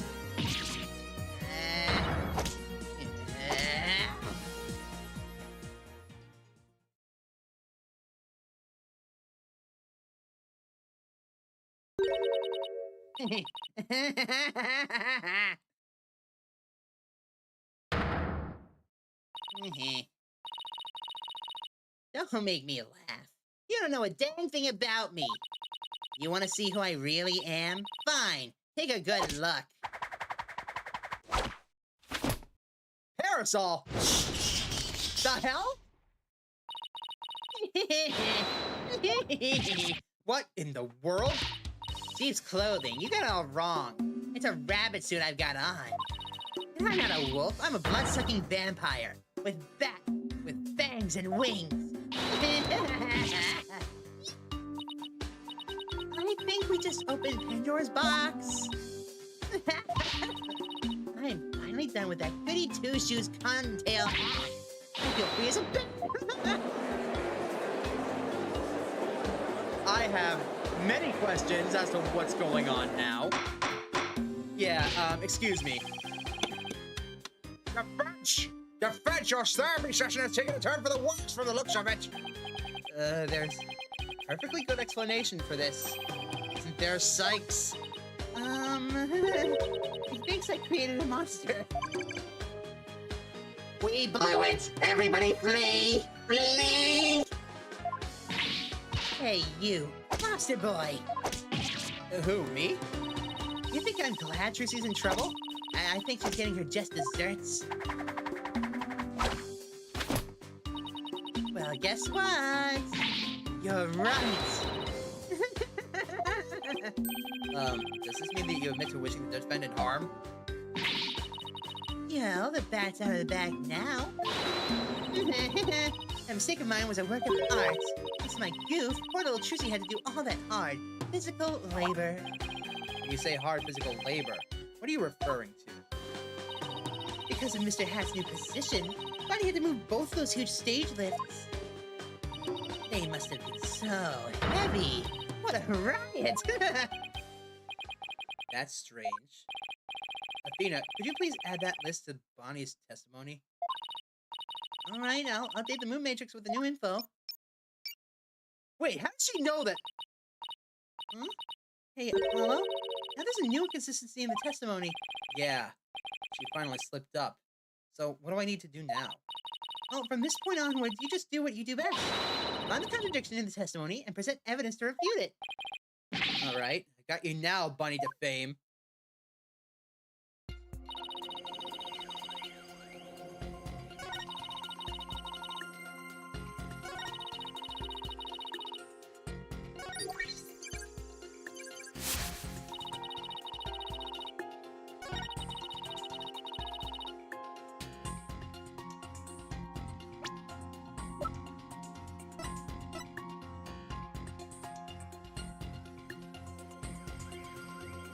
It was already up, wasn't it? Objection! I think that's correct. Mr. Fame, I believe your statement contradicts with this piece of evidence. Oh, really? And how does it do that? I mean, you can explain it, right? Of course Because if you mess up, it will suck to be you if you get my drift. I can't do it. Ha! Just as I thought. Not ready for her human juice box just yet. I'm afraid the witness and I disagree on one point, Mr. Justice. Because I'd say it does suck to be you right now. Ah! Well, there goes a pint of my blood anyways. I don't think that's where the contradiction is, Apollo. Apparently not. There was one statement where Bonnie let something slip. Right, the little hole in her testimony that we've been waiting for. I think of something good.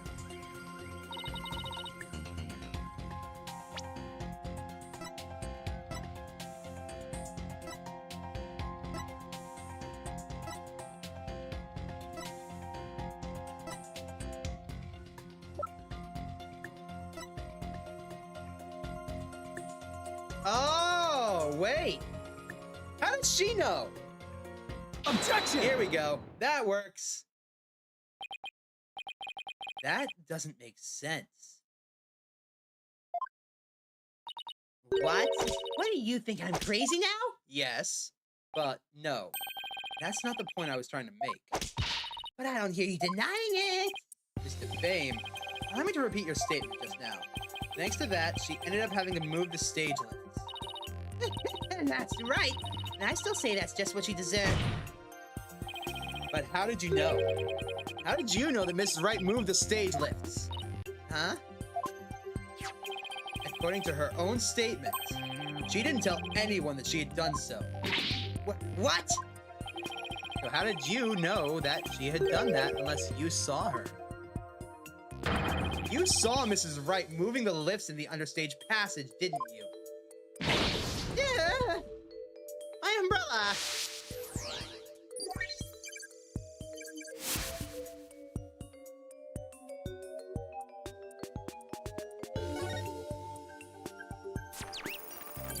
But that doesn't make sense. She was on stage. Figure it out for yourself, Shackle. Bye-bye. You did it, Apollo. Noise levels are at 0%. But, Mr. Justice, Wouldn't that mean... Yes, Your Honor. Mr. Fame herself was under the stage where the victim was killed. And I hardly need to tell the court what that means. You are one artful liar, Mr. Fame. One spectacular suspect. Stop ruining my umbrella!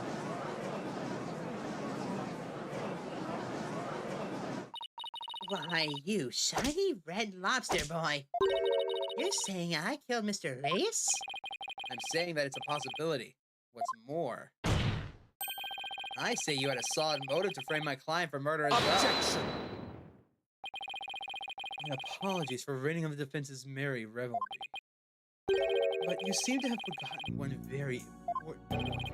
Oh, really? The TV footage, as you can clearly see. Mr. Fame was on stage the whole time. The entire audience can bear witness to that, including you. Oh, yeah. You have just taken a long and senseless journey only to return to the start. The witness could not have been in the understage passage, which means the only one left who could have killed the victim is the accused. Guess the party's over.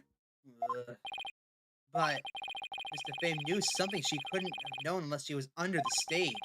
How do you explain that, Prosecutor Salamandit? It's quite simple. The accused must have told Mr. Fame about it, but then forgot. Open those useless eyes of yours and take a good look at the footage. If Mr. Fame really was in the understage passage, it would mean she was on stage and under the stage the whole time. You mean she was in two places at once?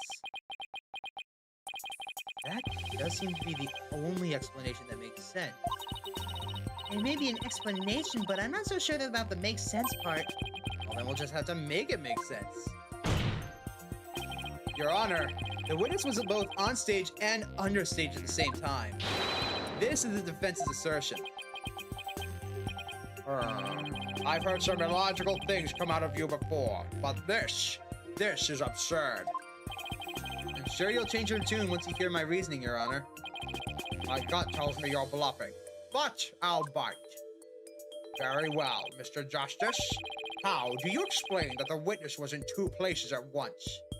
Teleported? No. There were two Bonnies. This is how teleportation works in the real world, kids. There's two of them. One simply goes beneath the stage, the other one pops right back up. There were two Bonnies.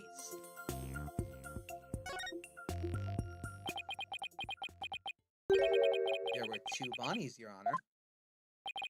If that were the case, it would all make sense, wouldn't it? There were. Two of them? I suspected you had a few screws loose, but now I see some are missing altogether. There's a toolkit in this courtroom, Your Honor. I suppose three screws to the head should tighten his future brain. Very well. Could you... No, wait, please listen to my argument. Very well. I suppose it wouldn't hurt to at least give it a listen. As was argued earlier, Mr. Fame is shown in the footage the whole time. But at the same time, she was also watching Mrs. Wright in the understage passage. The only possible explanation is that there are two Bonnies. That almost sounds like it makes sense. What do you think, Prosecutor Shadman? This humble servant of the Holy Mother is of the opinion that we should lose no time in replacing the defense's many false screws. But Apollo, it goes against reality itself to say that there was one person who's actually two. We don't have to be bound by reality. After all, we're talking about magic here. So if the Bonnie to Fame in the footage is the real Bonnie, then the Bonnie here on the witness stand is the one who must have been understage. This Bonnie to Fame is our second Bonnie. She is? Say we call the one in front of us Bonnie number 2. I believe I have just a piece of evidence to prove that Miss Bonnie number 2 exists. Oh, then please, submit your evidence, Mr. Justice. What proves the existence of a second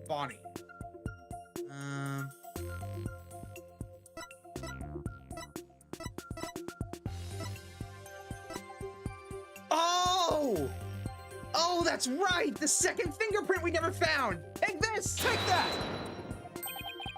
Watch this. During our investigation, we found a set of unknown prints on the coffin on the stage. These prints were most likely left during the course of the show, but they didn't match the prints of any of the people involved in this case. An unknown third party's fingerprints? I was not told of this. Emma must have kept it from him. So the question is, who could these prints possibly belong to?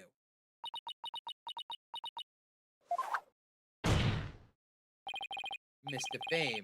Or should I say Bonnie number 2? These are your fingerprints, aren't they? Up to them! Enough of this foolishness. One person could not possibly be two. Those fingerprints could have been left only during the show. At any Objection!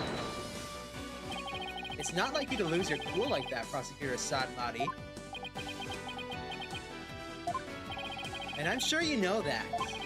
Exactly when the fingerprints were made is not the main issue. What do you mean by that, Mr. Justice? The issue is, who do these unknown prints belong to? They're certainly not Bonnie DeFame. But what if they belong to the person standing right in front of us? Oh, you mean Bonnie number 2 is just second Bonnie? Is that what you're implying? Preposterous to suggest that these prints belong to the witness. I say they must belong to some other unknown individual. Prosecutor Sadmati, can you really look at her and really still say that? What are you looking at? Take a picture, it'll last longer. If we check her prints, I'm sure they'll match the unknown set.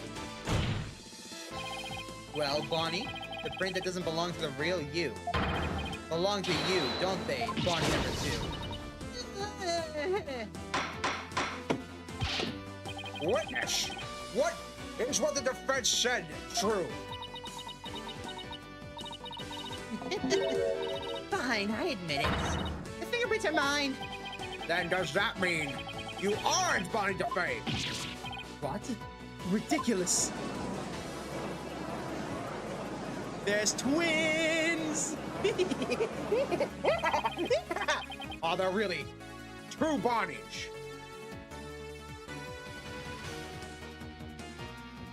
Oh, I noticed. Sorry, Moss, but I kept my mouth shut. I didn't know who it was, though.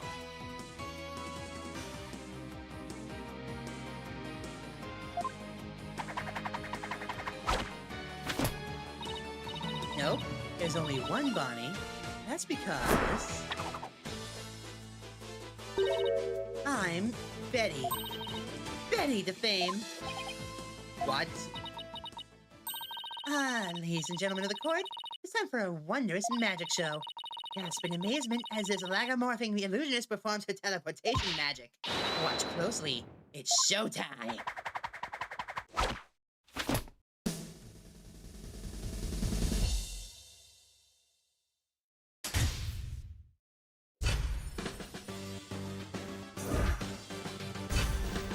Over here.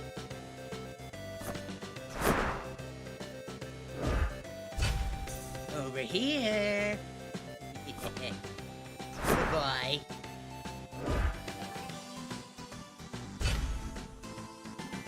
Ta-da! Bunnies!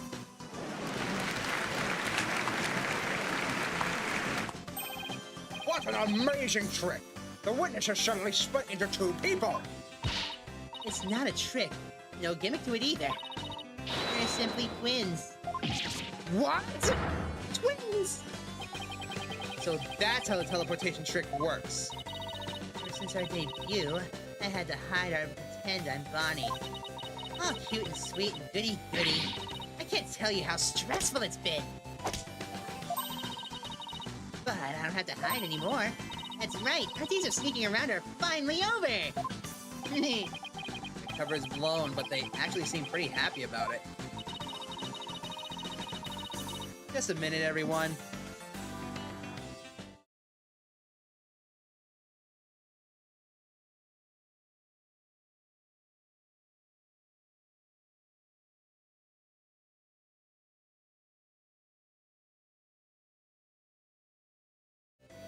The expressions are amazing. So, which one of you is the nice Bonnie defamed we met in the dressing room? That would be me. Me. And the sharp-tongued Bonnie we saw in the ratings Raja under stage was... Hey, who are you calling sharp tongue, huh? It's all starting to make sense now.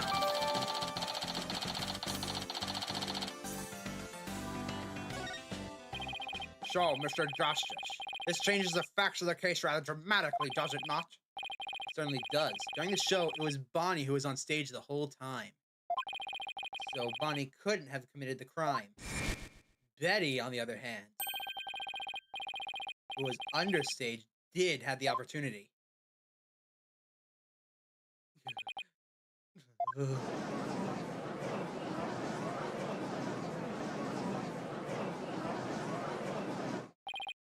Well, so we now have two suspects.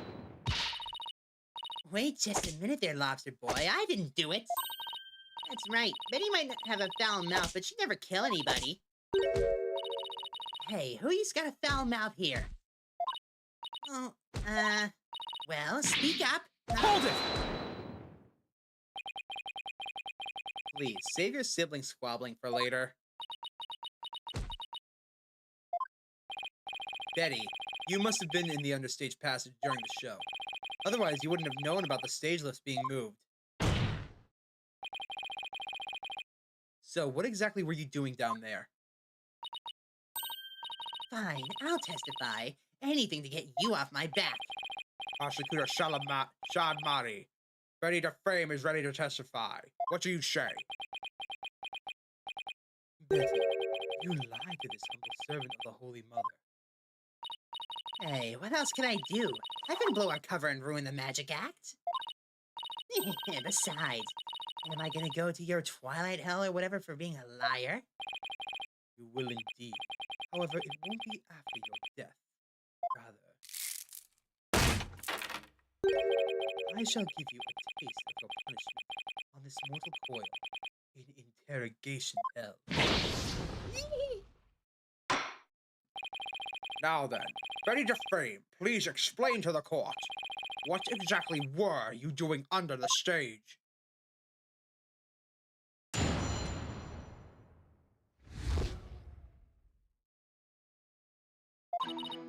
It's true. I had business in the understage passage because of the upcoming trick. It was a fire trick, right? The one Mr. Reyes was supposed to use? That's right. It's a very dangerous trick, so I had to make sure we were prepared for it. It was in the script, and I really wanted to see it, but I couldn't because of the accident. Shut up, I'm gonna give it away! Anyway, I was really busy. Yeah, way too busy to have the chance to kill Mr. Reyes. I called this earlier. I called this earlier. Well, that was certainly different. How's that for your flawless testimony and alibi?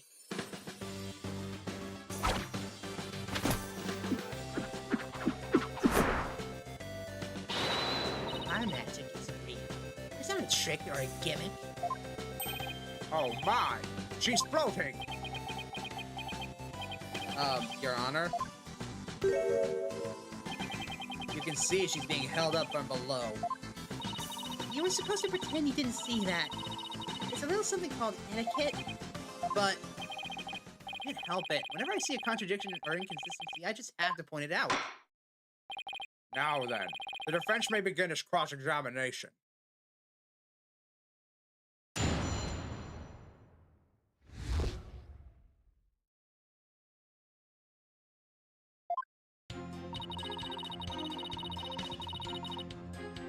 Hold it! If you were in the understage passage, which, need I remind you, was the crime scene, then you most certainly should be counted as a potential suspect. I don't have any motive to kill Mr. Reyes. But you, by your own admission, hate Mrs. Wright. She was arrested as a suspect. You said it was what she deserved. Objection! You believe the witness killed a man simply due to her dislike of Trucy.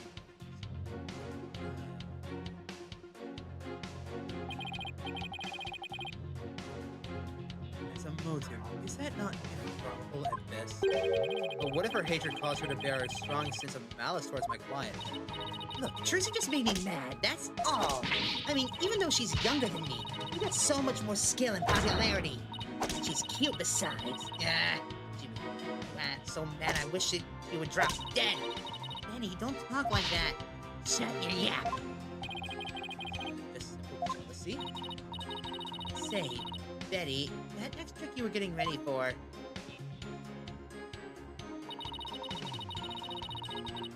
Hold it!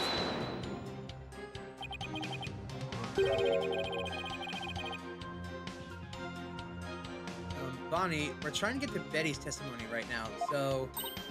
Oh, right. I'm sorry. You can step down if you'd like. I'm worried about Betty, though. She can lose her temper and say awful things sometimes. Hey, what are you, my mother? Don't forget, I'm the older sister. You got that? Yes, I got it. Because I worry about Miss Betty constantly blowing her top if I were Bonnie, too. So, Betty, you were down under stage getting ready for the big fire trick, were you? Right. It's a very dangerous trick, so I'd make sure we were prepared for it. Let's see.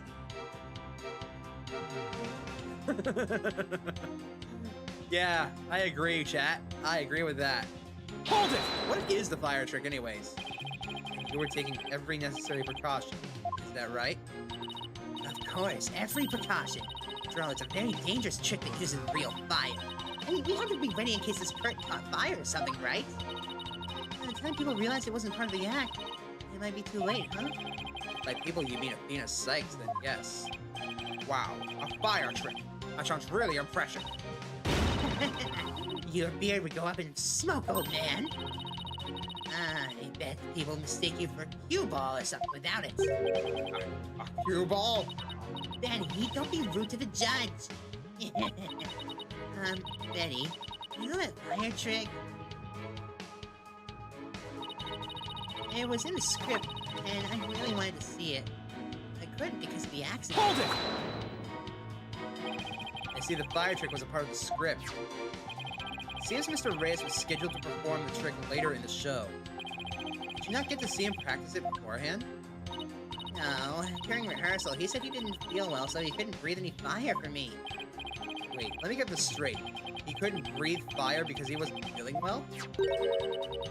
My magical powers appear to be on the wane today. That's what he said. So it was just a part of his usual great Mr. Reyes shtick. It was too bad I didn't get to see the trick because of the incident. Which was completely unexpected, of course. Hey! Shut up, you're gonna give it away! Anyway, I was really busy. Hold it! So what exactly do you mean by you're gonna give it away? See, Bonnie, you and your big mouth! The monster boy wants to know what we're talking about. I'm sorry. Yes, well, if you were preparing for the next magic trick, I'm sure you wouldn't have had the time to commit murder. Wow, looks like the old geezer isn't senile just yet, huh? Maybe you'll have a good, long life. I'm going to be sitting up here at least another 10 years. 10 more years? I don't know about that. Why do we discuss about inner monologues, Athena? Sorry. Well, more power to you, I guess. In any case, I was so busy I didn't have the time to off anybody. Yeah, way too busy to have the chance to kill Mr. Reyes. Hold it! Are you just trying to cover for Betty? No, of course not. I believe in my sister. I know she'd never murder anyone. You think my client would? No, I believe in Trucy too. I know she'd never murder anyone either. Well, we just ran out of suspects in that case. Yes, but... See? You should've just kept your mouth shut, dummy. You're just making a fool of yourself. You'll just be nice and quiet like a good little bunny. Got it? Alright. Guess I'm no help. Oh boy. It's impossible to get anything out of Bonnie with Betty right there. So Betty was too busy getting ready for the next trick to have time for the murder, huh? There must be some way to prove that wasn't the case. I think it's a fire bucket. I think it's a fire bucket on, where is it?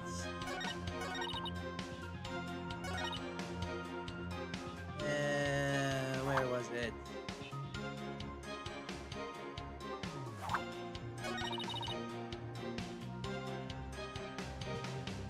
I'm gonna go with this one. Objection! Here we go. I hate to break this to you, Betty, but there's a big flaw in your testimony. As big as the one in that floating trick you did earlier. Oh, harsh words. Well, let me tell you something, forehead boy. No one has ever figured out how we do our teleportation trick.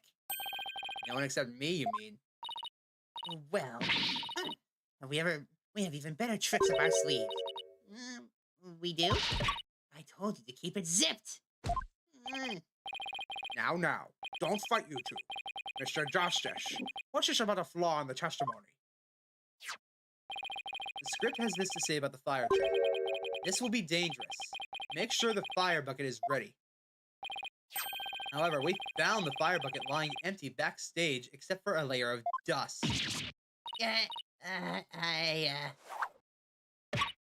Oh.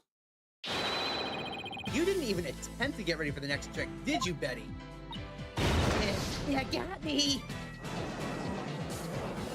I love these two so much. These are easily the best characters I've seen in the game so far. Oh, by the way. Ready to fame, you will explain yourself right now. There's nothing to explain. Come on, Betty. You can't hide it anymore. Might as well tell them. Shut up. You can barely take care of yourself. Don't try and tell me what to do. Well, if either of you will explain, I guess I'll have to. The reason Betty didn't prepare for the fire trick is because she knew it wouldn't happen. You didn't prepare for the fire trick because you knew. You knew that the body would be found and the show would be canceled.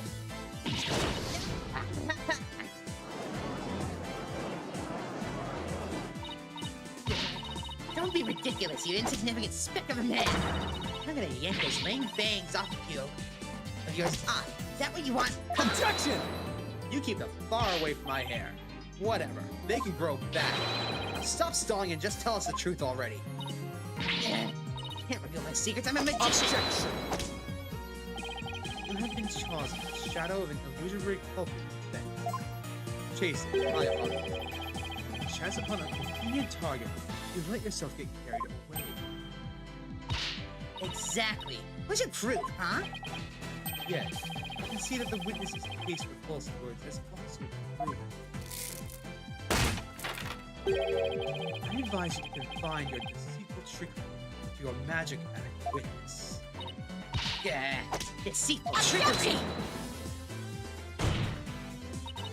As your court-appointed therapist, I'd like to add something here, Betty.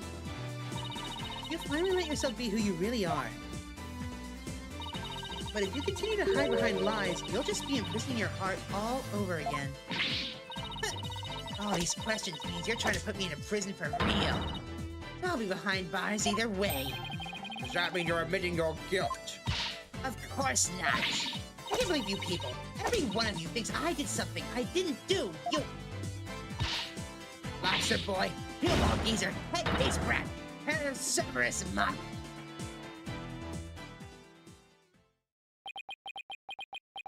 Oh, Bonnie, would you bonk her for us? Cue ball, geezer. Head-case brat, really? Benny, calm down. Come on now, deep breaths, deep breaths.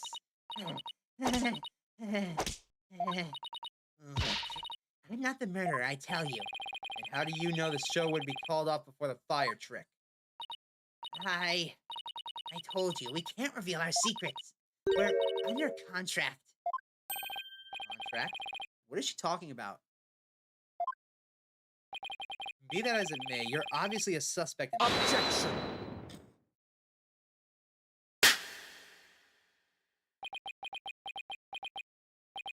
I'm beginning to see the karmic threads that make up the intricate tapestry that is this case.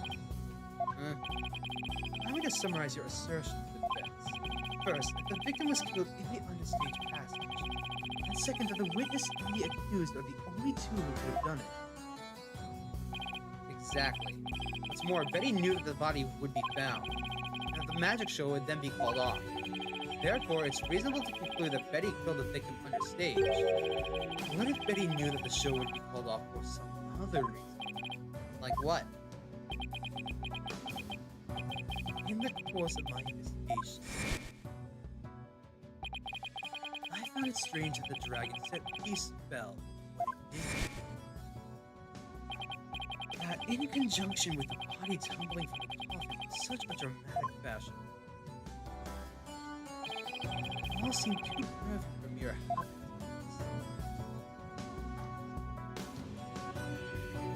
It was as though the entire chain of events had been planned. Yeah. Ouch. Planned out? After deciding to take this course, I fervently studied everything I could about the mass media in this country. I read the newspaper, all news reports. I even browsed tabloid magazines. How very industrious of you. I'm impressed. During this process, I learned about a strange practice favored by the TV. A practice called the hidden camera prank. Vicky and Bonnie, you knew about this, did you not? About the dead body of Fury, the set piece, the show being suspended. You two were informed of this plan by Take-Two TV in advance, correct? Is that true? Benny, please. Let's tell them now. I can't hold it in anymore. Dang it, fine. You got us. Everything the prosecutor said is true. The TV station paid us to cooperate with them on this plan. It was all a prank. A big setup planned out in advance. Mr. Reyes showing up dead in the coffin. Set piece falling down. It was all completely scripted. It was all a prank?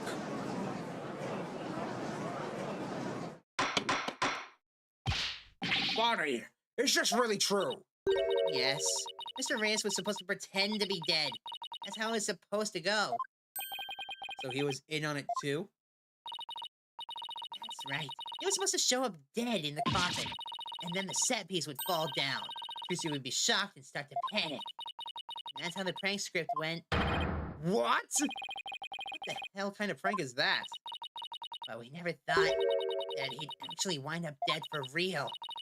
Yeah, that was the only thing that was different from the script. Or Mr. Reyes. I am so completely lost right now. Well, Betty and Bonnie, it certainly sounds like you have some explaining to do.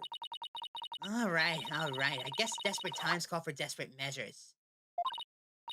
Just this once, we'll share how it was done. So listen carefully.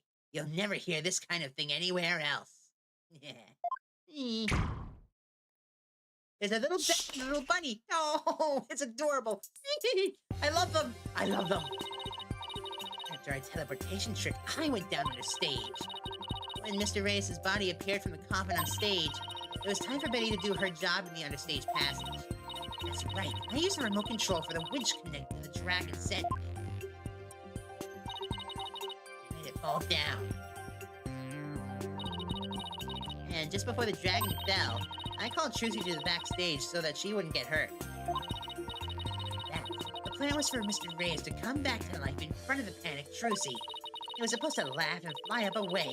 That was how it was scripted, anyways. For some reason, he really did turn up dead, so he kind of just stayed on the ground. What kind of sick joke is this? It sounds like a terribly mean-spirited prank to me. The poor defendant was trying to do her magic show. I guess so. I'm sorry, Trucy. Whatever. It was all the reading Raja's idea anyway. Yeah, it sounds like just the kind of thing he would pull. This is the prank plan script we got from the ratings, Raja.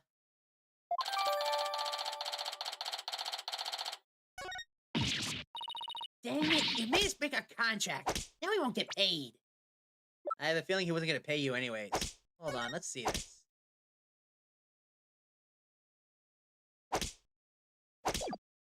Okay. But where does this all leave us? Who killed the victim? And when? Yes, exactly. Those are the key questions. If Mr. Reyes was only pretending to be dead in the coffin as part of the prank, then when he was under stage, there would still be life within him. And if that is the case, then Betty, who was also under stage, may be excluded from our list of suspects. Crap. He's going back to Trucy again. Witness, was the victim alive up until he entered the coffin? Well, now that we spilled the beans, we might as well show you this video. Greetings, everyone! It is I, the great Mr. Reyes. We are currently in the middle of Trucy's escape trick. Having snuck through the end of stage passage undetected, I'm now hiding backstage, preparing to play a little prank on Trucy. I'll have to hide in the coffin, which Trucy will stab with her rubber sword. And when the coffin opens, I will be in it, acting as though I've met my maker. Can you imagine the look on Trucy's face then? I can hardly wait. He's about to hide in the coffin?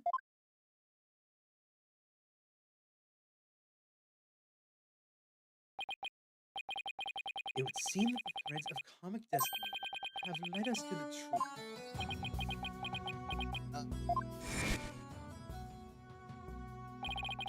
Victim passed through the understage where Betty DeFake was, and came up into the backstage area.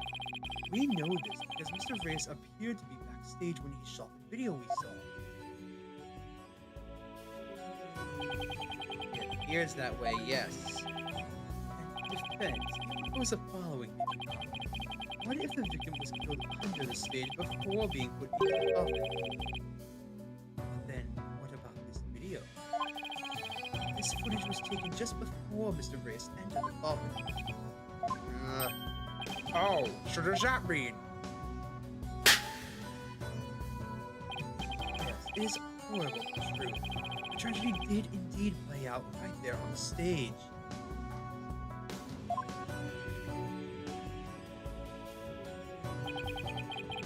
Into the coffin where Mr. Reyes was lying, Trucy Wright thrust her blade.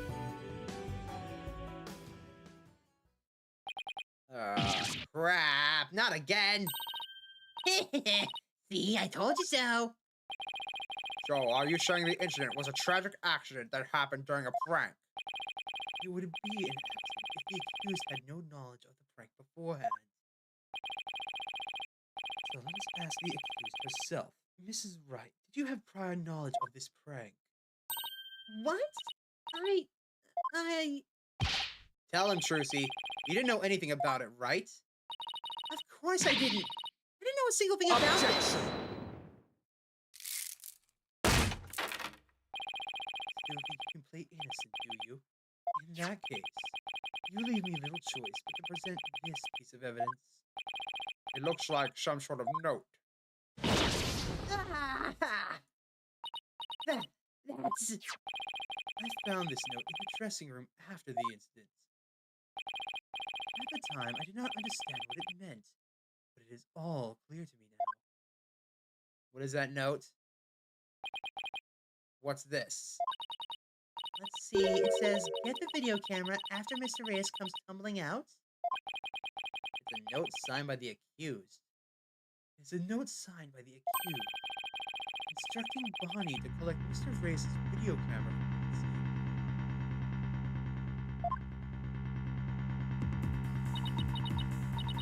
I don't get it. That doesn't make any sense. I found it in the dressing room before the show. When I saw it, I realized that Trucy knew about the prank. It does bear her signature. I'll give you that much. Let me see that thing. So the defendant had prior knowledge of this prank. Hold on, Your Honor. I need to do some scrutiny.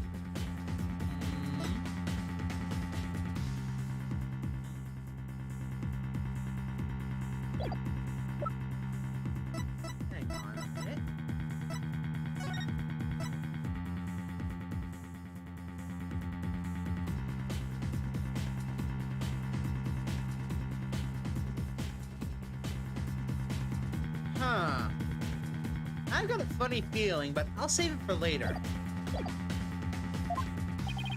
It appears so, yes. When she learned about the plastic trigger, she decided to use it for her own advantage. So she thrust the steel sword into the coffin, where the victim stood chuckling. Is that not what happened? Of course not!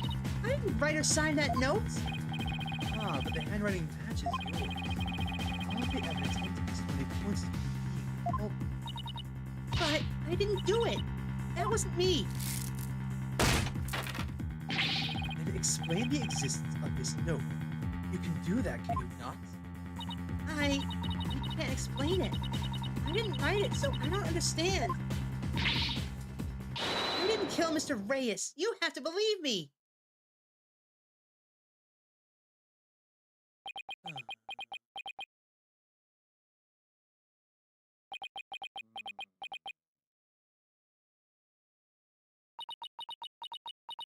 Why are you all silent?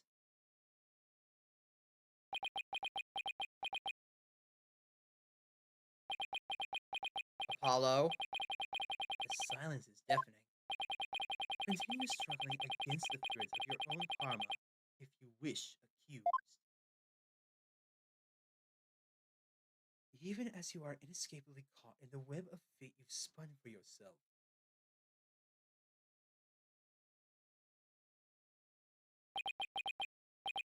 Mrs. Wright, it is time to resign yourself to your fate. No, I didn't do it.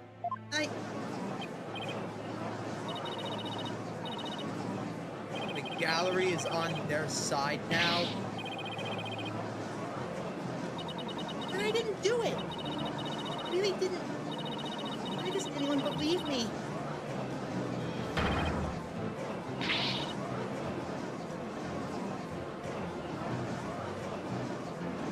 Apollo, do something. It's bad. Oh shit, Sherlock, so what are you gonna do about it? I suggest we put an end to this tragedy now. Give your official ruling. Let us offer the victim's soul the last rites it deserves. Very well. I suppose I have no other choice. This court hereby finds the defendant, Trucy Wright.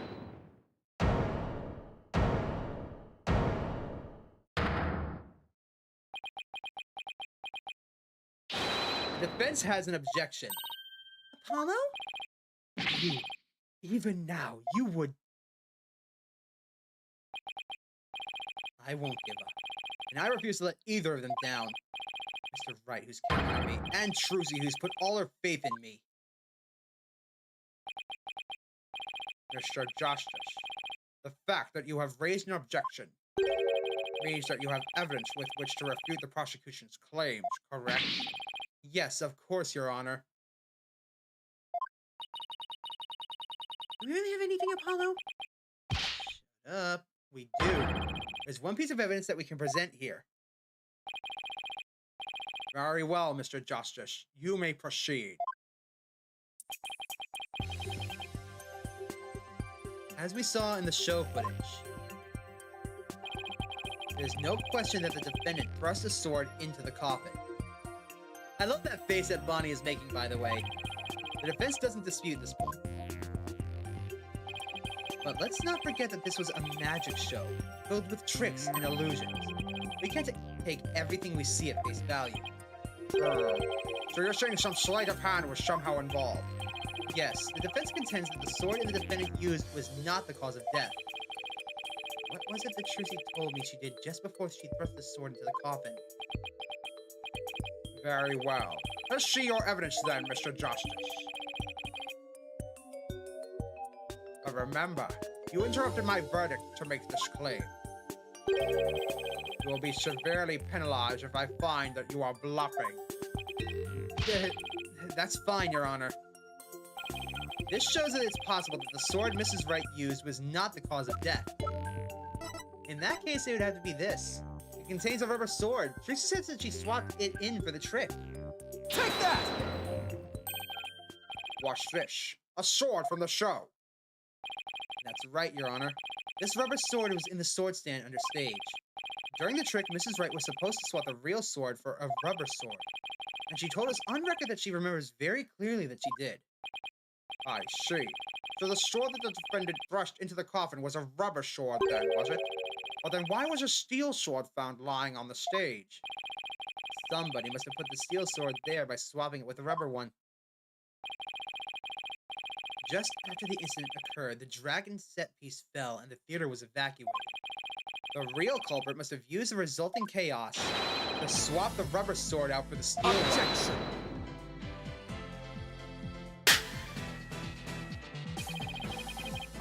Do not know when to give up, Stinkbug. That is not possible. Blood was found in the coffin hole the sword was thrust into. It must have been left there when the accused withdrew the sword. This is incontrovertible proof the sword was used. Was the steel? Objection! But the blood could be the result of someone tampering with the crime scene after the fact. After the set piece fell and the audience was cleared out of the theater. There was plenty of time for somebody to go and plant that blood. Objection! The sword the accused used was a rubber one. Then, what exactly do you propose the victim was killed? Red. Given that Mr. Race was alive when he... Objection! Finding the answer to that question is precisely why we need to continue this trial.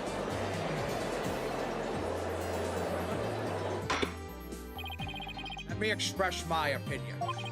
By all accounts, it is certainly reasonable to suspect the defendant based on the evidence. But, as to the question of whether the sword the defendant used was rubber or steel, I believe further discussion is warranted. I suggest we hear from the defendant herself on this issue. Very well, Your Honor. Yes, I saved it. Somehow. Too close for comfort, but still. Let's adjourn for a brief 15-minute recess. I advise the prosecution and the defense to use this time to prepare.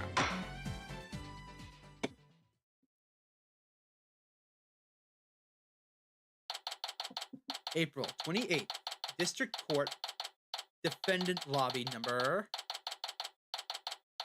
3. That was hairy. Tell me about it. We barely made it through by the skin of my teeth. I can't say I'm crazy about that prosecutor Sadmati either. You know, with the way he says let it go and move on as if it's nothing. Let go and move on, huh? Whoa, boy, am I interrupting a secret conclave of villains or something? Got your next evil scheme in the works already? What do you want? Keep making that face, champ, and everyone is gonna change the channel. Look this way, Trucy. Now smile for the camera. Let's see those pearly whites. Isn't that what the Grand Marnier Creed tells you to do? How does it feel, Trucy? Everybody online can't stop talking about you. They're calling you a real witch out there. Could this be the end of Troop Grand Marnier? Go away, you creep! Oh, what's this? Something just charged into the frame. Looks like a yellow gorilla or something. Could it be Trucy's pet? Filming is prohibited inside the courthouse. You want me to get the bailiff? Filming? What are you talking about? I don't even have a camera on me. Huh? What happened to the camera? It just disappeared right before our very eyes. I'll be enjoying the rest of the Trucy show from the gallery. I put out a call for Trucy's fans to come and support her earlier, by the way. Bet I'll get some great footage out of them. This is gonna be good. Hang loose, baby. He called in some of Trucy's fans. For what purpose? Apollo? That thing Mr. Reddens just did. That was some high-level sleight of hand. Huh? Why would he know how to do something like that? I don't know, but he definitely has some serious magic skills. No way, but I thought he said magicians were a bunch of no good for nothings. Mr. Lawyer. Oh, hello, Bonnie. Can I help you with something? Well, it's something that's been bothering me. Really? What is it? Well, you see... Hey, dummy, what are you whispering to Lobster Boy about? Betty, Who the heck do you think you are? Are you crazy? Do you want a piece of this? You know you have to talk to me first before you do or say anything, you harebrain. But it's not your mouth, you dumb bunny. Come with me now. I wonder what was bothering her. There's no way we're finding that out with Betty constantly hovering over her like that. Court is about to reconvene. Will you be alright testifying? Yeah. It's just, I wonder what Mr. Rettins has up his sleeve. Now he's bringing in actual fans. Yeah, probably not. I wonder what it has up his sleeve, too. Better not be trying to get under Trucy's skin right now of all times. You're Trucy right, and you'll be fine. Oh, there goes Apollo with his best trick. That's right. Whenever I'm feeling down, I always just tell myself I'm fine. All right, I'll give it a try. I'm Trucy right, and I'm fine. Thanks, Polly. I think I can do this now. Atta girl. Good luck up there on the stand. You'll do great. Thanks, I'll be fine. I can do this. All right, Justice. You can do this too. I'm gonna focus on the rest of the trial.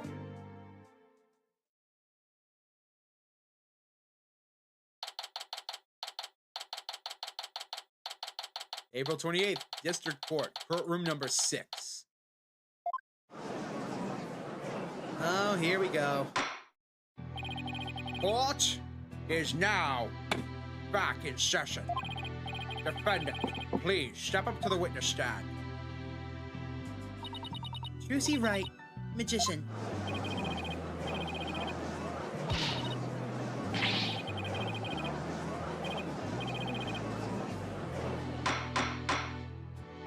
Order. The gallery will be quiet, or I will have you all thrown out on the spot. What's with all the hecklers? I bet they're the fans Mr. Reddins invited.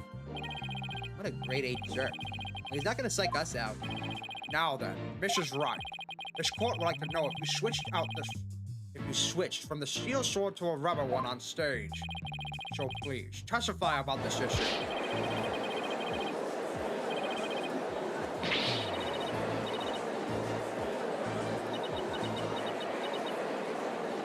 I will have order. Silence, all of you. I won't tell you again. Mrs. Wright, you feel able to testify? Yes, I'm fine, Your Honor. Trucy. I knew I shouldn't have let her go through with this. I'd like to make a small request. How about instead of testifying with words, I show you exactly what happened? Would that be all right, Your Honor? You can witness my stupendous sword-switching magic and judge for yourselves. In spite of everything, she's still smiling. Trucy's amazing, isn't she? She sure is. She's doing just fine up there. A true entertainer always keeps a smile on their face. She's faithfully following the true Primaria Creed even now. She really is something else. It's showtime for magical girl Trucy Wright. Watch carefully now, everyone. Alright, show us how the trick works, Trucy. Ladies and gentlemen, please focus your attention on this sword. Allow me to demonstrate just how sharp this blade really is. Yes, yes. See that? No tricks, no gimmicks, a very sharp sword indeed. Now then, ladies and gentlemen, watch as I take this sword and... Presto sordo! There, I switched it. And now... Hup! Ta-da! As you can see, the blade is not steel, but rubber.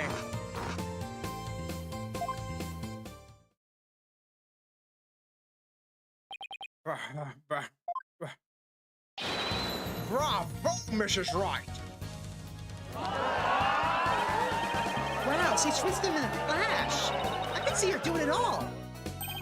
He's completely turned the room around. Take that, Rettins! The hecklers are being drowned out by all the cheering. Where did the steel sword vanish off to, Mrs. Wright? In order to deepen our understanding of the case, please tell us if you would. I'm not asking out of mere curiosity, just so you know. I usually hide the steel sword backstage when I switch them during the show. So when you thrust the rubber sword into the coffin, the steel sword wasn't even on stage, but behind the curtain. Exactly. But you see, there is a trick and a gimmick to it after all. That's where the steel sword went when I performed the trick just now. That's a secret. I wouldn't want to spoil the magic for you now, would I? Oh, That's our Trucy. Yeah, still. Mrs. Wright, that part where you spun around, that's an actual part of the sword switching trick you did for the show, right? Right. The other parts, like the apple, were just to help with my explanation here in the court.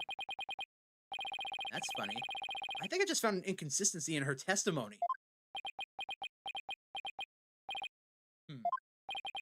It looks like I'm not the only one. I don't know what it's doing there, but now I've found it. I have to get to the bottom of it.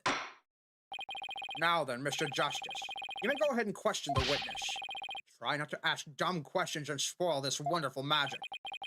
I thought this was supposed to be my cross-examination, thank you.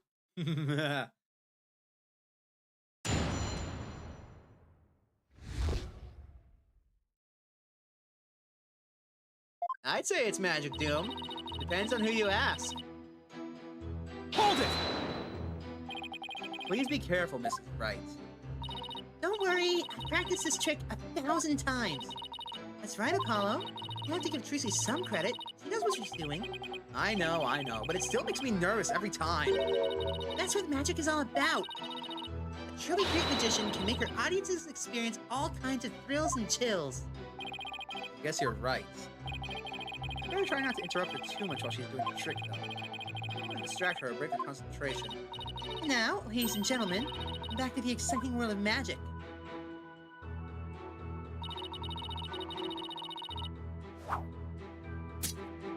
Hold it! Mrs. Wright, please don't swing that big dangerous thing around. Somebody could get hurt.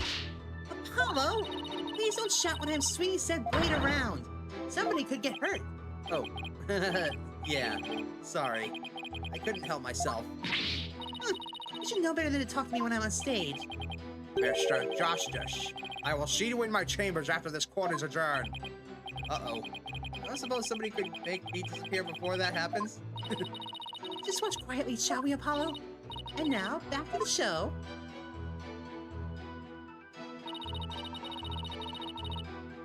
You know what? I'm gonna let you guys, press her on everything. So go and get the game yourself.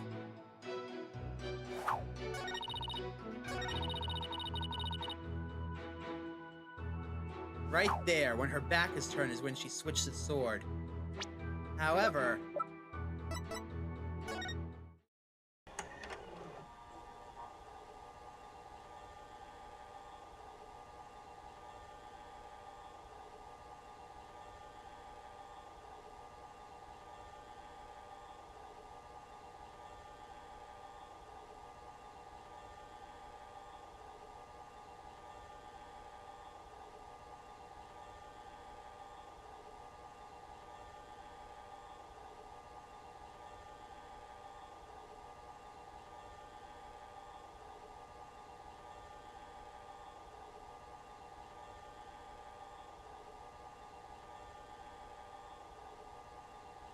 We didn't see her spin right here, did we?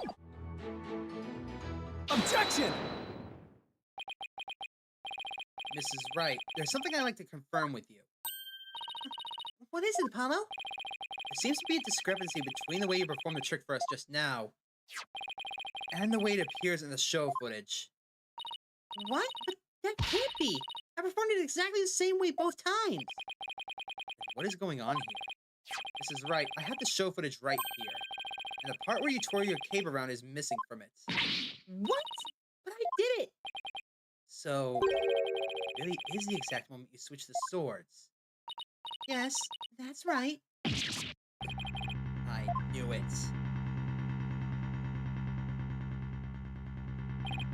Well, I certainly never expected the defense to expose the accused live to me. Mr. Justice, does this mean that you are arguing that the defendant did not swap the swords during the actual magic show? No, Your Honor. That wasn't my intention. I mean, I did swap them. I know I did. I'm absolutely sure of it. human memory is unreliable at best. But in this case, I'm afraid that it is the witness herself who cannot be trusted. We can see the footage for ourselves, which claims of this witness are false. But Now that it has been proven that the accused did not swap the swords, it means that the use of the steel sword to pierce the coffin was wholly intentional. And by the way, was it not you, Mr. Justice, thought that Mr. Reyes' death was not an accident, but I assume you have no objection to that still. It was, after all, your own assertion. The defense... Objection! the defense has an objection. To you, Apollo. How about you withdraw the discrepancy you just pointed out now? There is a discrepancy, and it must mean something. I'm sure of it. Will the defense team kindly save their spat until after this court is adjourned? Now, for all this debate, it seems we come back around to the original argument. The defendant knew about the prank plan that would place the victim inside of the coffin. What's more, the defendant did not perform the sword switching trick on stage. Through her actions, I'm afraid I have to come to see the true intention of you. Her murderous intention. It's such a shame. But I did switch the swords, I swear. You're knee-deep in it now, Justice. Do I need to hit the gavel again? I will. Very well. Hold it. Excuse me. Let's see. You are... which one again? Benny? No, that's not it. Bossy? It's Bonnie. You're mixing the two names together, Your Honor. Oh, pardon me. And do you have something you wish to say, Bonnie? Yes, Your Honor. I'd like to testify. About what? The more I think about it, the less possible it seems. I don't believe Trucy killed Mr. Reyes. Bonnie? Hold it! Hey, what's the big idea? Such an incredibly gifted and talented magician would never commit murder. I refuse to believe it. What are you talking about, you harebrained hare? You keep your trap shut! I got a bag of baby carrots for you, so chew on those and pipe down. No, I won't be quiet. What's the matter with you? Didn't you hear me? Trucy said something to me once. Huh? She said no matter how scared you get, no matter how mean people are to you, you can't give in or give up. That's what being a professional magician is all about. Isn't that right, Trucy? That's right, Bonnie. I've always been afraid to stand up to Betty. Afraid to defy her, so I did what she said. When I saw Trucy today, she gave me strength.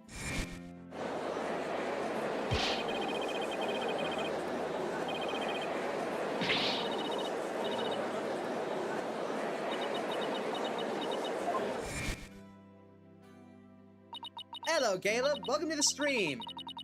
Thank you for tuning in. This is an insane case so far. We started with having someone who's actually a twin, and now we're having just magic. Magic is the only thing I can say right now.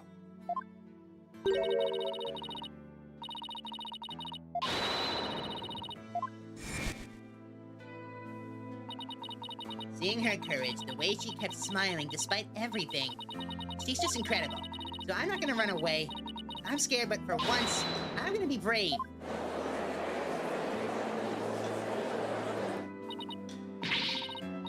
What have you done to my sister, Trucy, right? You practically brainwashed her. It's the power of Trucy's conviction. That's what that is. It's touched Bunny's heart. Yeah, Trucy really is one magical girl. Bonnie, is the topic of your testimony related to that thing that was bothering you? The thing you tried to tell us about in the lobby during the recess? Yes, ever since I saw the show footage, something's been nagging at me. I'm not exactly sure what it is, but something is off. I feel like something about it is different from what I saw on the stage. What do you mean by that, Bonnie? I wonder if what was shown on TV is really the same as what happened on stage. Objection! course it is.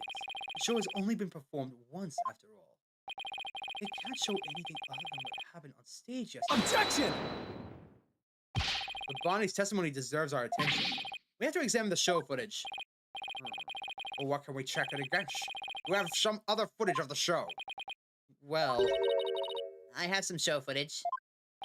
you do? One of the TV station's cameramen said he was a fan of mine. He kept his camera on me throughout the whole show. And then afterwards, he gave me the footage he shot as a present. He did? To tell you the truth, I thought it was kind of creepy. I was gonna get rid of it. Hold it! Please submit that footage to the court. Now then, let's take a look at this new footage. This should be good.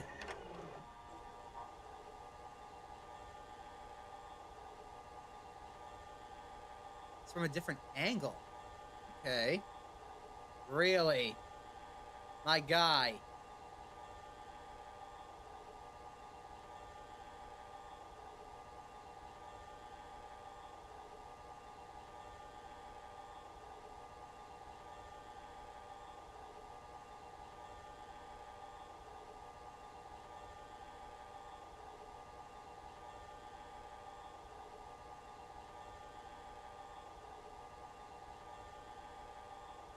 Wait a minute.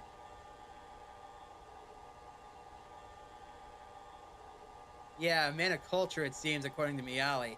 But I noticed something different about that footage. Wow. Okay, then.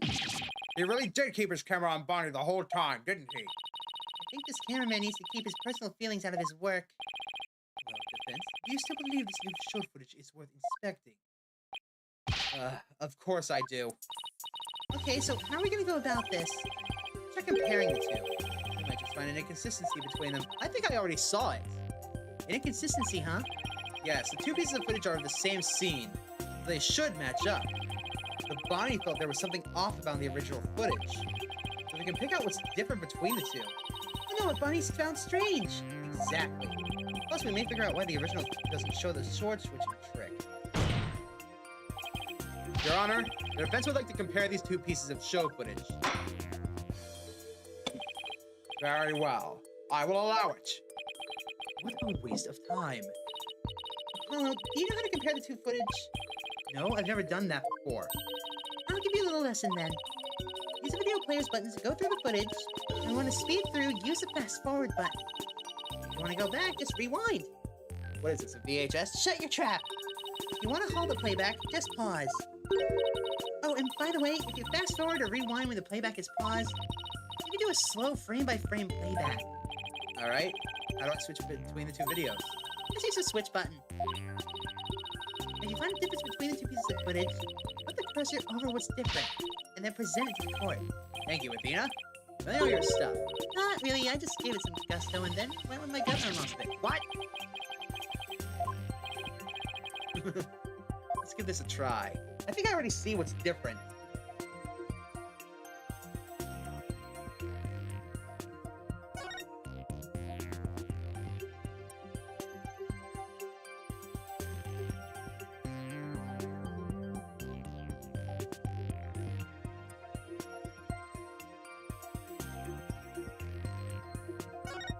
And right here's where the smoke should be appearing, yes.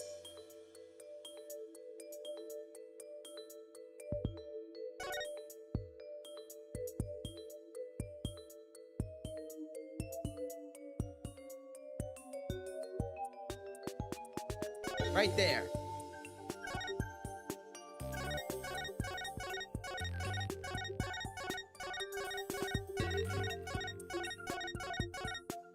I don't know.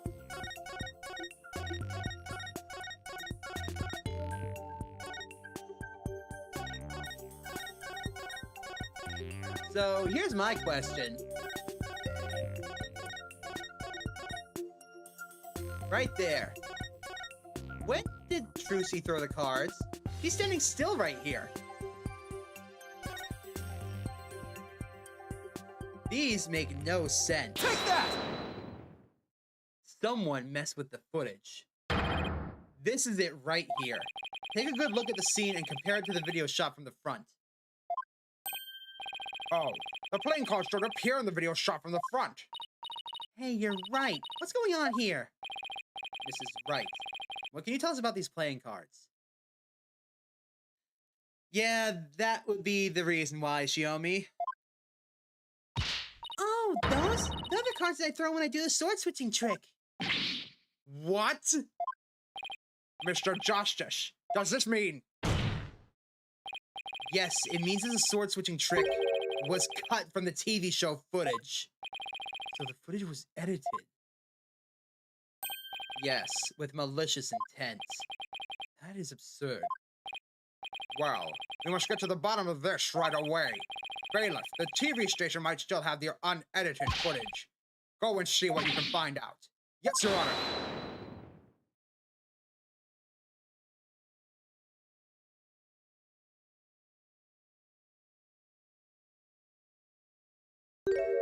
What the hell do you want? It's you. Now hold up, Your Honor. This is all just a big misunderstanding. Believe you me. Never got a chance to defend himself before going around and pointing fingers. And who might you be? Right. Sorry about that. I got ahead of myself there. Here's my business card.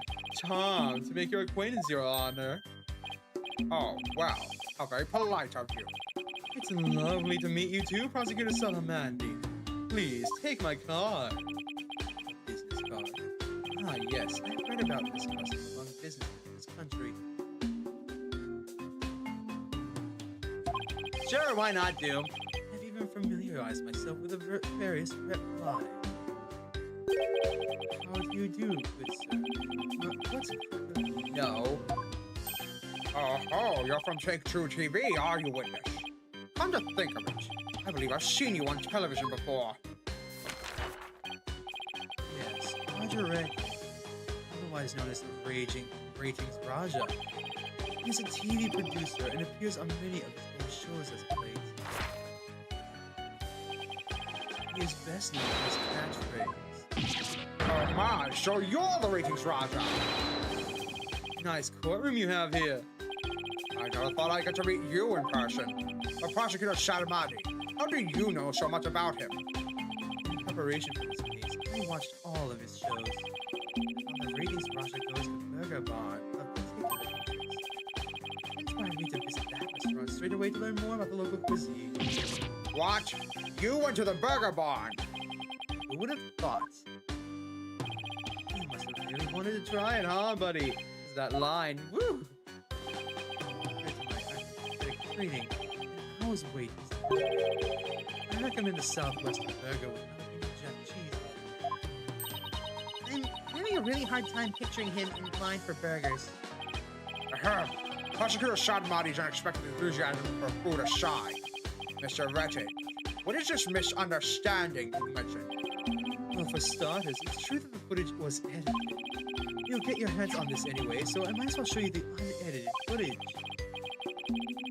It's a pretty long video, so I'll just show you the part with the playing cards. You can see the cards when Trucy spins around, so keep your eyes peeled.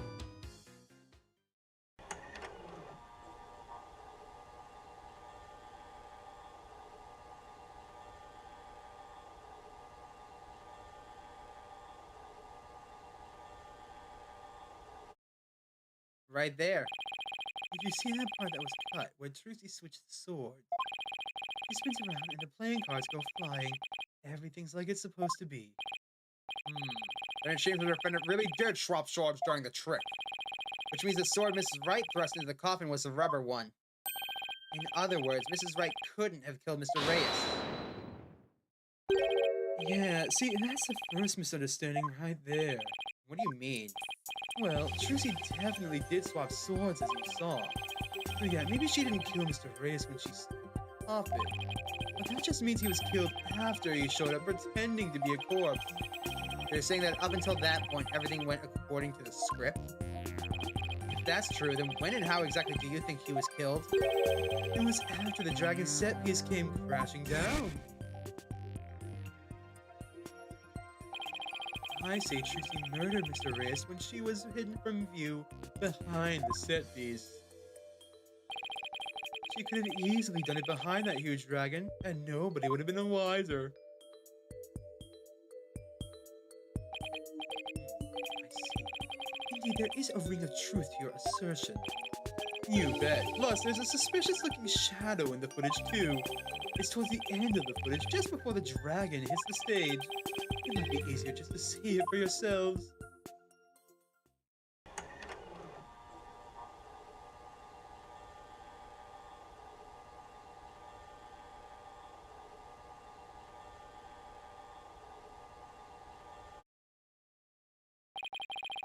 It's only for a split second, so it's hard to catch.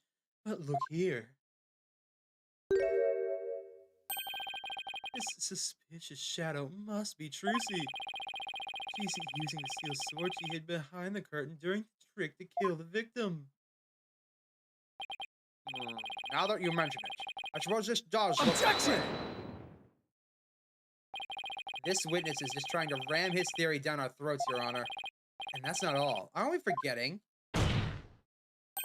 that the witness willfully edited the sword switch out of the footage? You see, there's your second misunderstanding right there. Your Honor, would you mind if I testified about it?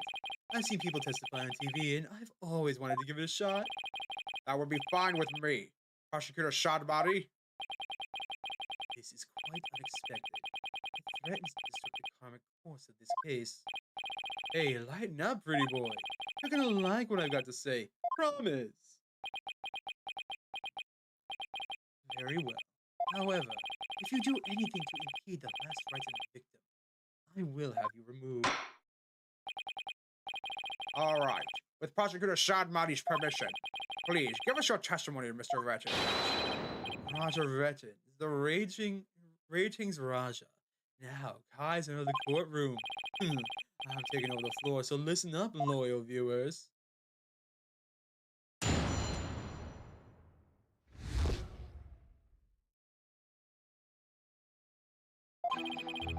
Footage is meant to be edited, I tell you. Scenes are spliced together, and long or boring scenes are cut out. All the stations edited footage this way. It wasn't like it was done maliciously or anything. It was just a coincidence that that particular scene was cut. It wasn't intentional. What? You got some proof that I had an ulterior motive for editing that footage?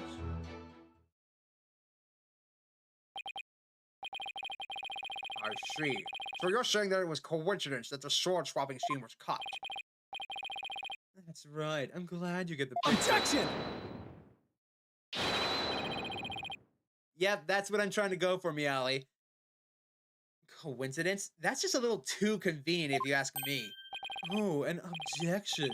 Oh, very cool. It sure packs a lot more of a punch when you hear it live.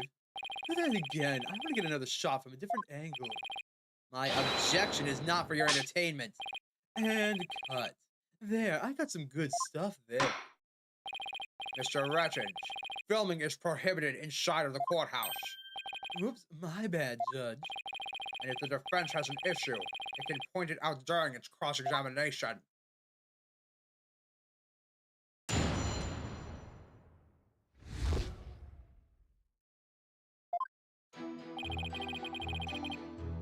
Hold it! Alright, let's see. Really? I've never heard anybody say that. It's common knowledge in the TV world. You got any idea what a snooze cruise it'd be to watch a magic show without any editing? A magic show like that one, anyway. That was ice cold. Anyway, editing is what makes TV worth watching.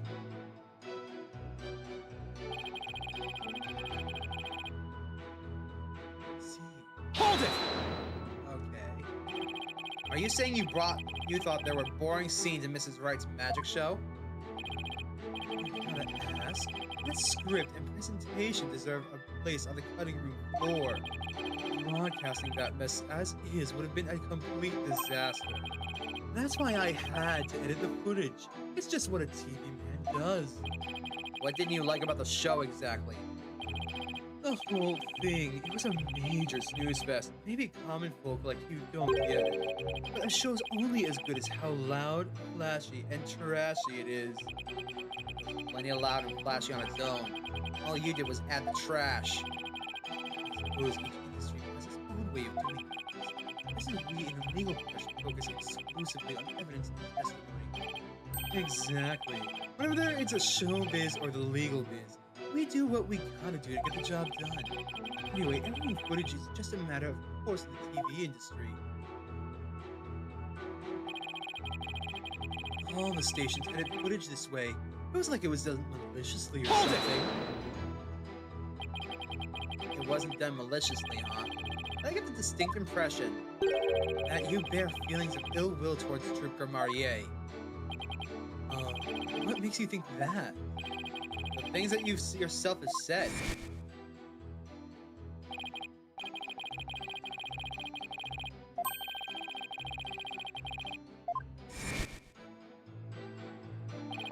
And I also get the impression that you felt this way for a long time. Words such as those can be interpreted in many different ways. For example, though I bear the defense no ill will, I would not hesitate to say that he is the good-for-nothing lout of a lawyer. You bear me no ill will. You could have fooled me. And yet it is the truth. I'm only strict on you, as it seems you are strayed from the path. If you have any objections, Mr. Justice, please make your case with evidence in the future. Mr. Rettins, please continue your testimony.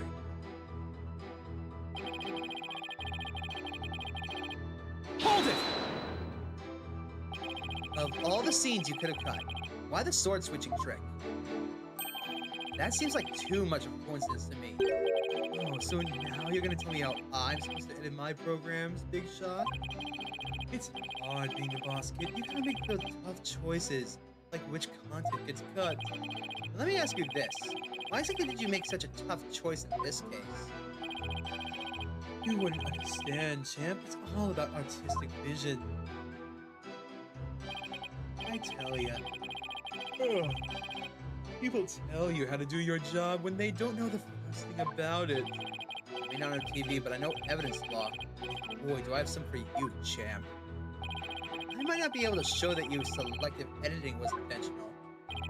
However, I know you bear the defendant ill will, and this is the evidence that proves it. We can finally call him out on this thing. Behold! Take that! Oh, what's that you got there? This is the contract you had Miss Wright sign just before the magic show.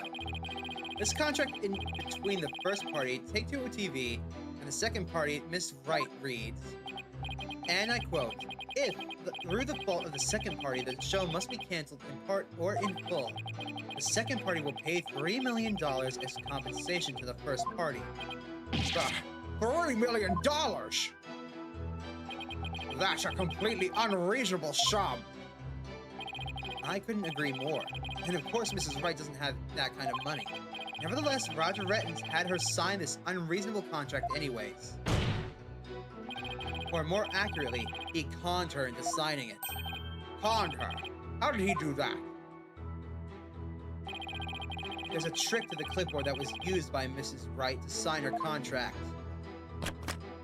It houses carbon paper that can secretly copy her signature onto other documents. Oh, come on now. That's quite a nasty accusation you're slinging my way. For starters, you don't have any proof I had anything to do with that carbon paper stuff. Just because Trucy and her agency can't pay up doesn't mean I conned her. But $3 million? That's totally out of reach for the average person. In any case, this is important new information. Please, add it to your testimony, Mr. Rettins.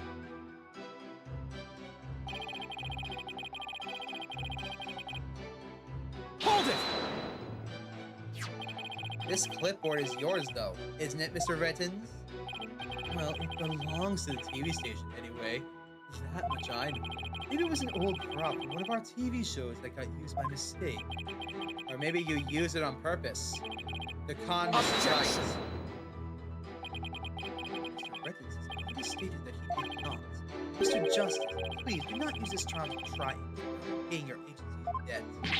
That's not what I'm doing. Professor Rettins is connected to the carbon paper, huh? Trucy's signature was copied onto the fake contract. Then there must be an original contract that Trucy actually did sign.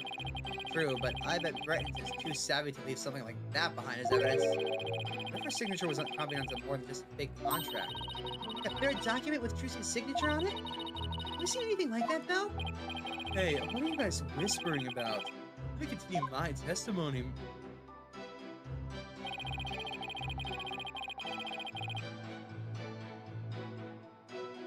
Hold it! What other scenes did you cut from the footage? Oh, no others, I guess. You mean you only edited out the sword-switching trick scene and nothing else? Don't you think that's too much of a stretch to claim as mere coincidence? Objection! No matter how artificial you find it fair, stranger things have happened on their own. That is, unless you have something with which you can prove otherwise, defense. Well, You have a criticism of Mr. Brett's testimony. Feel free to counter the evidence. Well, Apollo? sure make things easier if we had some. I think the defense team needs to be edited out of this trial. That's what they need. I'll have to clean up this footage later. He hasn't really gonna put this on TV, is he? What if Trucy's signature was copied, huh? We don't have any proof. That's why our agency is under siege right now. True. Do we?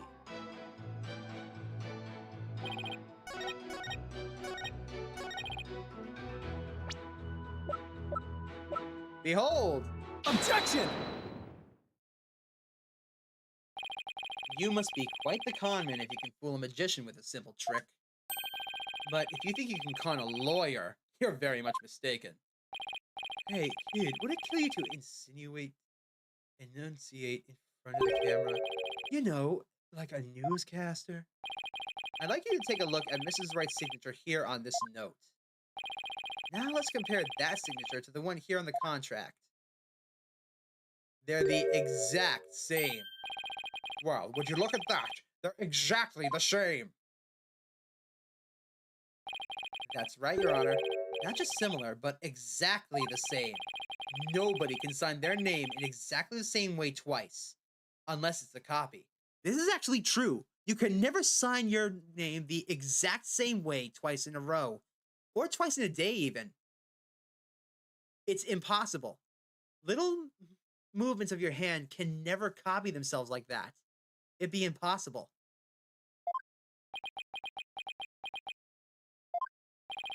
These signatures are proof positive that you conned Mrs. Wright. And they definitively prove your malicious intent. Say, not bad, lawyer guy. I didn't know you had it in you. This is really getting interesting now. We'll get great ratings for sure. Don't try to dodge the issue, Mr. Rettins. The fact is that you bear ill will against my client. The show footage was definitely edited with malicious intentions. Isn't that right?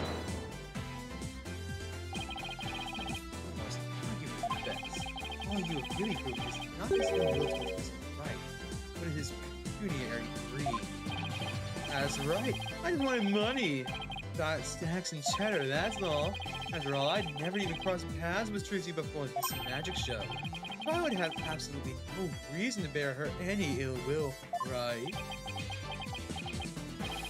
Didn't bear any ill will, huh? That chance. This guy definitely has some major hate for Trucy.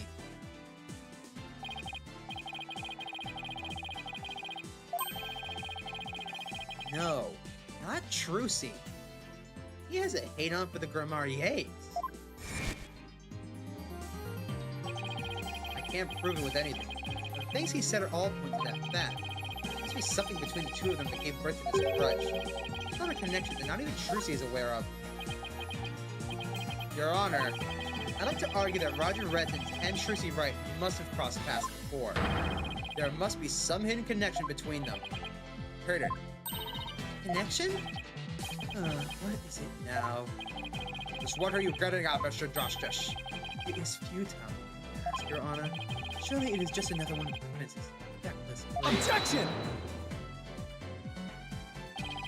You don't seem to have a very high opinion of me. Once you hear my argument, I wish you'd taken me a whole lot more seriously. Will I really? Very well, then you proceed. You figure something out, Apollo? Nope, not a thing. What? It's just some good old-fashioned bluffing. Courtesy of Mr. Wright's fine training. I hope you know what you're getting yourself into. If you're going to make such a bold claim, Mr. Justice, I hope you're ready to elaborate. What is this hidden connection between the defendant and Roger Rettins? Hell no. No. Phoenix would kill him.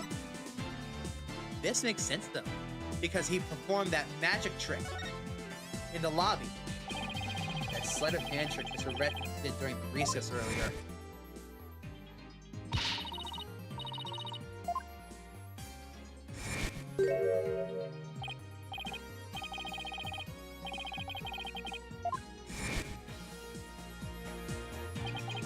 What if Mr. Rettins is a magician too? Watch carefully. I believe it's up to the defense to fill in the blanks, not me. Well, if he is, he may have had some conflict with Mrs. Wright somewhere along the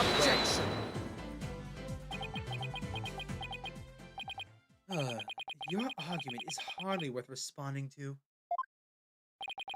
But by all means, please do continue. As a passage in the sacred scriptures of Curanism states, he who gives a sermon to a monkey is himself a monkey. Yeah, it doesn't matter what you say to a dimwit, he isn't going to get it anyway. We saw Mr. Rettins perform a magic trick. He made his video camera disappear in the blink of an eye. Well, I think it would be pretty funny if I were a magician. You must have been seeing things. You want me to introduce you to a good eye doctor? If a connection as tenuous as that is all it takes, and every magician in the country could potentially bear ill will towards the accused. I guess you're right. You're not the sharpest knife in the drawer, are you, short stuff? You would do well to cleanse that putrid mind of yours in the holy waters of Mount Ponepone. 3 days under a frigid waterfall, and even you should rise to the level of a monkey. A numbskull for a numbskull. This numbskull has thick skin, so there. I think I get what they're driving at. Even if he is a magician, it's not exactly a reason to bear a grudge against Trucy, is it? Hold on. I can think of one person. One magician who has a reason to bear a grudge against Trucy. Or rather, one magician who has a reason to bear a grudge against the true Grimoire. Oh?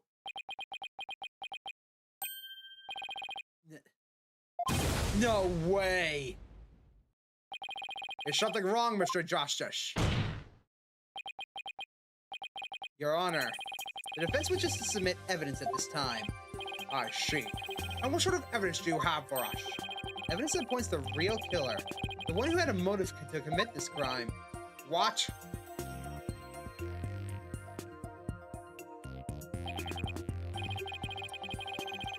And what have you come up with this time, defense? Trucy Wright is the sole heir to Droop Grimoire and its name. This puts her as square in the crosshairs of one particular magician. And this piece of evidence points to that one person with a grudge against Mrs. Wright. The 13-year-old poster. Take that! And who exactly are you... And who exactly are you naming, Mr. Justice? 13 years ago, the great Mr. Reyes belonged to Troop Grimoire. But then the troop ousted him, and Mr. Reyes vowed to get revenge on them someday. And what better way to accomplish that than through the ruination of their sole heir? Well, Mr. Reyes is the victim, Mr. Justice. You named a dead man as your suspect. Is he really dead? What do you mean, is he really dead? The fact that Mr. Reyes is the victim is what's throwing you off. And how's about we consider this possibility? What if the man who died on that stage yesterday wasn't Mr. Reyes? Ah,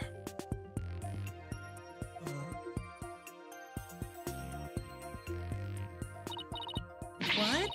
You mean the victim was an imposter? not Mr. Reyes. Then what about the real Mr. Reyes? It would mean the real Mr. Reyes is still alive. That's absurd.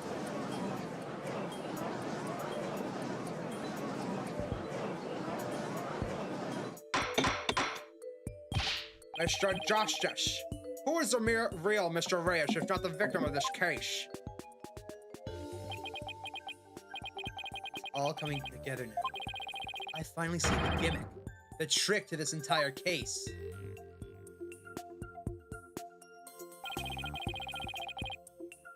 This should explain everything, Your Honor. The real killer, the one who hated Trooper Marie and wanted to sully its name. The magician lurking in the shadows who set up a fake Mr. Reyes in his stead.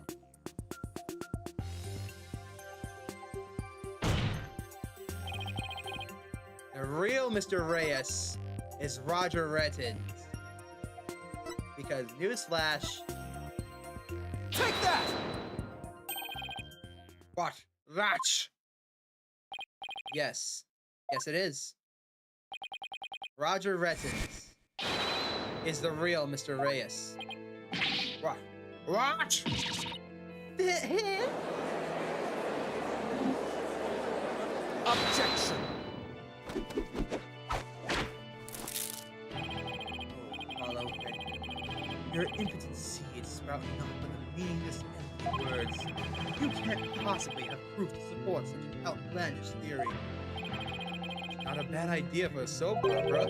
Not even die-hard fans of the genre would stick around past the plot, past the pilot. You want proof? Well, I've got proof. I can prove it by proving that the Mr. Reyes in yesterday's magic show was a fake. And I can already see it! Where's its scar? And to do that, I just need you to look at this spot on the poster. Take that! This is the injury Mr. Reyes sustained while practicing a magic trick 13 years ago. However, the video the victim shot of himself shows no trace of that injury. Oh my! You're absolutely right! Now then, Mr. Rettins, what do you suppose we'd find if we took a look at your right forearm? Is there by chance a nasty 13-year-old scar under that sleeve of yours?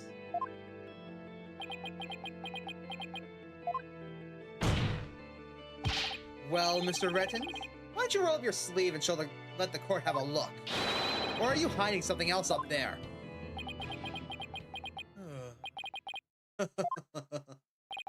Come on now, I have nothing up my sleeve. I don't need to hide anything up there because I require no tricks or gimmicks. For you see, my magic is the real deal.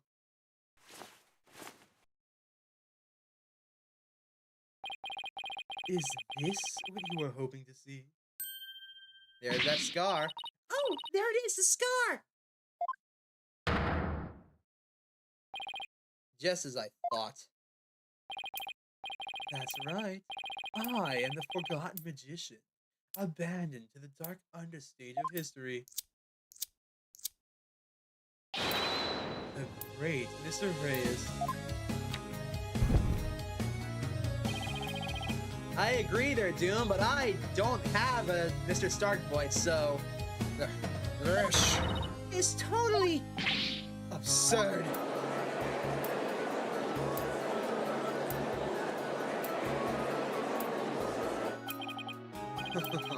How ironic, wouldn't you say, that this odious mark carved into me by Trooper Marier will bring me back into the limelight once more.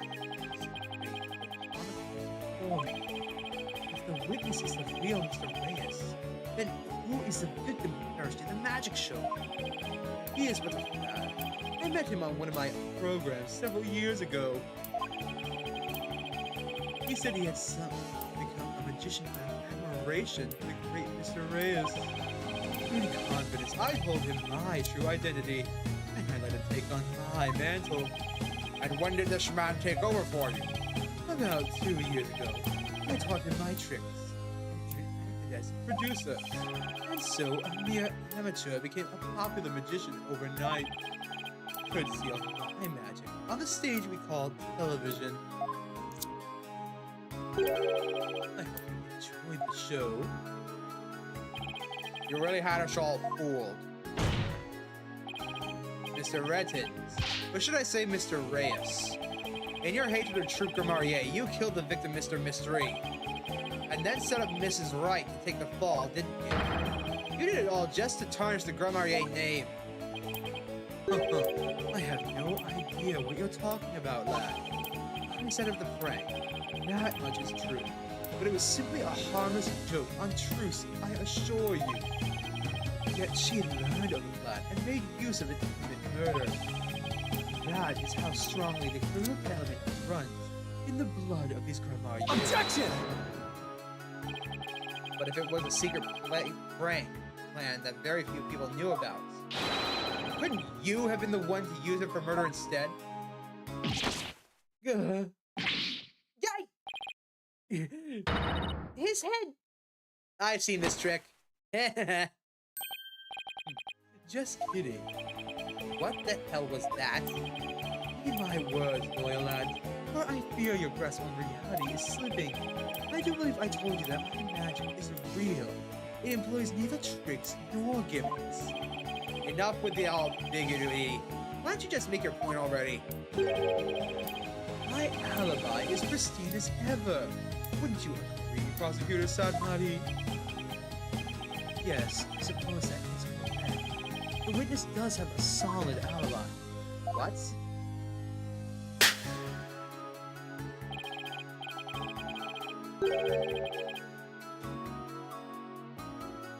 Recall, defense, that at the time of the magic show, Mr. Rettins was a take-two TV. The fact that many people can easily test it. Oh, crap, that's right! I forgot about the freaking alibi. So what do you think, Your Honor? Wouldn't you like me to testify on the matter? Yes, I think you better. Please tell the court more about your alibi. Very well then. On with the show. Are you watching Magnifique Grimarier? Hey! What, you? The hell with that?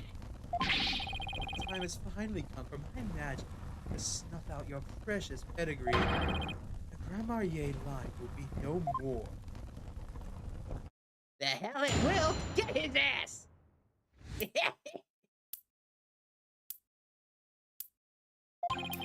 I was at the TV station at the time of the Playhouse performance.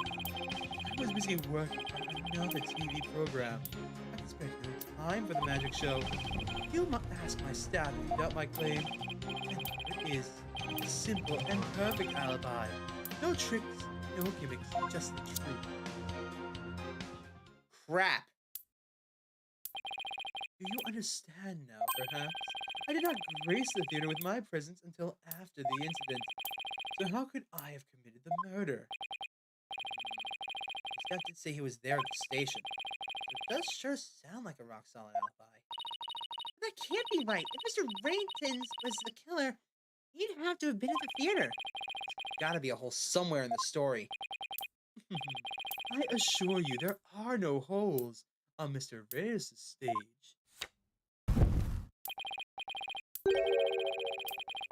No tricks, no gimmicks. True magic doesn't need trapdoors to escape through.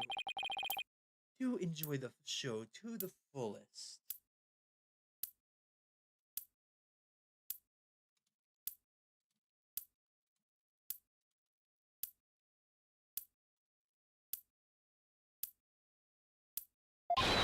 And my real alibi.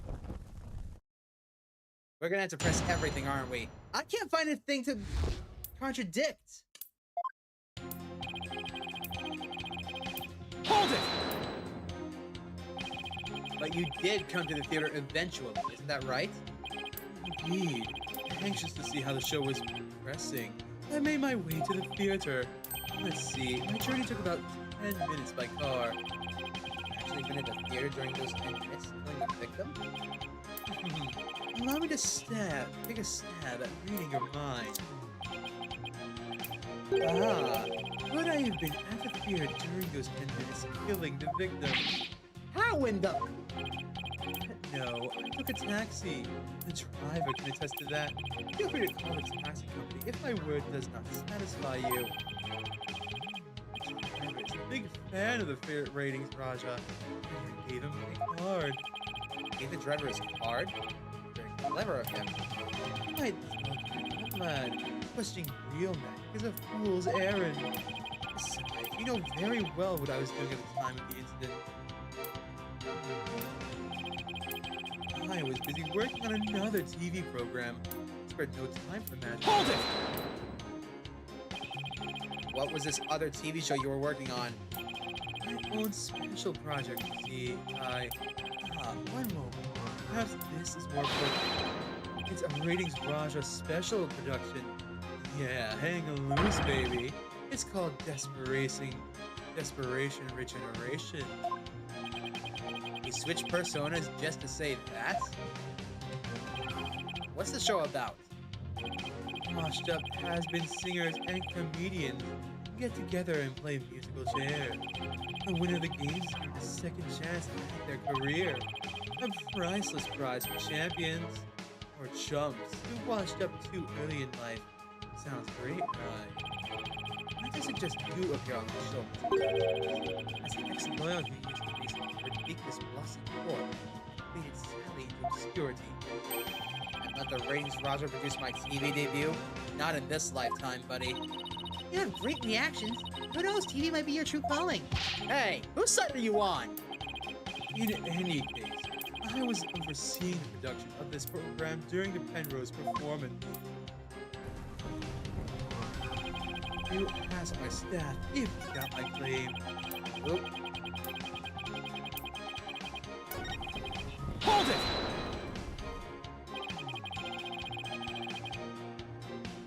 How do we know staff members aren't in cahoots with you? I make it my business to perform solo. My magic has neither need nor want of assistance. Hold on. What's wrong with the gavel?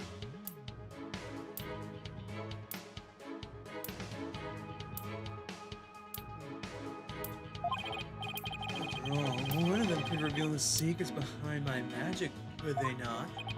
So this is a theme song, Moss? It's pretty catchy. It isn't just anybody, huh? It's the complete opposite of Trucy. There were many people back in the studio audience who saw the witness as well. Even if he had been able to persuade his own staff powerfully, he could not convince so many people, so many complete strangers of his sake.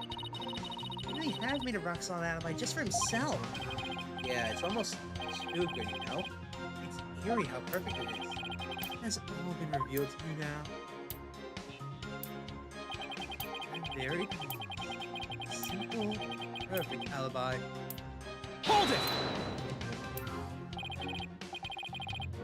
I've got it. You have a brother? A brother that looks exactly like you, maybe? Again with the twins business. You think the audience will let you get away with using some same gimmick twice in a row? If you do not believe in defense, why not investigate for yourself? Why, I'm sure your efforts will prove to be thoroughly fruitless. I guess the twins theory is a little far-fetched. We're in trouble. His alibi is really airtight. I believe we've heard enough. While I believe the witness does indeed harbor some ill will against the defendant, there is no reason to doubt that he was at the TV station at the time of the incident. Yes, the facts prove that it was impossible for the witness to have been involved with this crime.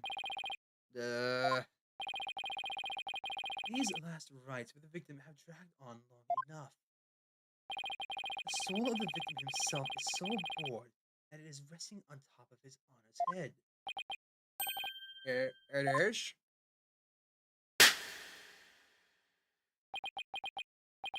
The time has come. Let us punish the sinner and guide the victim's soul to the Twilight Realm. Apollo, Trucy will be thrown in prison. I'll be out of a job. But if you catch the tasty fishies, can you sell me some at a good price? I told you I have absolutely zero intention of getting on a tuna boat. Think, Justice. You have to figure this out. Think. It's no use. I can't find a single flaw. So what now? Behold, my never-ending magic show. Come for the awe-inspiring showmanship of the great Mr. Reyes, and stay for my grand illusion for the end of time.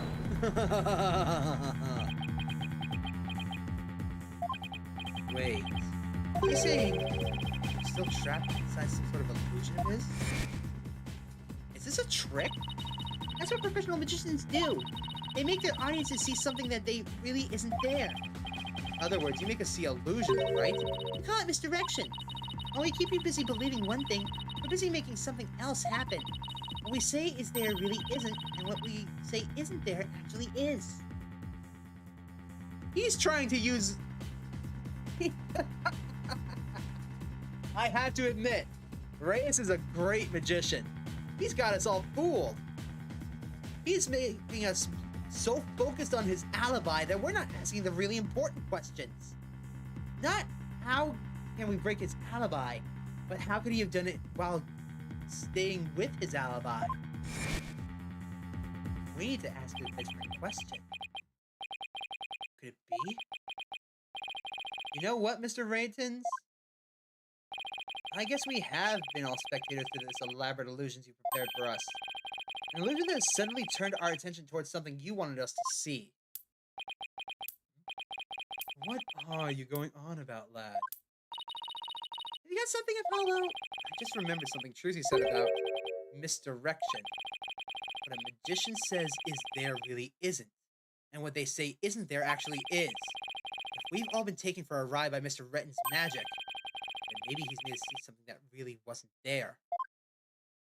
But what? It's time to rethink all of my assumptions about the case. What have we been made to believe was there when it actually wasn't? What have we been taken into the absolute facts of this case?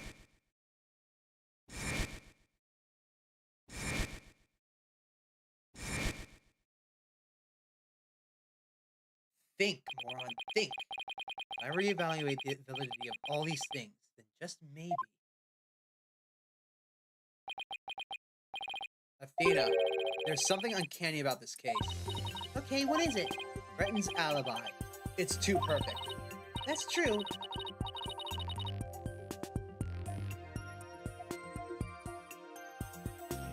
It's like it's impossible to break no matter how hard we try. Maybe that's the trick. Maybe that's exactly what he wants us to think. I'm not following. We're not making any headway here because we've been so focused on breaking his alibi. Oh, I think I get it. You're saying he's using misdirection on us, right? It's definitely possible. Oh, well, the difference care to share with everyone that they're discussing over there. Your Honor, we believe that if we were to reconsider a certain assumption, we may finally arrive at the truth. In fact, I think we'll even finally see who's hiding behind the curtain, so to speak. And what is this certain assumption you're thinking of? This is the one key assumption we've been taking for granted this whole time. We know the crime scene's there. There's no way in hell I'm ever admitting that Rettons is not guilty. So I'm gonna say the culprit was on scene. What if the culprit was somewhere other than the theater at the time of the crime? What if there was some way to commit the murder without actually being there? If that were the case, then Mr. Retton's perfect alibi would become irrelevant. Objection! How could one person stab another to death with a sword without physically being there? Furthermore, we all saw what appears to be the culprit's shadow in the footage. Objection! That's the trick! But couldn't we just as easily assume that the shadow does not belong to the culprit? Well, if it's not the culprit, then who did it? Not 100% sure yet, but I'm pretty sure I'm on the right track. We've all seen something that looks like this shadowy shape before, Your Honor, during the magic show itself. In that case, please point out the show footage for us. This is the thing that looks suspiciously similar to the shadowy figure of the culprit. There's only one thing it could be. You're kidding, right?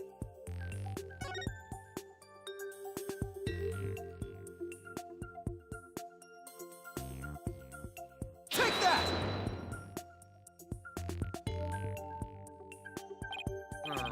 Mr. Justice, how does that even remotely resemble this shadowy figure?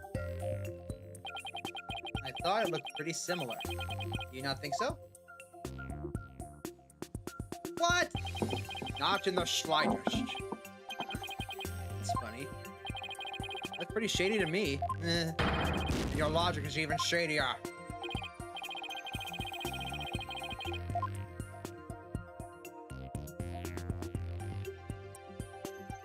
Go to the first shadow. Fair enough.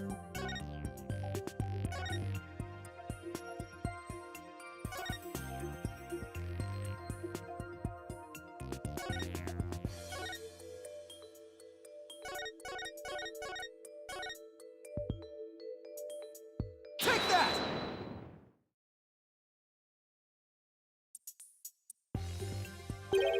Doesn't this shadow resemble the suspicious shadowy figure? Now that you mention it, it does, doesn't it? Mrs. Wright, could you identify the shadow for the court? Let's see. I believe that's Mr. Hat's shadow.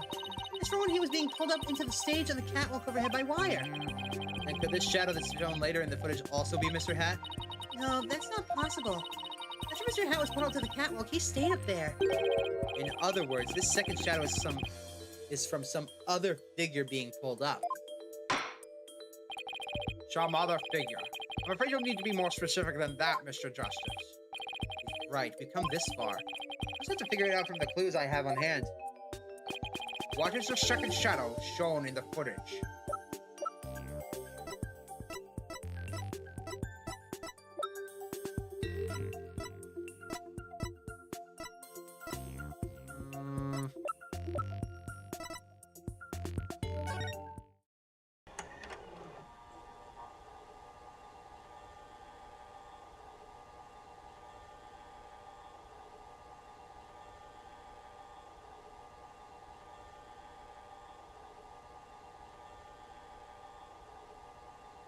What is the second shadow?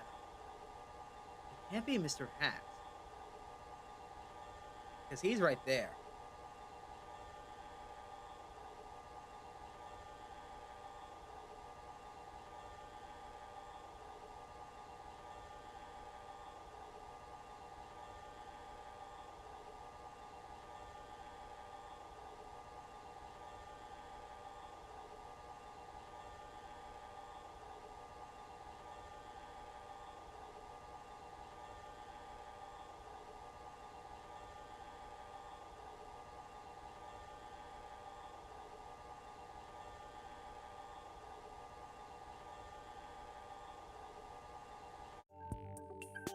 Wait a damn minute. Remember, when we came out from underneath the coffin, we got blinded by the lights. If that spot's exactly where I think it is, there's only one thing that could be. The lights were facing towards the stage. It has to be the body. How can I show that? Oh, here we go. This'll work. Not that button, you moron. He's wearing a...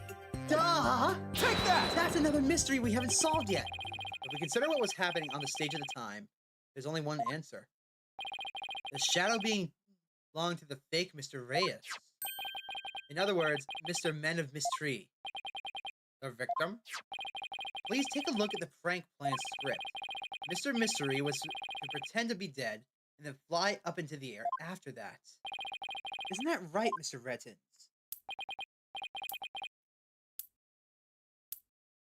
Indeed. And what of it? I contend that's exactly what happened.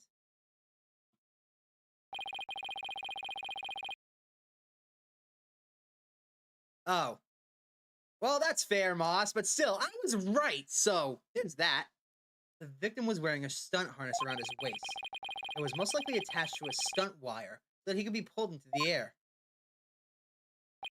So you're suggesting that after pretending to be dead in the coffin, the victim flew up into the air just as this prank script says? Exactly.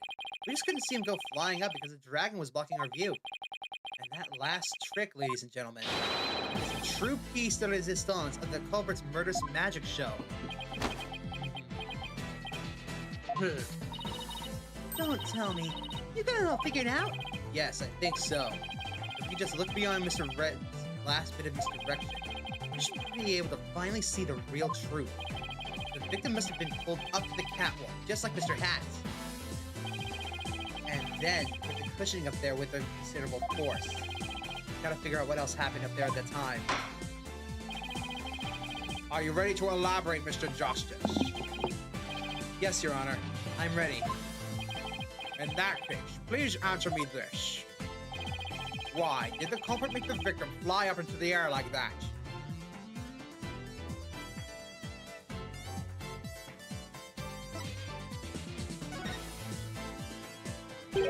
Just why did the culprit have the victim fly up after he appeared in the coffin? And how did the victim actually die, when he was only pretending to be dead in the coffin? If we can figure out how these two questions relate, the answer should become clear. What would it be? Mr. Mystery must have thought that he was still just part of the prank when he appeared on stage. He probably didn't suspect a thing as he was being pulled into the air. After Mrs. Wright was called backstage, and just as the set piece fell. But the culprit had already planted the real murder weapon in a cushion in the catwalk. It was probably a knife or a blade of some sort. What? You mean... Yes, it really was a magical murder. Just as the prank script said, Mr. Mystery was whisked up into the air, straight into a blade there in the catwalk.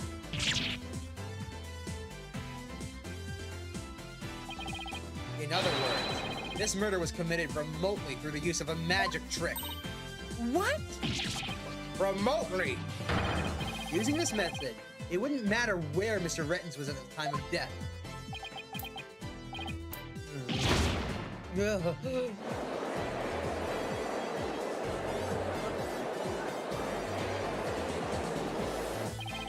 But how exactly does it work, Mr. Justice?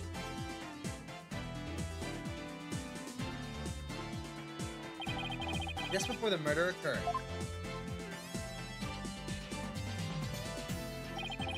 the dragon set piece was up in the catwalk. It and Mr. Men of Mystery were connected to each other by a wire at the time. By carrying out this prank plan, Betty made the dragon set piece fall, which caused Mr. Mystery to rocket straight up and into the blade in the cushion.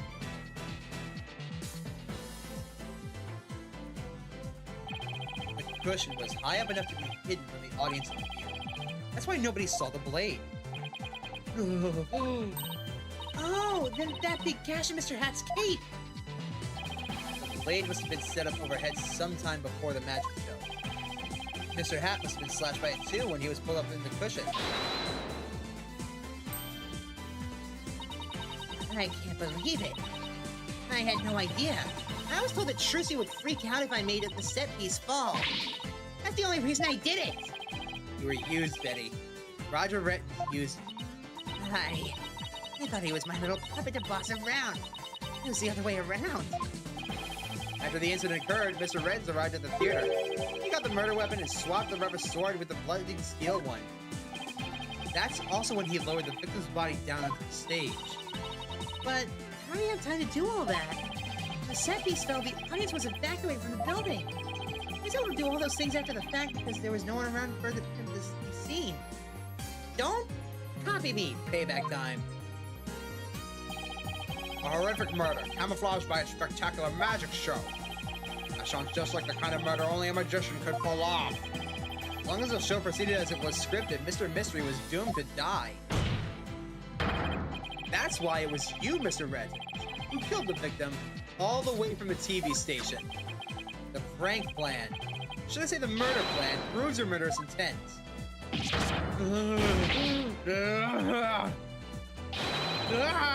Yay!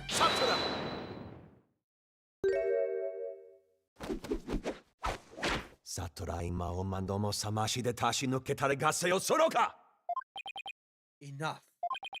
You dim-witted, ignorant, imbecile, putrid red pepper. He can't possibly have a counter-argument to make. Talk about not knowing when to let it go and move on. Do you have a rebuttal or something, Prosecutor Sadmati? No blade of any kind was found in the catwalk, which means you have no evidence to support your theory. But Mr. Rettins retreated after the fact. Which still leaves you with no way to prove your wildly fantastic remote murder theory. But without proof, does it not make more sense to believe the murder was committed there on the stage? That's where the bloodstained sword was found after all. That is a very good point. As the only person who could have committed the crime there on that stage. Trucy Wright remains the prime suspect. It would appear that what you call truth is little more than cheap parlor trick. In the end, you have done nothing to prove the accused innocent. It is time to at last let it go and move on.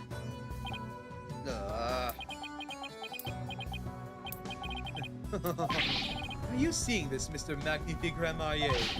My magic is exacting punishment on your granddaughter. Ramaye's name is done for. Yes. Hey, dance, Apollo! Good thing! Apollo, we need to hit him with a decisive piece of evidence here. I know. That's what I was thinking. Mr. Justice, do you or don't you have anything to prove that the witness committed this remote murder you propose? Of course I do, Your Honor. This entire incident was carried out exactly according to the script. Right. So theoretically, there should be no evidence for us to find or use. Which means our best bet is to see if something unscripted happened. There's gotta be something Rettins couldn't have foreseen. Once I find it, that's how I'll expose his murderous trick. Get ready, Mr. Rettins, because I'm about to reveal the secret of your magic. There are no tricks or gimmicks here. There's some good old-fashioned logic. He's doing the thing! Oh, it's new! As long as the magic show went scripted, the murder would happen without fail. Everything in this case was carefully planned so that no evidence would be left behind. One thing happened that definitely wasn't in the plan.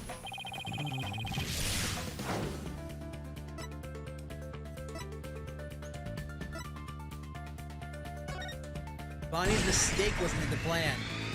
It's showtime! Bonnie made a mistake. Bonnie made a mistake during Trucy's escape trick. What mistake did Bonnie make during the magic trick? I have to! No, I should never say a person's life choices are a mistake. So she can be a great magician someday if she works hard at it. Good luck, Bonnie! Anyway, getting back to the cake. What was it Bonnie did during Trucy's escape trick?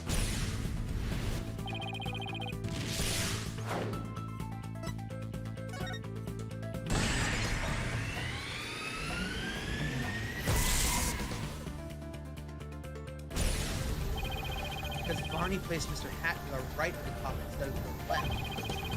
Trucy had to reappear on the side of the coffin opposite to the one on the show screen. But the culprit didn't know that when he first arrived at the theater, which means he was bound to make a slip-up when he tampered with the crime scene.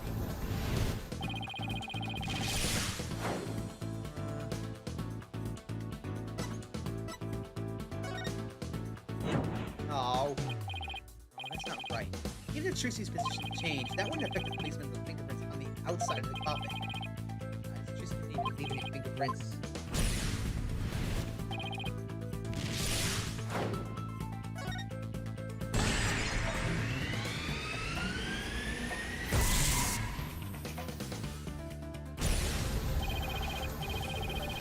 Thinking Trucy had appeared on the left side, the culprit must have put blood into the left hole. The blood was eventually discovered in the right hole during the police investigation. If the killer had originally put the blood on the left side, that means he must have tampered with the scene again afterwards to make a line up with the facts. If the crime seemed consistent with the fact, the culprit must have swapped his coffin sides around. That's why the fingerprints on the inside were backwards! It explains everything!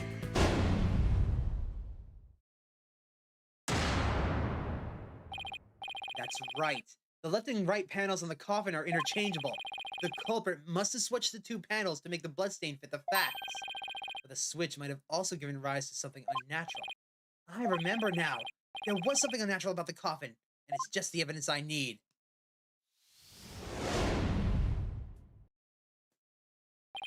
Sorry, Mr. Rettens, but I have some very conclusive proof of your guilt. Another bluff, is it? There's no way you have anything of the kind. My magic is real. No trick. No, there are tricks and gimmicks to it, just like any other illusion. What? After the murder, you switched the left and right panels of the coffin, didn't you? And because you did, you left behind something very unnatural for us to find.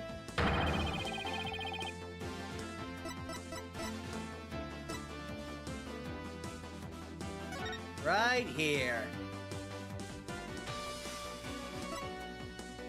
Ta-da! I was wondering when this would come into play. Take that! Fingerprinting results? What about the fingerprints is unnatural? Let's take a look at the prints the victim left inside the coffin, shall we? The victim was facing forwards in the coffin. This print should have looked like this. However, what we found was the opposite. They were facing the opposite direction. They were backward.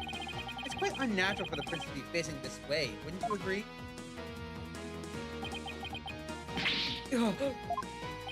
It is strange, isn't it? But how did they get this way?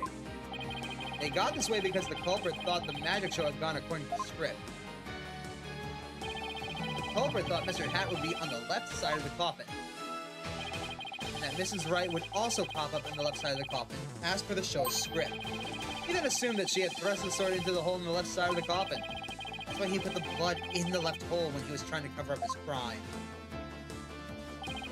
But sometime after leaving the bloodstain, the culprit must have realized his mistake. He found out that, due to Bonnie's mistake, Mr. Hat was to the right of the coffin. And that despite the script, Mrs. Wright had thrust the sword into the hole on the right. Also, again, I love the... You know what? Hold on. There we are. I love this scene. This face that she's making is adorable. In short, the hole with the blood in it was, in fact, the side opposite the one that Trucy used. To make the blood's location fit the facts, he had to tamper with the evidence yet again. So he tried to cover his tracks by switching the coffin's left and right panels. Oh, and that's how the fingerprints in the coffin ended up backwards. Because the culprit switched the two side panels around. The prints ended up facing the opposite direction.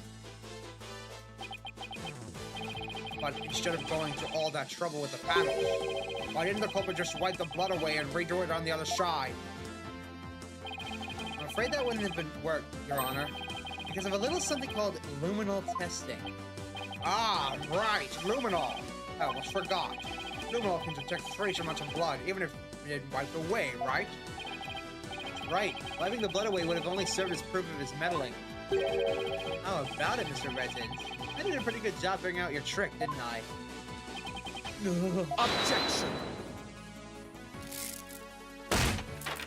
Trucy Wright could have done the same just as easily. You have no proof that it was this witness who tampered with Objection! evidence. Ah, but I do have proof. What? A person who was in the magic show would never have made the mistake of putting the blood on the wrong side. Least of all Mrs. Wright, who surely would have remembered that she was on the other side. Oh my, you're absolutely right. Impudent. I'm sure you realize by now, Prosecutor Sadmati, that your claim that Mrs. Wright is the culprit just doesn't hold up. You and the accused are most certainly bound for hell. Really? Mrs. Wright and I? Because I think you're the one with a ticket there for trying to convict an innocent girl.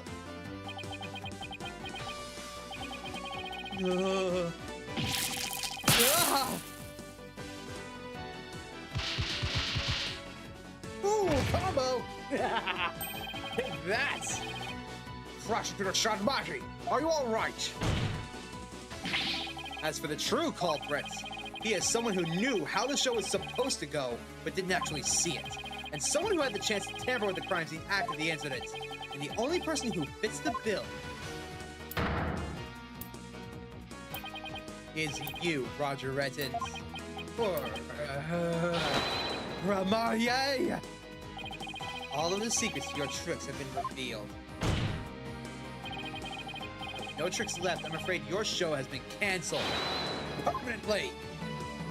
Take that! Yeah. All of my secrets have been revealed, you say?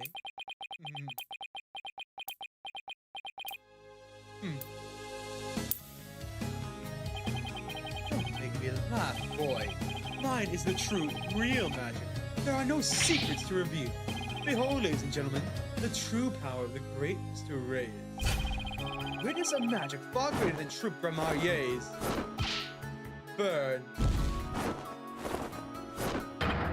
Crumble. All my furious flames. Great Mr. Reyes will bring an end to you all. Now, for the final heir to the Gramarier's name, right here, right now, you too shall burn. Huh? No, this isn't right. No, I didn't do anything wrong. No, it's not my fault. I'm not the one to blame. I am the victim here. What? No! Monsieur Gramarier!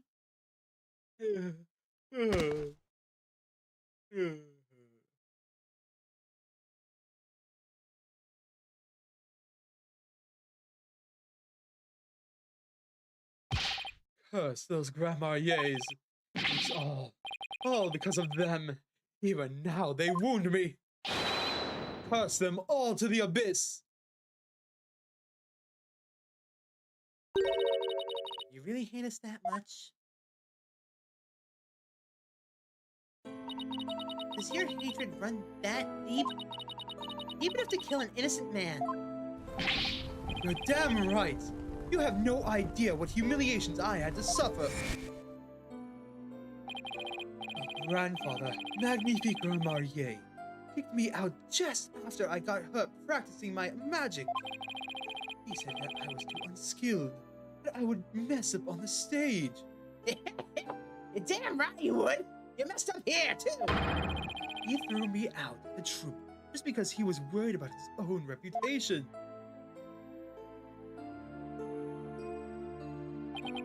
Since I was a child, it was always my dream to become a great magician. That Magnifique, he took it all from me.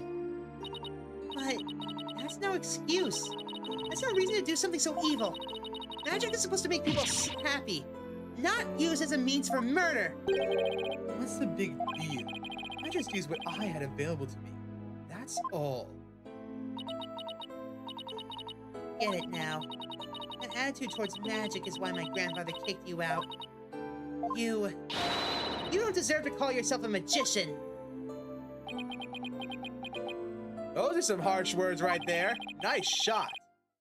Don't deserve. I don't know about that. After all, you were completely taken in by my magic, were you? If not for that lawyer over there, you'll be on your way to prison as we speak. You're right. I didn't see through your tricks. You see, so in the end, Troupe Gramarier was defeated by the great Mr. Reyes. You're not fit to lecture me from on high, Trucy Wright. You don't even deserve to call yourself a magician, you naive greenhorn. Uh-oh.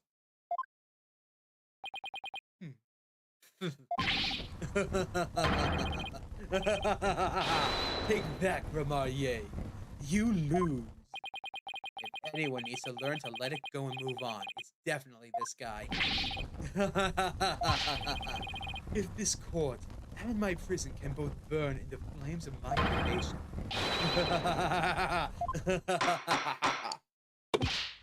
Bailiff, take Mr. Wretched away and bring a fire extinguisher just to be safe.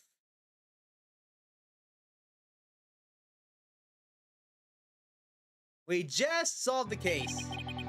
It looks like we've reached the end. I feel as though I've been watching a grand magic show. It was close. We just barely made it through somehow. Why does Trucy look so down? Miss Wright, Yes, Your Honor? I'm about to announce my verdict. Did I see that wonderful smile of yours? That smile as a true entertainer, as I do. Yes, Your Honor. Now then, this court finds the defendant, Trucy Wright, not guilty.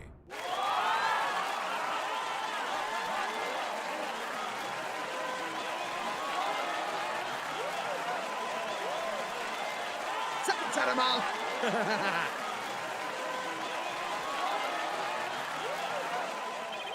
Court is adjourned. I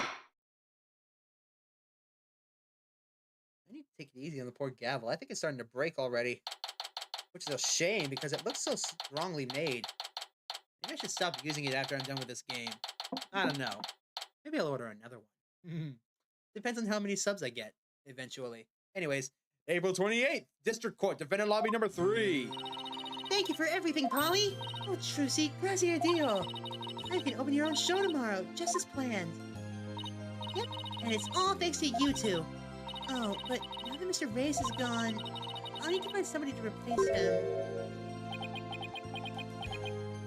Don't even think about it. I don't like the way she's looking at me.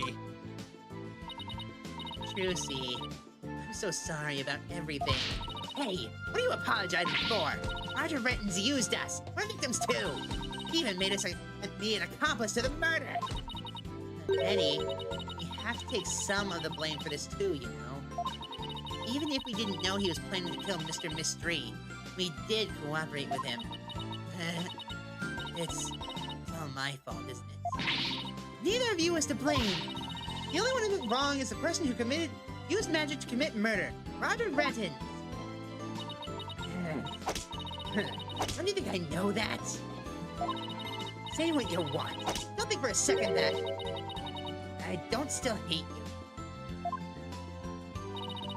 I guess she really does hate me. But Betty, why? We used to be a huge fan of Trucy's. Hey, shut up! I've always hated her. Really? But if we hadn't seen Trucy's magic show, we never would have tried to become professional magicians ourselves, right? Speak for yourself! Hey, you still have her autograph pending. Just shut up! Ow. Is she acting that way this whole time because she secretly loves Trucy? Jesus. Oh no. Hold on.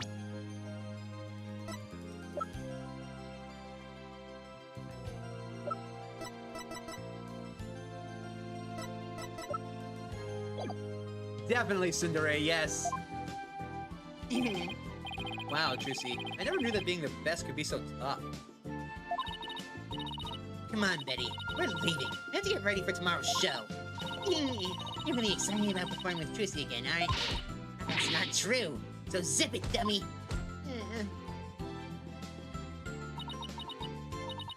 Polly, do you think I really am a naive greenhorn? No way. She's not.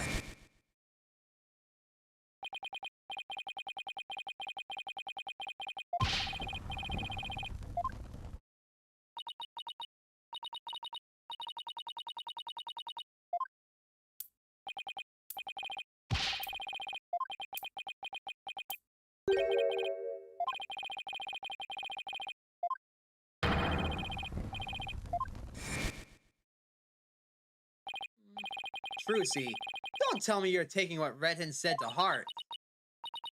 Well, maybe a little. I didn't see through his tricks, and I let myself be taken in by his magic. I can't trust myself anymore. Maybe he was right to call me a greenhorn. You shouldn't take stock in his words. He doesn't even know the first thing about you. What? You're a wonderful Grimarier magician. You should be proud of yourself. Thank you, Apollo. What makes you say that? I know you're a wonderful Grimarier magician because of this thing. The one thing we never used in court. Duh. Take that! My grandfather's notebook? The Grammar Creed. A true entertainer always keeps a smile on their face. When you performed your magic trick in court today, you showed the world your dedication to your troops' creed. Even through all the jeering, all the hate, you kept a smile on your face and won the crowd over. You are everything Magnifique could have hoped for as an heir. You're a great magician, Trucy. Damn right she is! She's the best! I will never not say that! What? You talking shit, Houdini? Get over here! Great magician? Me? You really are. That's why you don't have to worry about what Red had said. Oh, Polly, thank you. Still, I couldn't have done it without you. I would have lost my nerve power alone up there. I was able to keep on smiling because of you. Me? I remember what you said to me in the convention center. Sure you swapped out the swords, right? Yeah? Duh.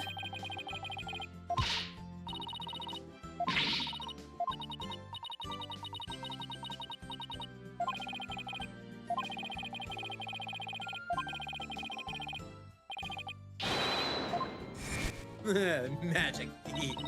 Your words were what kept me going. Apollo, thank you from the bottom of my heart. Now I can be everything I was meant to be. Trucy's real smile is the best. Bounce, So glad I could help make that happen. bounce.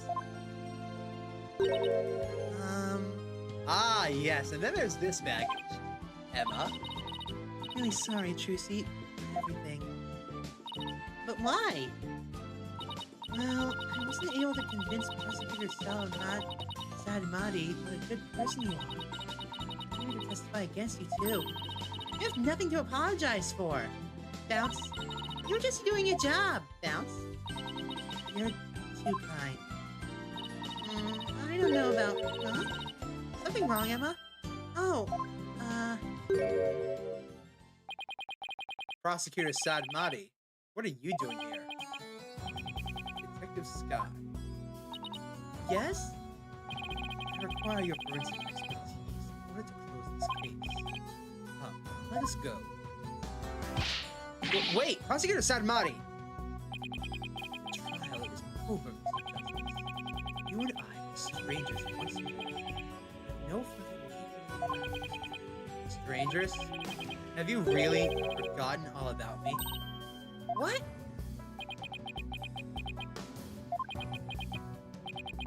You really changed, Yuta.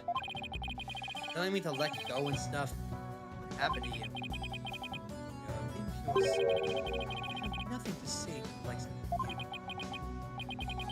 Are you serious now, Yuta? If you'll excuse me. Ow, ow, ow, let me go! There he goes. What was that about, Apollo? How do you know Prosecutor Sadmati? Let's just say we're old acquaintances. Acquaintances? Seems like something more than that. Yeah, well, You don't like to talk about your past, do you? Because you always change the subject. I guess I'll have to talk about it someday. But not today. For now, come on. Let's forget about the past and celebrate Trucy's future. Sure, if you say so. Hey, that's my Mr. Right ringtone. Shit, the boss is calling. Put on speakerphone, Apollo. What's up, Mr. Right? Apollo, how's Trucy? What happened at the trial? Did you get a not guilty verdict? Mr. Right, slow down. Everything's fine. Hi, Dad. I'm okay now. He was found not guilty in the very dramatic turnabout. Plus, we saved the office. That's a great victory for Apollo. Ugh, that's a load off my mind. I can't thank you enough, Apollo. Now I know I can trust you to hold down the fort anytime. Me? Really? Yes, you. You're a real full-fledged lawyer now in my eyes. Full-fledged... I still can't wrap my mind around it. Thank goodness you were there to take care of everything. And thank you, Apollo. No need to go that far, boss. Especially not in front of everyone. Oh, and by the way, I won't be able to make it to tomorrow's show, so I was hoping you could go. You'll do that for me, won't you? Of course! I wouldn't miss it for the world. Full-fledged. So Dad asked you to come to tomorrow's show, huh? My assistant, right? No, he just asked me to go cheer you on. Okay, then I'll be sure to save you the best seat in the house, Polly. Best seat in the house. Really appreciate the thought, but... Good, then it's settled. Huh? Oh, no. oh, I can sense the chaos. April 29th, Penrose Theater. Stage! Objection! I should have known.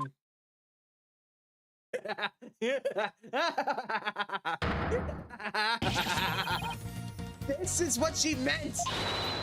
Magical girl Trucy right will now perform her greatest illusion yet. There are no tricks or gimmicks here, ladies and gentlemen. This is real magic. Wait a minute, you're kidding, right? There is a trick or gimmick, right? I'm too young to die! Now then, Mr. Hat, you know what to do with that sword. No, wait, stop!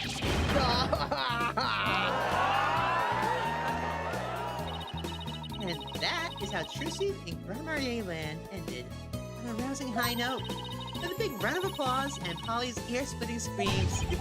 What kind of an ending is that? The best kind.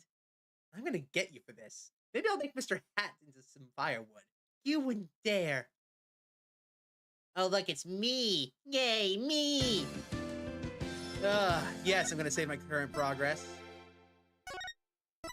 Let's save. Hooray. And now I'm gonna finally be able to say thank you all so much for watching.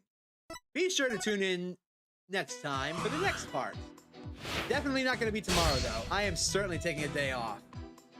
But until then, be sure to make an impact in someone's life today. Make it a great one. See you guys next time. Take care.